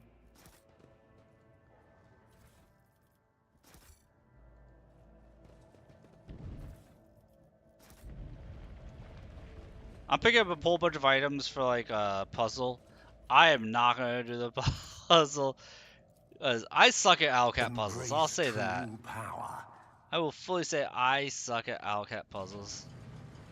They tend to be too complicated for me.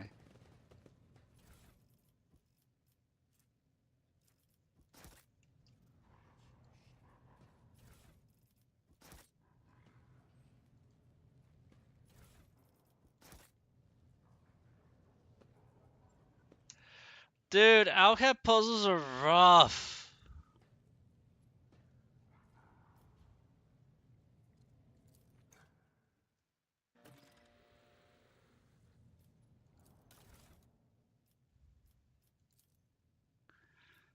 Like, okay, so Frisk, this puzzle, what you're supposed to do for this puzzle, okay,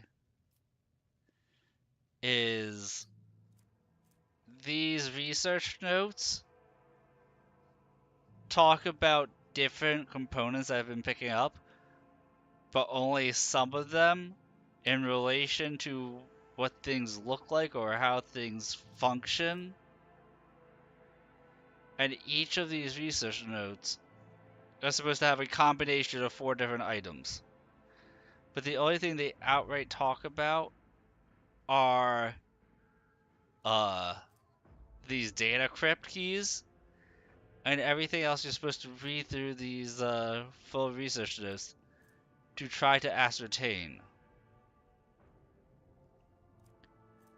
And I swear it took me like 30 minutes the first time I did this, and I failed anyway.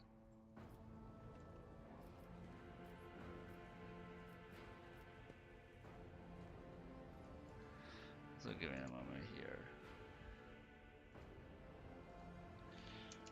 So sometimes I do Owlcat puzzles, but sometimes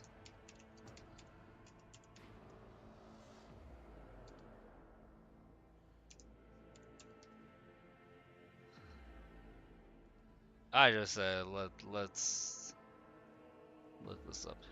Now, in all fairness, in Wrath of the Righteous, there's a puzzle that nobody figured out. The only reason why people were able to do it is because somebody data mined the game to find the answer to the puzzle.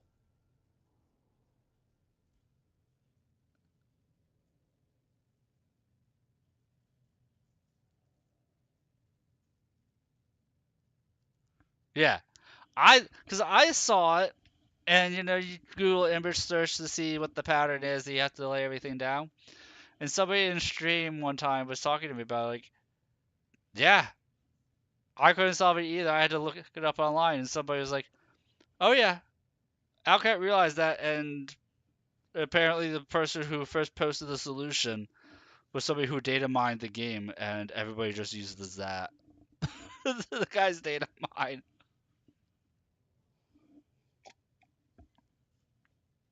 I'm like, that's one of the few instances that like, yeah. One of the few instances where data mining is like, okay, that works out really well.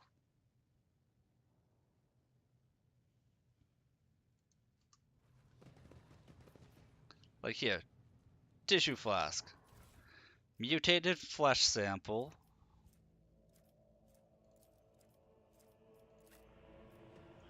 data crypt. Is this HK41 okay?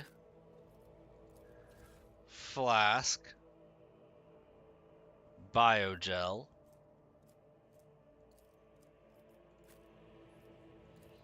reagent flask, crystal dust. Yeah.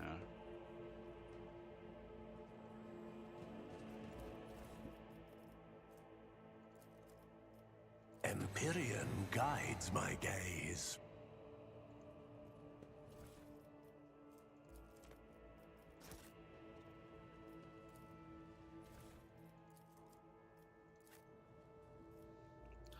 Activate the device. I see the forbidden. And that gives you 6 antidotes that give immunity to toxic damage, but gives you minus 10 to endurance until the end of combat. Which that translates down to a minus 1 for your ability modifier. Because every 10 points you get a equates to a +1 instead of every other point in this game.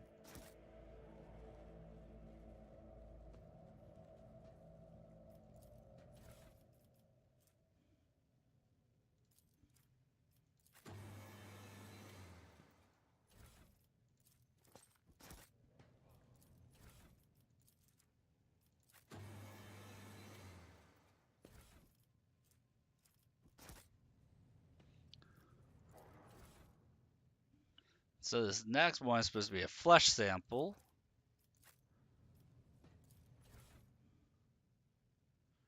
K040H.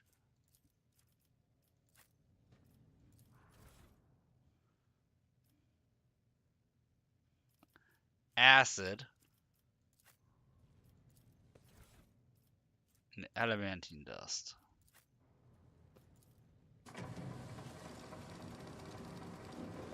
A revelation was sent to me. Gives you immunity to spell damage and inflicts a minus 10 to charisma, but the user cannot deal spell damage until end of combat.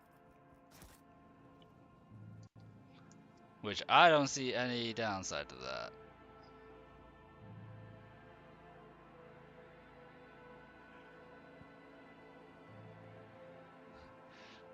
And if you noticed, there's excess materials, which means they have red herrings for each of the stages of this.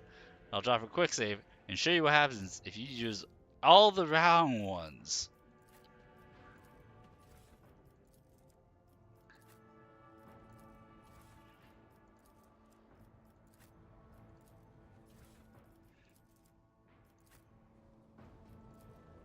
And then you hit start, it explodes. The world will bow.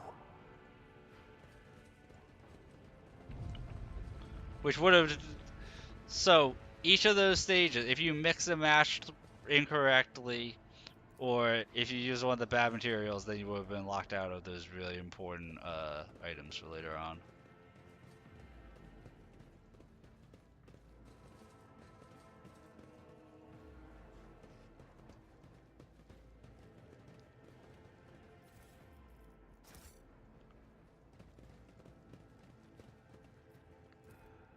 An expected result.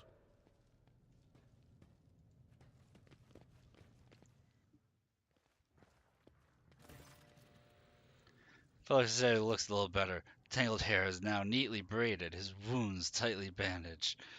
There's some healthy color under the scales on his cheeks. You dealt with the threat and powered the elevator. Well done. I trust you brought the activation rod as well. Remember, every second of hesitation may cost my mistress her life. Hey, Merry Christmas, Zio!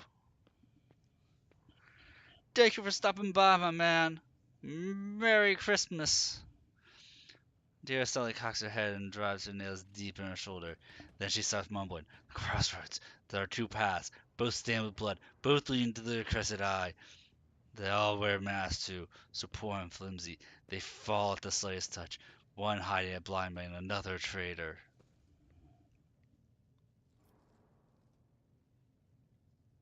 Thank you, I understood none of that. What pass? Cannot say. One paid blind faith, the other with hatred and treachery. both lead to tragedy. You must simply have to decide what kind of tragedy you like most. My whisperers are giggling nastily. They will not speak, the naughty little things. They say that tearing off the mask is your concern. Gotta look, because further in the game than there are some spoilers. I am still in Act 1. So I'm probably just at a different spot than you are. But thank you for lurking. You know, having somebody around is nice. I know you probably have to have me muted since I'm narrating everything.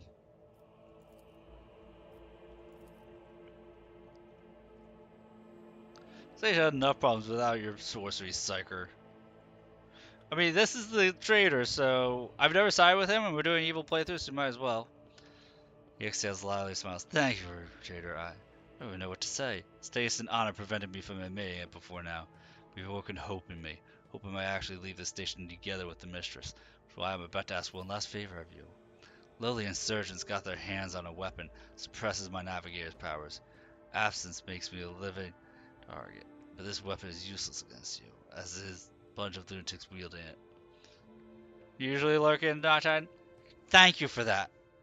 Thank you. I was actually okay. No lie, I was actually getting a little depressed tonight because I've been watching all these other people on Twitch just being showered with all kinds of like follows and gifted subs and things like that. I'm sitting here, and for like the first 3 hours of the stream, I had 0 viewers. Pizza is delicious still, Frisk. Thank you. Shower me with pizza, Frisk. I would love that. I humbly ask you deal with the scum huddling upstairs, and hurry to adorn my mistress with the relic of our house, a sacred amulet against all evil. Recent events have badly disturbed Lady Cassia's psyche, and warp entities always lust for weaker souls, especially when the veil grows thin. You too will be safe next to his charm.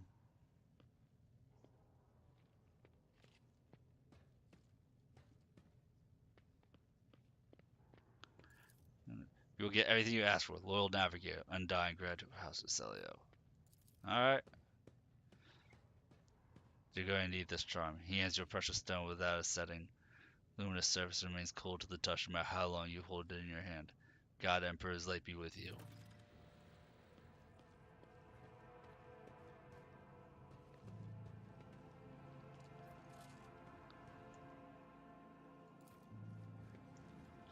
I'm thinking like, this is a not nice guy, but I'm like, oh yeah, I'm doing a not nice playthrough.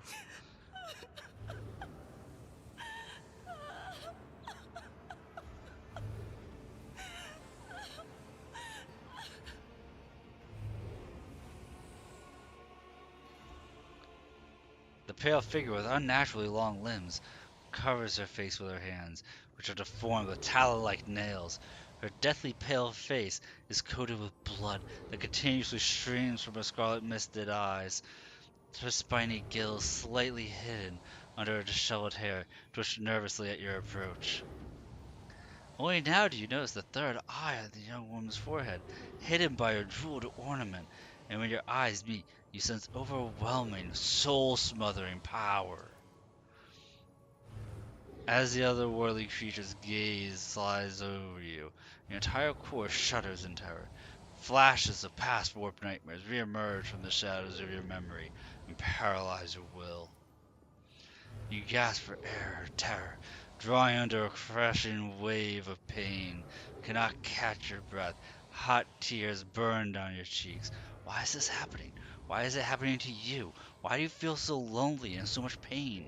Do these feelings even belong to you? Dear emits something between a moan and drawn out whimper. Ow, ow, ow! As if my own little pals weren't bad enough. Now this one's barging into my head. Somebody stop her! I am registering abnormal activity in my tear ducts. The salt being produced by my body may negatively affect the performance of my respiratory apparatus. Vulnerability must be rectified. It has been logged. Heresy. Magenta looks at the tall figure with a strange mixture of anger and sadness. Then she lowers her head. Her white hair veils her face.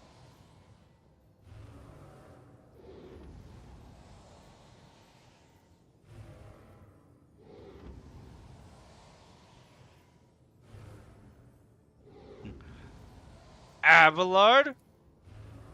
The Lake Cassia, I presume. Seneschal stares. Navigates direction with a faraway look, then turns sharply away, awkwardly wipes his eye.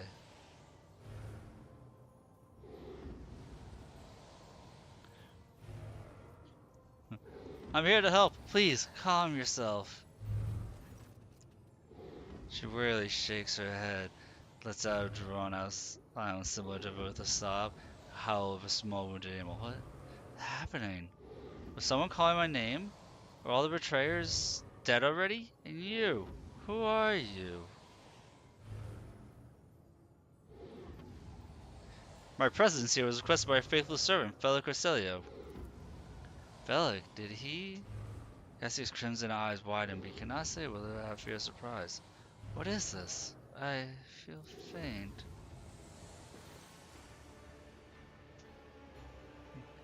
There we saw old man who has been kneeling nearby, erupts into low sobs.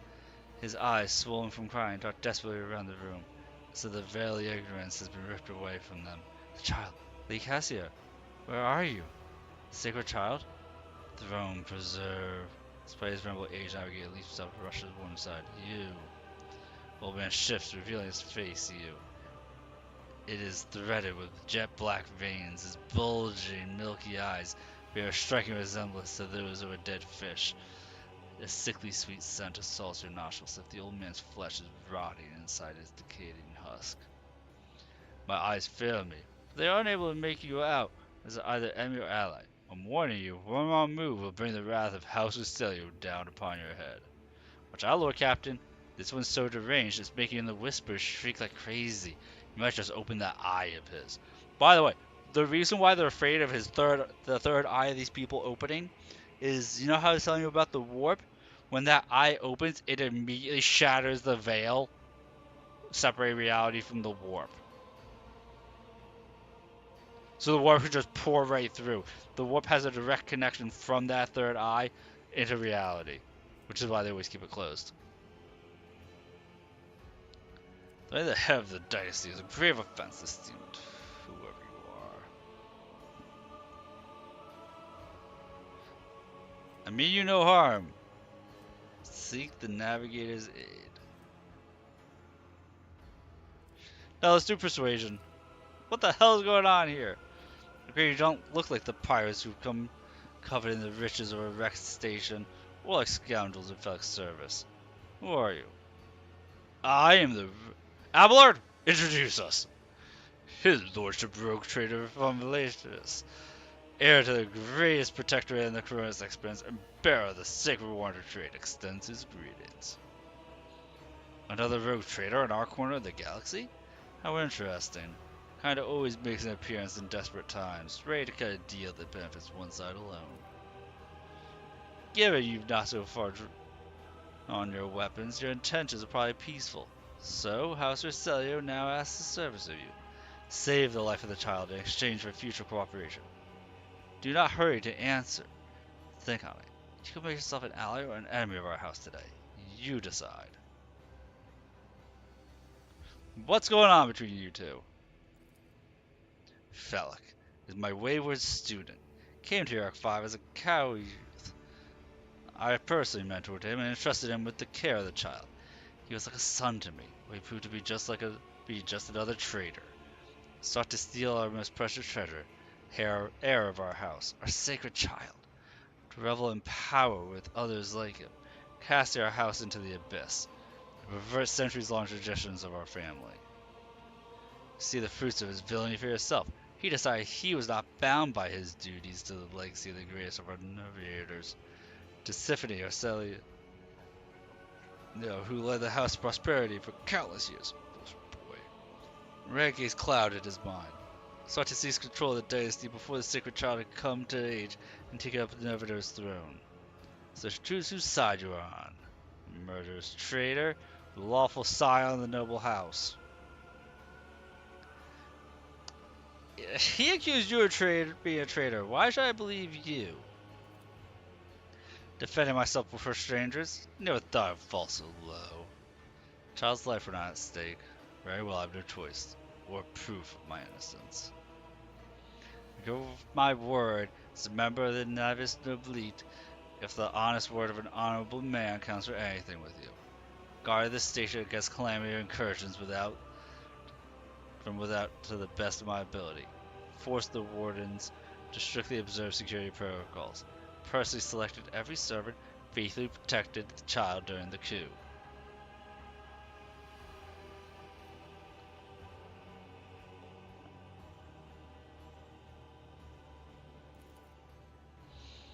What curse has fallen in this room? Curse? You don't understand the sacred gift given to our child. When the child is sad, we all weep. When the child smiles, we all laugh giddily. And if the child wants blood, the world turns crimson. The child's will is the will of the great Symphony, for she is the heir of House Roselio. They called me dangerous with my witchcraft.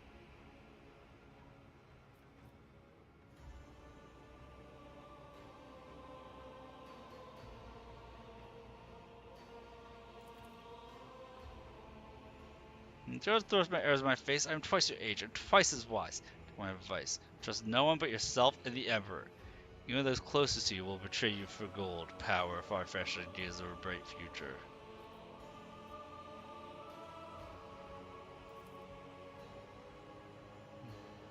Take the child away from the station. Fear I do not have long left.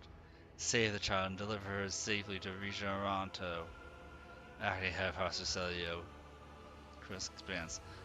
Rest assured that the war will be worth your effort. I know we came here for a navigator, but after everything we've seen, got reservations about this girl. It's a fragile thing with such a heavy burden upon her shoulders.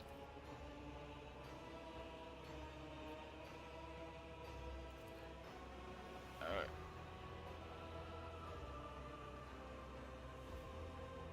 I should bring Cassia to Falk as promised.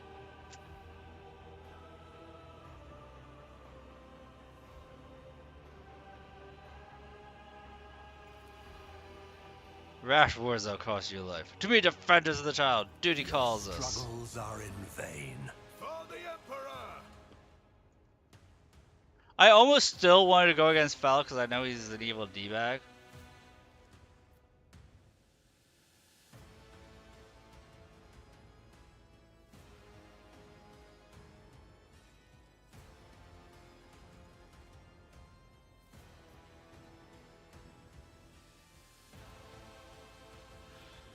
I also know Theobald is the biggest threat here. Drop a quick save.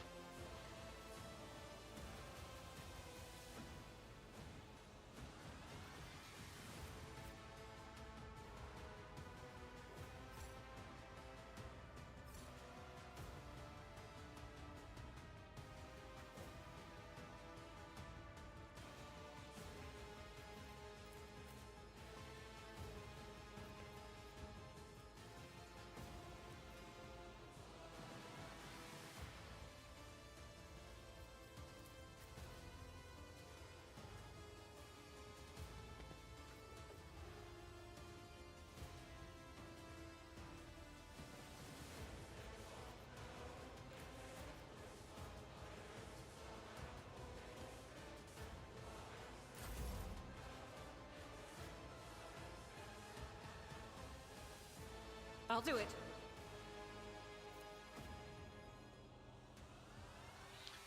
Really? She only has a 10% chance to hit him?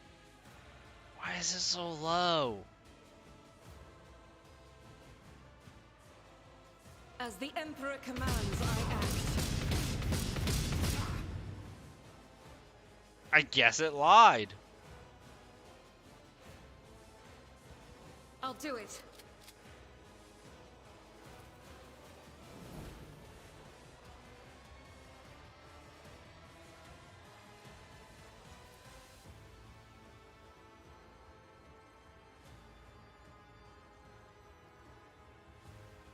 Faith without deeds is worthless.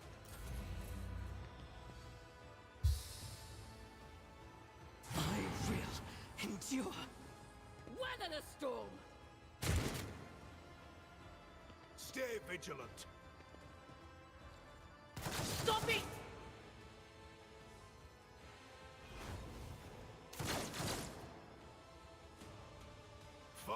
lead. It's like not the easiest encounter I've ever done.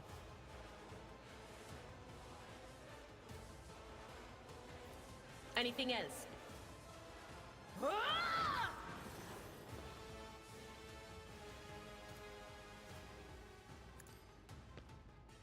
Be gone!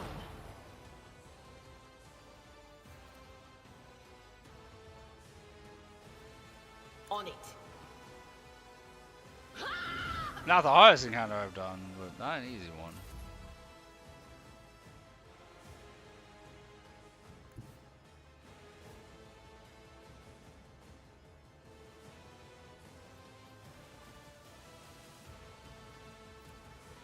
Descend upon the weak.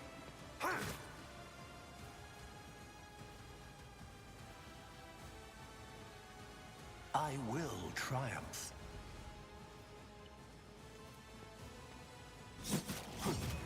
A blood-soaked tribute.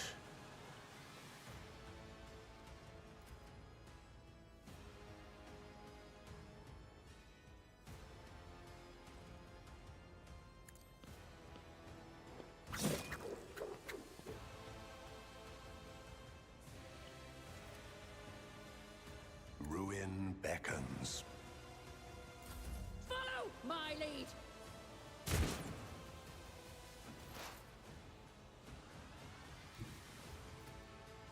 Running binaric override.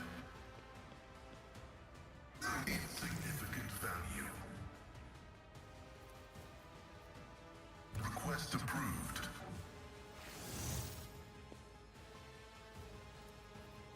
The Omniscient knows all, comprehends all.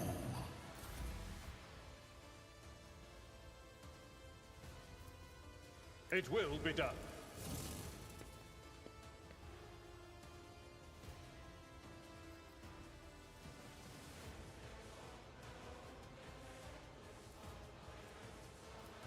At your beck and call. It will be done.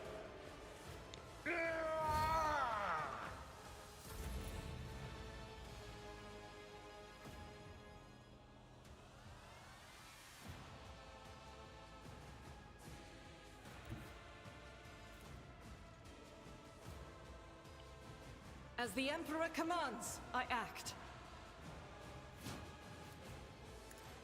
But none can escape the Emperor's judgment.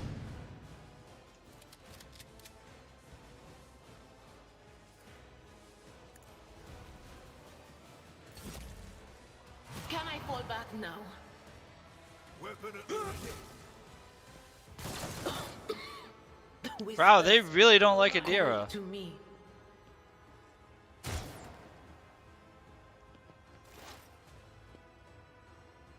They really didn't like Adira here. Will do.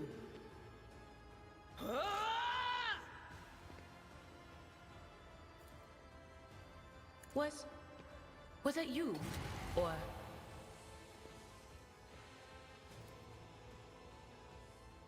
Will do. 2 HP she's got remaining. Also in this game, you auto heal at the end of combat, which is nice. I need no guidance. Death shall reign.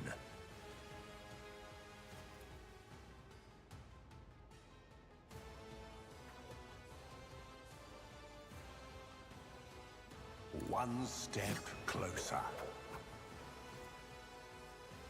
Purpose got blood-soaked tribute.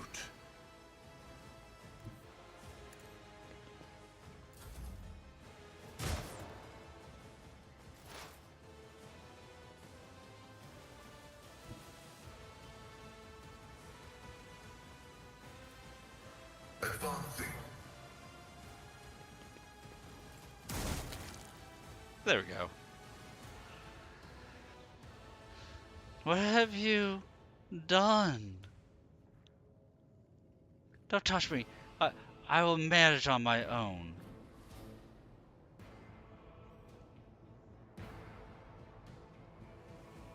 I I tread a path unexplored.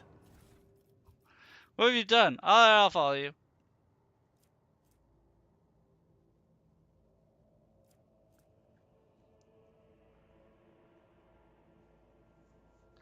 Every time the wearer deals damage, target's attack chance is reduced by 5 for 2 rounds. Stacks up to 6 times. Damn!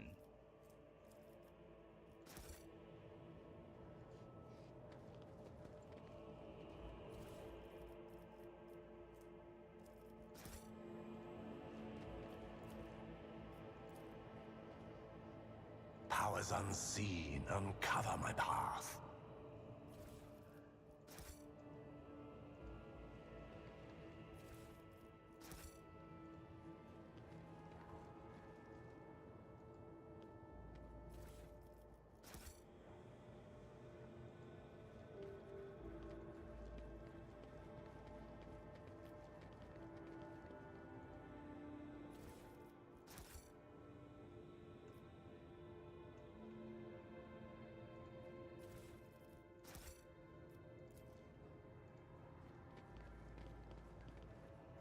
I wonder if I'm gonna have to kill Felix anyway.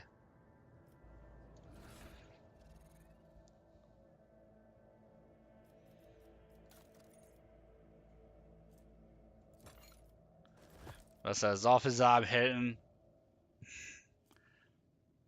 Because if you hit him 6 times, you're reducing everything by 30 for enemies to hit. Intriguing. Almighty Emperor be praised. My benevolent mistress is safe. Wonderful. This is wonderful. The weight of the world has been lifted from my shoulders. Felix grins mockingly before turning rim. You monster. Cassia flinches at the navigator's word and clenches her fist. Sharp nails dig deep into her soft skin, drawing blood. Her face, however, remains dispassionate. Traitor. Oh, no. This is bad. This is very bad. Flimsy mask is gone. Gaze behind is aimed at you, Lord Captain.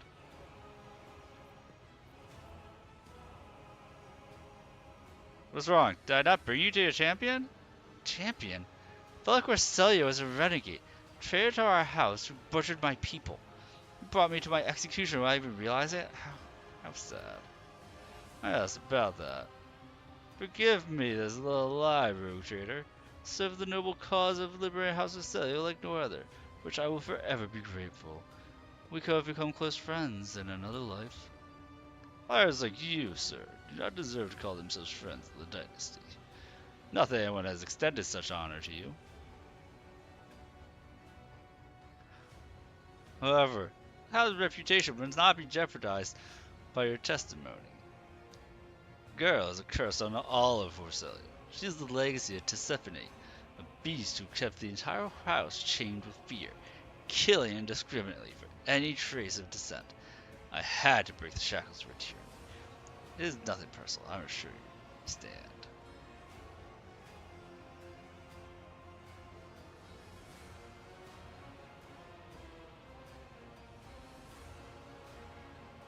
I love how I can hide behind Cassia.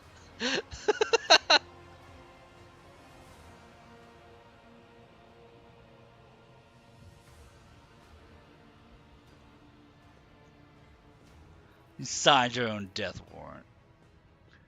The words get stuck in your throat, and your hands refuse to obey.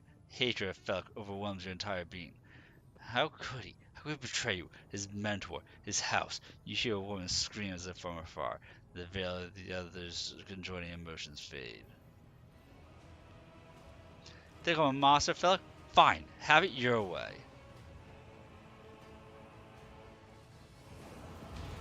Your existence is naught but ashes. Purge them! Just starts off by instantly killing him.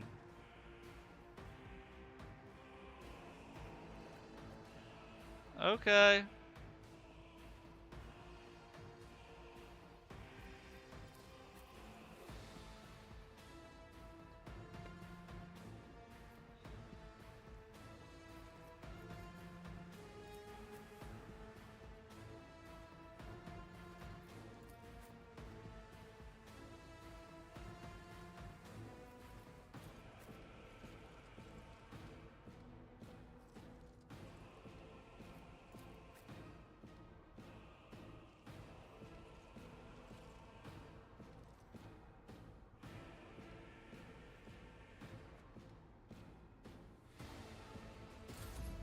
my lead. My faith strengthens me. Brace yourself, Abelard. I must not falter. I've suffered worse. Break their morale. Pain and duty. Man, go shotguns hand in hurt a lot. But of course. Anything else?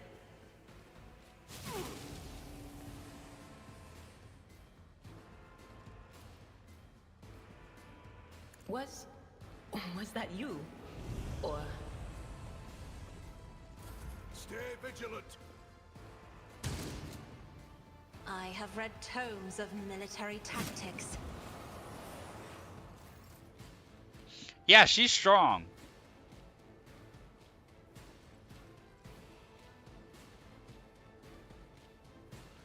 Wait, can Abelard not move?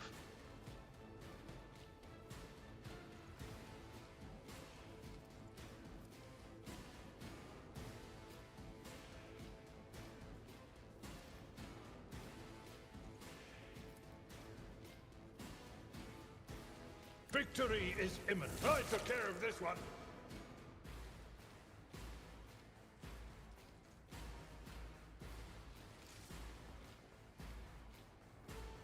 I will do my duty.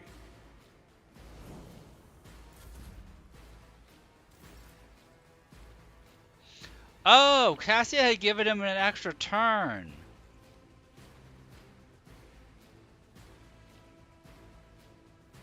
That's what happened.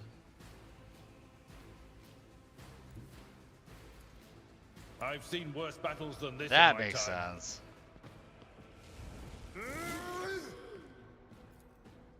At your beck and call. One fewer target.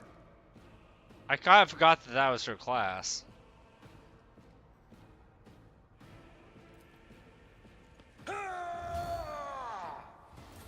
Follow my lead. It's a broken class. It's actually what I started as in my first playthrough. The officer.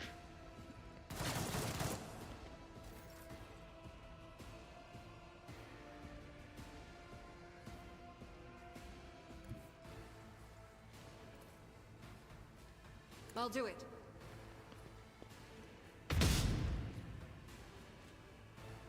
Doubt is for the weak.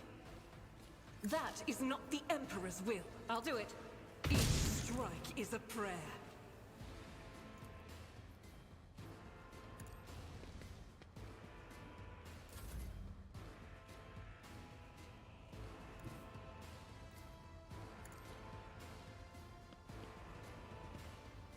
What a satisfying demise.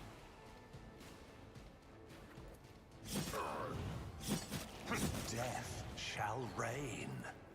I need no guidance. Purpose.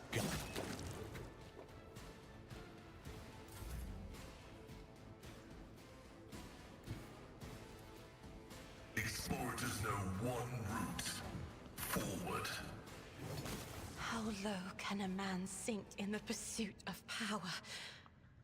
Is your hatred of me really so strong, Felix? Okay. Can you explain how you killed him just by looking at him? I've never...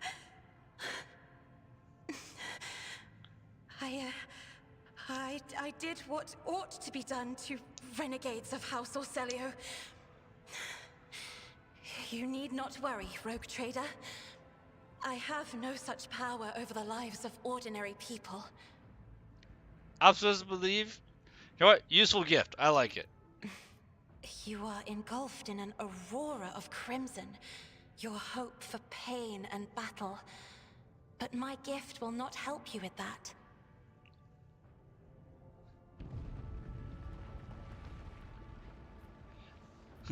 I'm sorry I had to be like this. What need have I for your regrets?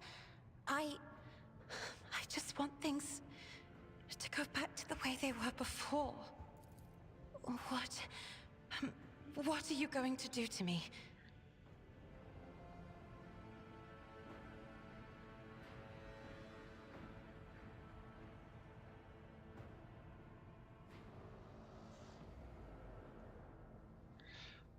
If you wish to leave station alive, you must first sign a contract.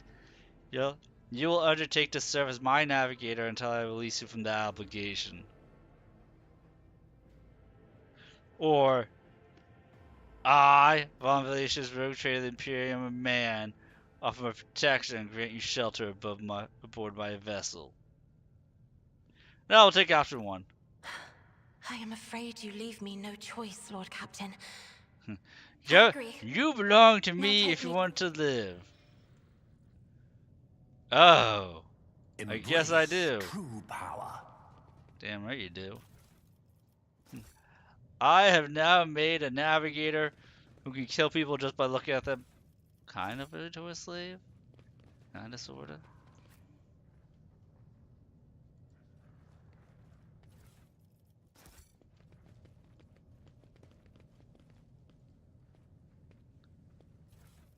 So you would have had to do that fight anyway, even if you had put the amulet on her or not. But because I didn't put the amulet on her, it's just like, and done.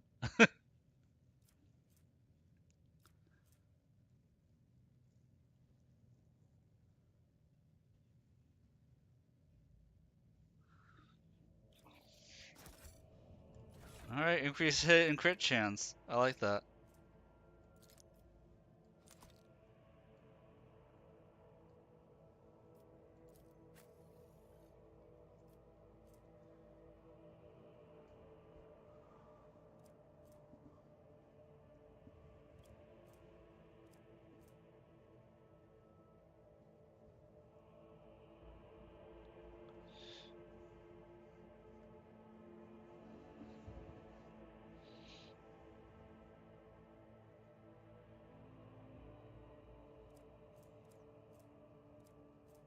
And there was something else that just got... No. There's nothing else I wanted.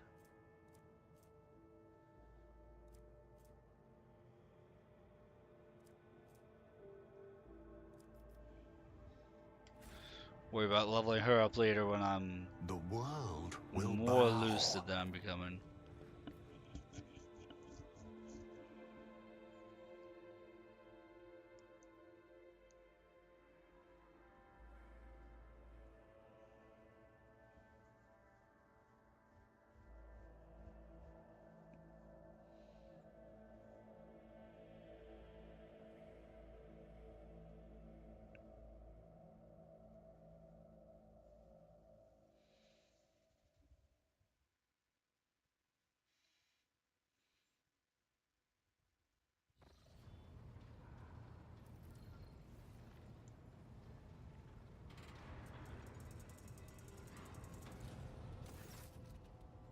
So, Captain, Lady Navigator, welcome aboard. Sanctum Navis has been prepared for the communion ritual, but if the Lady Navigator wishes to rest in her quarters first.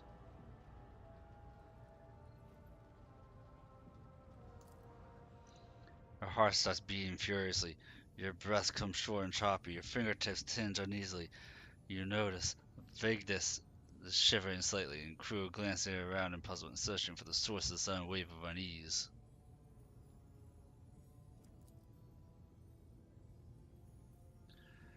Without even looking at the Voxmaster, Cassia waves her away. First, I wish to speak with the rogue trader. Leave us. Of course. You ready for the ritual? Please let me know. Why would I want to inhibit her power, you know?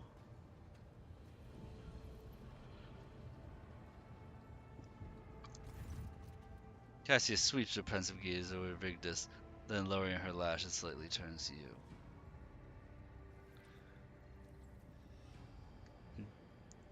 But what right do you issue commands on my vessel?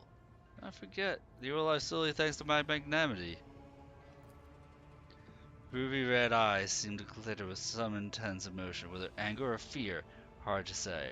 Casting her eyes down, she then continues quietly, choosing each word with care. Forgive my insolence, rogue trader. It's not my intention to weave coppery threads around you, or appear ungrateful. What do you want to talk about? Nothing of consequence. I see now. We already made it quite clear that on board this vessel, my hands and lips are bound by your will. Therefore, I do not wish to fritter away on pointless conversation. I am ready to go to the Sanctum Navis and perform the sacred rite. Require brushes, canvas, and the best paint y'all on board, but no red. Alright. Take my leave of you for the duration of the rite. Ask you do not follow me. Few can survive the gaze of my warp eye when it is opened.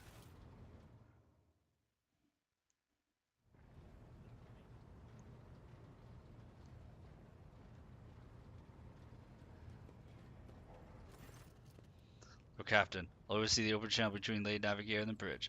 May the Emperor's light help us all.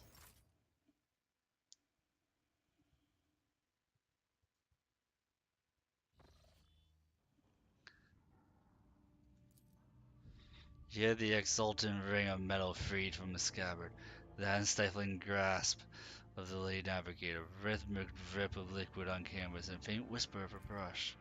I see violet vortexes lashing an ocean with million flails, and umber shadows spinning over the surface in a fiery dance. The storm rising above foaming waters, armadas drowning in fog.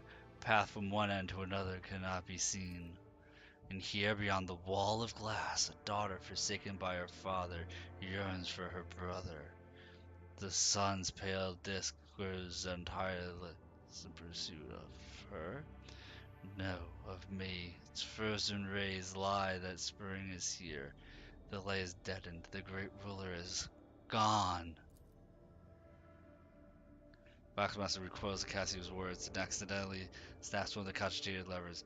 Pale beneath her fingers amid sparks, Voxcaster falls silent. Quickly flips a series of switches and bows guiltily. My abject apologies for cutting off the broadcast, Lord Captain. Never heard the warp speaking through a navigator before. Connection is restored now. Will not happen again. Boxmaster, make sure you whip yourself 5 times for being so clumsy. What's happening to her? Soul-strained screams drown out the Vox transmission. Servants in the Sanctum Navis are howling and shrieking like wild beasts, moaning in pain, their throats raw from the strain. Then, sudden silence. Dull thud of dropping bodies proclaims their fate. It appears the servants were part of the Lady Navigator's right, as it was for her predecessor. I will arrange for the bodies to be removed from the Sanctum Navis after the ritual. What was left of them. Rogue Trader, I fear I have unfortunate news. Endless blackness is spread across the canvas, dividing what should be whole in two, and my sight cannot glimpse the light of the Emperor as clearly as before. I cannot turn around, my brush only draws me onward. The way is blocked. You hear a heavy exhale, rustling fabric and metallic clinking. By the Emperor's grace, the ritual was successful. Vessel's temperament presented a challenge. Cold steel grip did not allow me to breathe freely, even for a second. As if the depths of the ship housed not only machine spirits, but something other. Now I will retreat to my chambers to recover my strength. Send for me if you have need of me. Captain, congratulations on acquiring a navigator. Please spare me a few moments of your time. There are several matters that require your attention. First of all, report on the condition of the station in Rack 5. Regrettably, we arrived too late to evacuate the residents of the station. Warp disruptions affecting Rack 5 twisted the bodies of mine.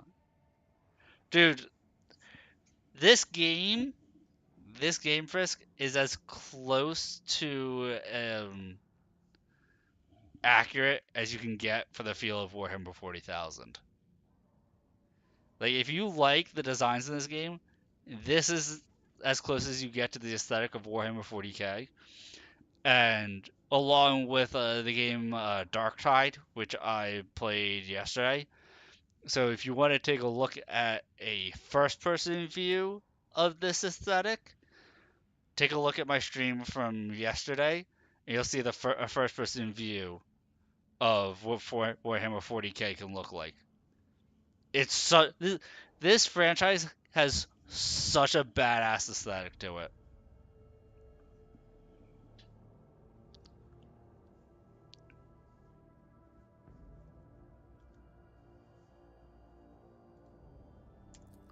There was an ad coming, but I snoozed it.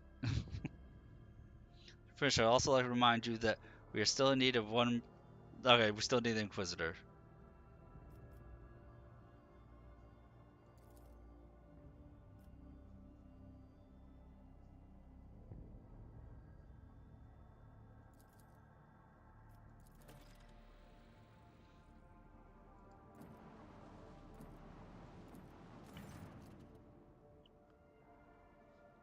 Lady Navigator has left her quarters and is currently in the wardroom, where uninitiated crew members are shunning her in terror. Let's just find out what's brought Cassia to the deck.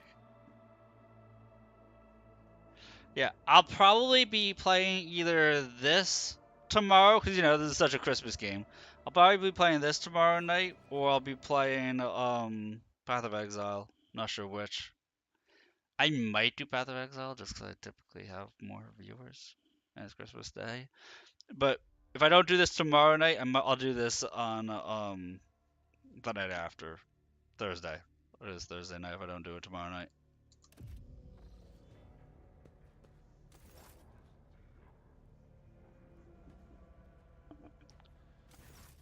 Lord Captain, my apologies. I did not notice your entrance. I see you're fond of reading. Oh, this. I found this fascinating read on one of the shelves, and I must say, it has caught my eye. Its every chapter is written in verse. I find it so beautiful and enrapturing. Yurak 5 had a vast archive of its own, of course. Although most of the works within had to do with scholarly disciplines of some sort or another. Only in my sparse moments of respite was I allowed to escape into the pages of more embellished works. And by the way, I like that you like the designs in this game, Frisk, because I am having a PNG model made for my stream, which is going to be based on this aesthetic.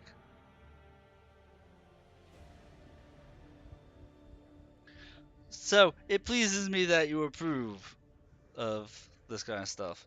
It's going to look more friendly than this game does, but it's going to be based on this game's on lore from this universe.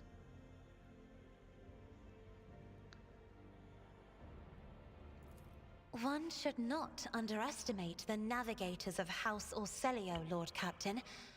Like a shawl of pale smoke, a faint malaise hangs upon my shoulders, but it will not be the slightest hindrance to my duty to humanity, and my duty to you. Your servants are somewhat sluggish when it comes to attending a noblewoman of the Navis nobility, but they are quite tolerable. Thank you for your concern. Getsy cringes ever so slightly, adjusts the adornment on her forehead, awkwardly hides her clawed fingers in the folds of her clothes. The unnatural appearance of navigators often becomes topic of gossip among Lily's servants and officers alike. Clear, she does not feel comfortable aboard a ship teeming with new people. There are people on this ship who are far more impulsive and dangerous to others, and far less devoted to the God Emperor than a herald of the Navis nobility. But I did not need your words to see the shades of umber unease that whirl around your subjects whenever I am near. Were I not acquainted with such a reaction, I could have found their behavior and your question just now insulting. Lord Captain, would you kindly explain to me why you are pestering me with these questions? Inquiring about my mood and my needs, showing an interest in the books I am enjoying? You are behaving as if you possessed a shred of fellow feeling for one such as I. I beg your pardon, Lord Captain. That was no way for a navigator to conduct herself. Human emotions are natural, be they good or bad. It is just as natural to share them with others. Please forgive me. I cannot even understand myself right now. Your words and attention have reminded me of life on the station, of Theobald and Felek. I do not understand. They were merely the keepers of Yurak 5. So why do memories of those two make me feel a strange heaviness here? At the same time, I find myself overwhelmed with new excitement and anticipation. At last, I have set foot outside my familiar walls, and into a world that I have only seen before in the pages of books. Your ship alone is a treasure trove of remarkable artifacts and curiosities. And just imagine the things that await beyond, but... My delight must seem childish to you, surely. In your heart, you must be finding all this quite amusing. No. My life was turned upside down recently, Indeed. too. I did not know. That is to say, I could not have known, as it is the first time we are speaking in a circumstance so... private. My word, when I found this place, it was so full of officers. Why did they all leave? Perhaps my people did not wish to disturb you. Or because my presence offends them. Then I must take my leave as well. I am due to inspect the Sanctum Navis after the communion ritual and prepare the chamber for the upcoming warp jump. Thank you for your company.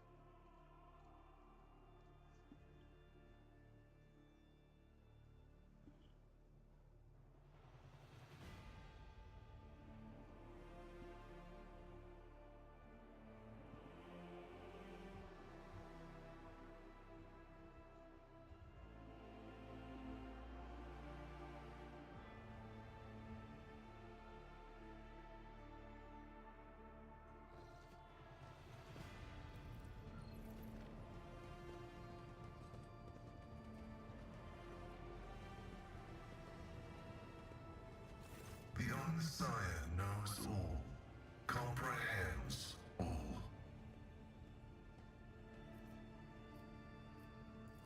The request is approved.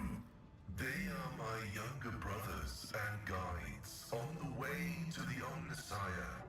Their machine spirits are directly bound to my neocortex and pick up impulses from my subconscious. Sometimes they act ahead of my thoughts. This is how the Omnissiah leads me to comprehension. Information about my origins is worthless. I belong to the priesthood of explorators and came to the Coronis Expanse over 200 years ago. Any events preceding that moment are insignificant. I was honored to become a member of the Explorator Cognizance Fleet. When the Adeptus Mechanicus summoned the faithful for an exploratory venture into the depths of the Coronis Expanse, I joined the fleet in fulfillment of my sacred vows of comprehension. The sacred fraternity of explorers. Welcome back from the ads. The cult Mechanicus sends us out to the frontiers of the known sectors as researchers and conquerors. We are the warriors of the Code, who return to the lost worlds and devote themselves to recovering the lost ancient knowledge. Explorators are granted the privilege of being more independent than many of our tech comrades. However, it has earned us a reputation as unstable and poorly controlled troublemakers whose unorthodox views are dangerously close to apostasy. But being dangerously close to apostasy, that's what makes it so much fun. Archmagos Amanat, my blessed mentor, commanded me to crew the orbital station Altar Templum Calixus X-17. This venerable temple station was founded in the early years of our expansion into the Coronis Expanse. It is currently a rear observation post of the Cognizance Fleet in orbit around the star Furibundus. Acknowledged. May your labors be effective and fruitful. I really love how they nailed the tech priest in this game. They did such a good job getting it down right.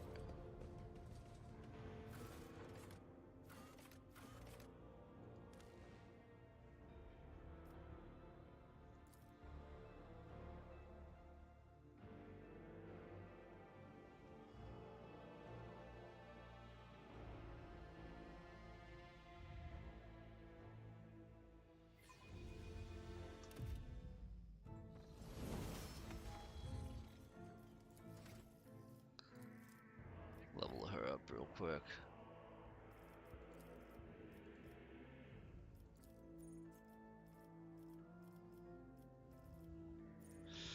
So the whole thing about the veil and using your magic powers, Frisk, the navigator, Cassia, who I just got, her thing is that she uses mage powers, but she also reduces the degradation of the veil when she fights.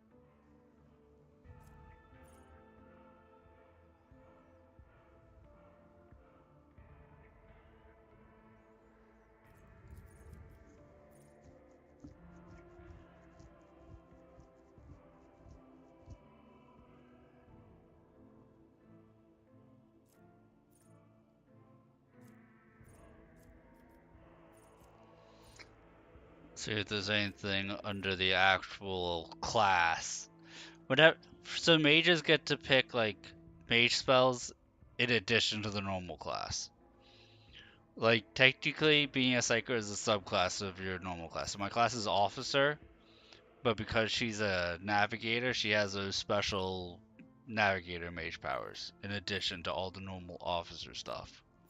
Same with Adira. She has like the shouts and the lightning, but she's also a rogue. So she has all the rogue powers plus all of her Psyker mage powers. So they make you so you get to kind of mix and choose.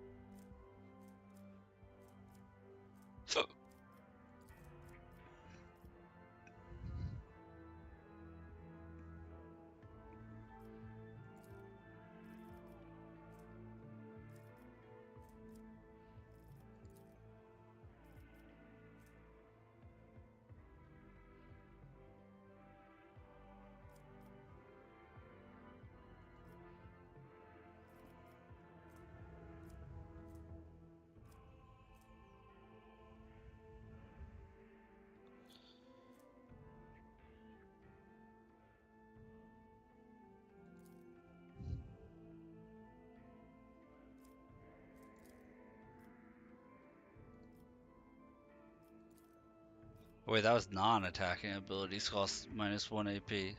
Never mind.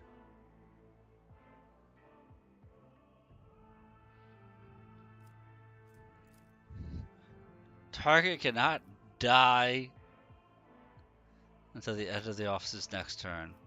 Perfect.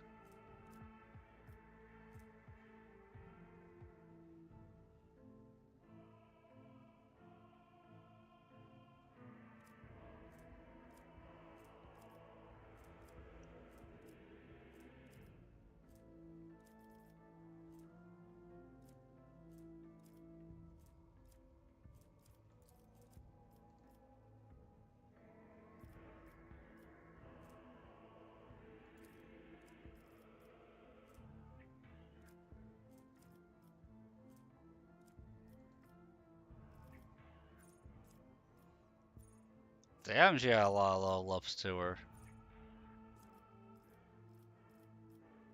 Did not realize that.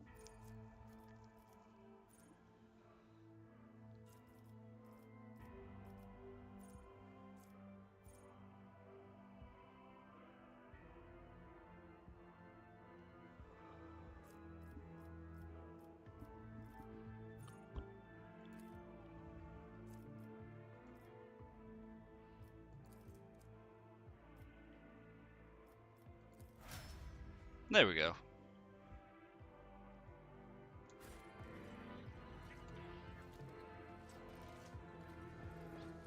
I tread a path unexplored.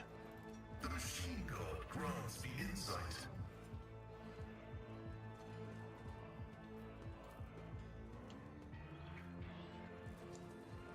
I feel like this entire spot was added later on. This wasn't in the game on release date, I don't feel like. I don't remember it at least.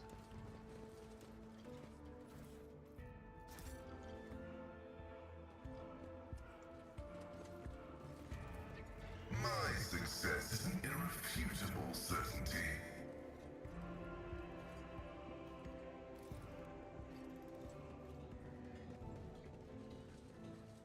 The world trembles beneath my feet.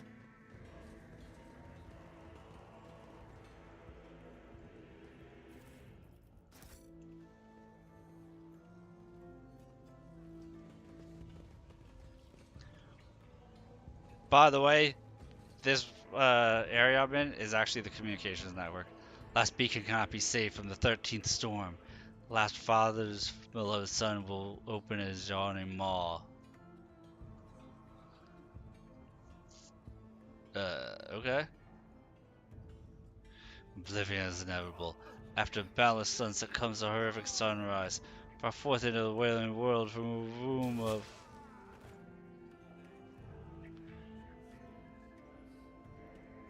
Okay then.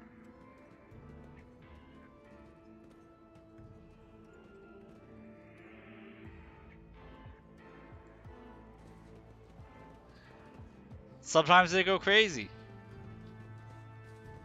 Intriguing.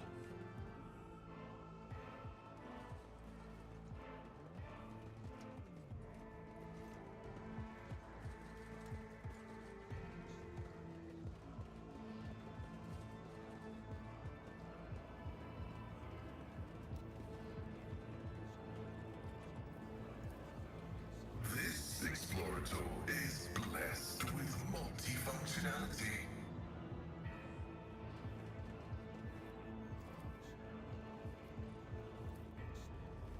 Operation successful. Embrace true power.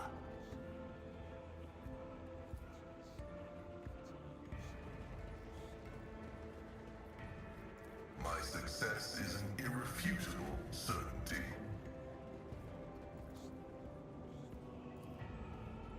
This explorator is blessed with multifunctionality. The machine gun grants me insight.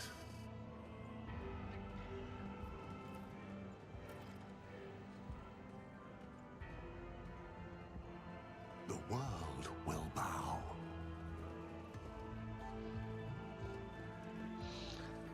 Guys, just playing the actual OST here. Little Captain. Choirmaster Zachary Rice, tall man with a long green robe, stands motionless in front of the cogitator.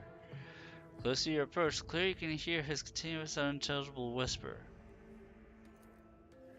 This visit from Rogue Trader is an honor for us. Like other astropaths at the chapel, Choirmaster's eyes are bandaged over with time-worn scrolls of sacred manuscripts. Nevertheless, can I shake the feeling that his otherworldly glowing gaze is studying you keenly? How may be of use to the Lordship? Sanctioning is a brutal procedure, one which robs every astropath the gift of sight.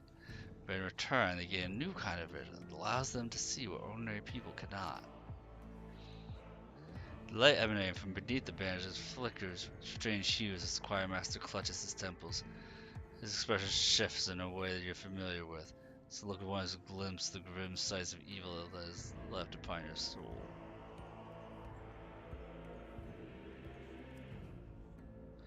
Did my nightmare scald you? My apologies, Your Lordship. I sensed a strangeness in you. Mine reached out of its own accord. Not see much, but what I did see was enough. It grieves me to know that this mark weighs on you so. Trust me, well acquainted with the oppressive burden of doom. Does that noise not bother you? On the contrary, Lord Captain. This is a mental focusing technique used by your flagship's choir, one I invented myself. Music was written by an astropath. My charge design here is not what ordinary people hear. True depth and beauty cannot be fathomed without the Emperor's blessing. Music protects our minds from rudimentary thoughts, purifies and sharpens them. Above all else, serves as a beacon of sorts, amid the tumultuous sea of souls, a thread to lead us home from the deadly maze. So here, guys, exploded. What happened? May the God Emperor rest his soul and protect him from the ruinous power's tenacious claws. That was the 5th one this month. Our younger voices cannot handle the warp storms raging in the expanse, end up losing their minds, if they're lucky. Something is afoot on the other side of the mall, Lord Captain. Something infinitely sinister, something disastrous. Scraps of mental images that reach us from the Imperium carry the mark of doom. The images emanating from there are like a beast bearing its teeth. For accounts of disturbances in the warp affecting cycles, especially astropaths who delve most deeply into the immaterium. But there have been more and more alarming stories lately.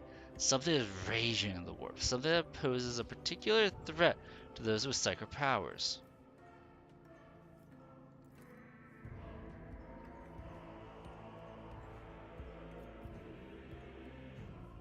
So there you have you guys. Where can I find more of you?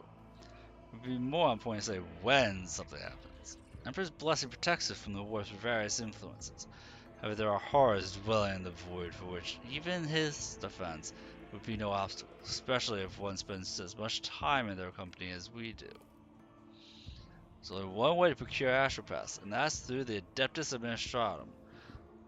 Luck permitting, unattached astropaths from the sector will be posted to the ship. One who, for whatever reason, have lost their place of service. Failing that, quest will go to Terra and we will have to wait a long time. Said there are other options, blasphemous, forbidden options, unsanctioned psychers, unprotected, broken souls who seldom live past the first few seances. But even those would do. Should the God Emperor put our souls through severe trials, and judging by how rabid the warp has been of late, the number of dead astropaths, the trials will be upon us sooner than our prayers can reach Terra. I know a couple places we can get new astropaths. That's, of course, if you don't insist on them all being classy and proper like this bright-eyed bunch.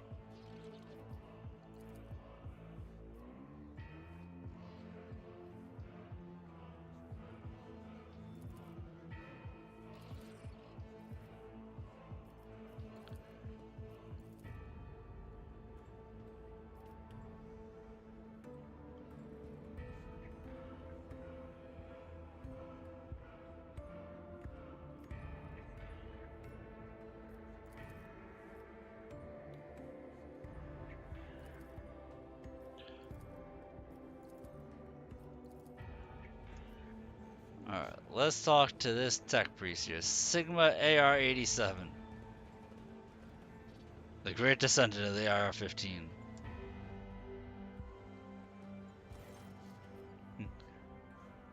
Oh, it's an astropath. No, that is definitely a tech priest.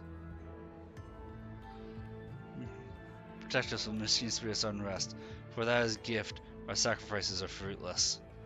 Barely hear the voice of the young astropath standing very still next to the bulky mechanism, face frozen in mask of despair, his anemic hands are pressed into his chest, clutching crumpled strips of thick paper. He hears you approach and composes himself. The engine's here.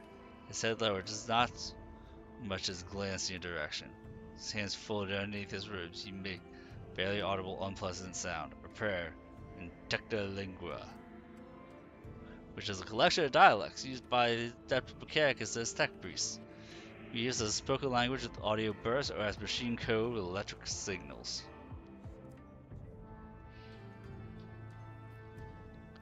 What's going on? The secret compiler is ailing, your lordship. Gloom has come over the machine spirits, disrupting the mechanism's operation. 12th row of the drum is now adding incorrect symbols. We summon the service now on the side, but the machine spirits are none too eager to heed their prayers. The esteemed engine seer is in a state of tech prayer trance and hasn't moved from the spot for a day now. I had the audacity to think the secret compiler could be better helped by examining its parts, but my question is the secret knowledge of the Adeptus Mechanicus. Unit Sigma AR-87 is currently in a tech trance, a shared comprehension with the spirit of the Archaeotech device cataloged under the name Stream Spindle. To Disturbing the unit is not recommended. However, preliminary diagnostic has revealed several algorithmic faults that are in conflict with the sacred mechanism processes. Practical intervention into certain cycles will likely aid release of accumulated burden. Alright, let's see if we can help.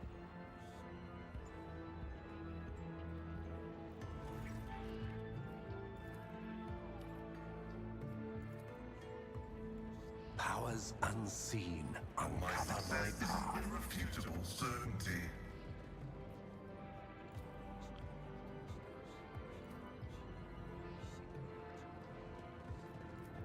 Operation successful.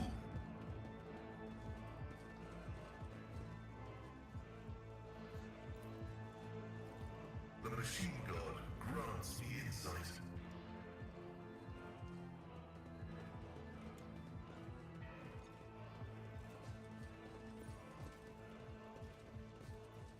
Let's seize the opportunity.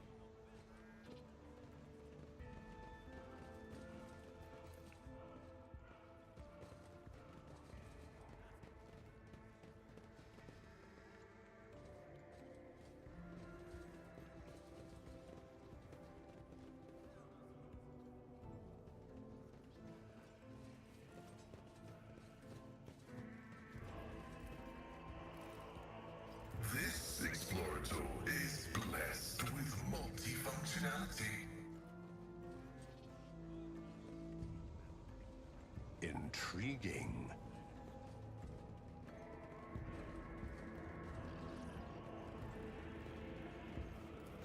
Operation successful.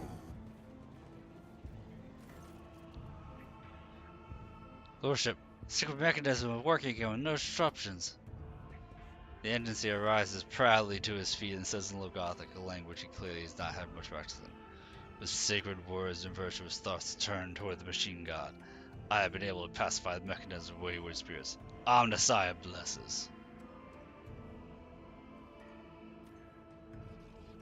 How lucky we are that the venerable tech priest is so pious and wise. This statement is true. I recommend installing 2 incense burning units in this compartment to prevent the spirit's continued anger. The unit Zachary Rice will be provided with a list of minor recommendations. 142 in total. 142 minor recommendations for improvements to this compartment's maintenance. Failure to implement will result in sanctions on the part of the Adeptus Mechanicus priesthood.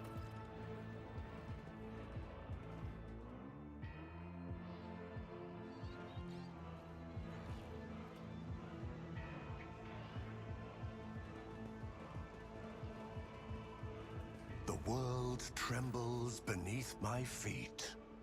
Lordship, I have something for you. Thanks to your assistance in repairing the compiler, we've been able to interpret a most curious message. It contains a call sign that agents of the Renegade Revolver used in their especially important reports. What does it say? Only a few words. Lermada Ordenaeth the Ninth. The winds have ceased. It is done. Now, Lilamed is Vorg's call sign for special reports, but the rest is a code we are unfamiliar with. Said we know where to look for the truth. The Ordenathus 9th system, 11th system. When was it sent? Cannot say for certainty. Following the repair work, I went through the text and defied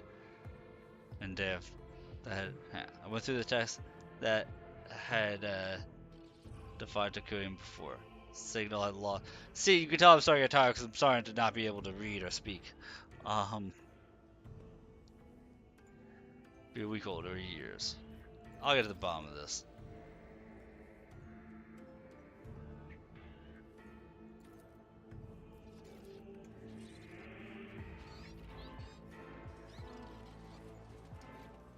Embrace true power. One more room I want to check on here. The shrine. If we have our sister Bal, might as well check on the shrine here.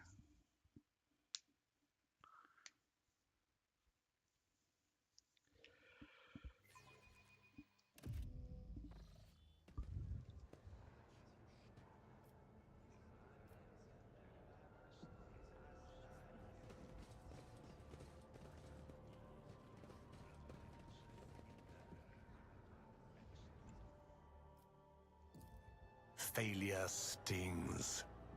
Failure doesn't sting. That's what safe scrubbing's for.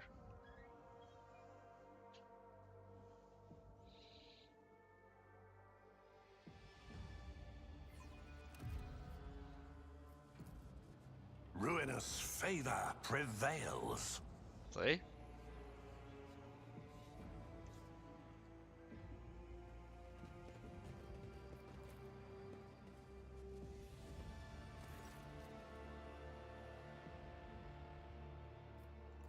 You know what? This will be where we start Thursday. If I don't see anybody, you know, if you don't tune in tomorrow, wish you a Merry Christmas. Tomorrow we'll be doing Path of Exile. I want to thank people who are watching and lurking for hanging out with me, you know, Christmas Eve and Christmas Day. I'm going to get some shut-eye. And tomorrow, during the day, I will not be streaming, but tomorrow night we'll probably be doing Path of Exile. Doing a Christmas stream with the Path of Exile. So I want to thank everybody again for hanging out to the end and keeping me company. Thank you, Frisk. It was nice meeting you. If you liked the stream, please give me a follow. It'd be very much appreciative. Okay, and you have yourself a good night and sleep well.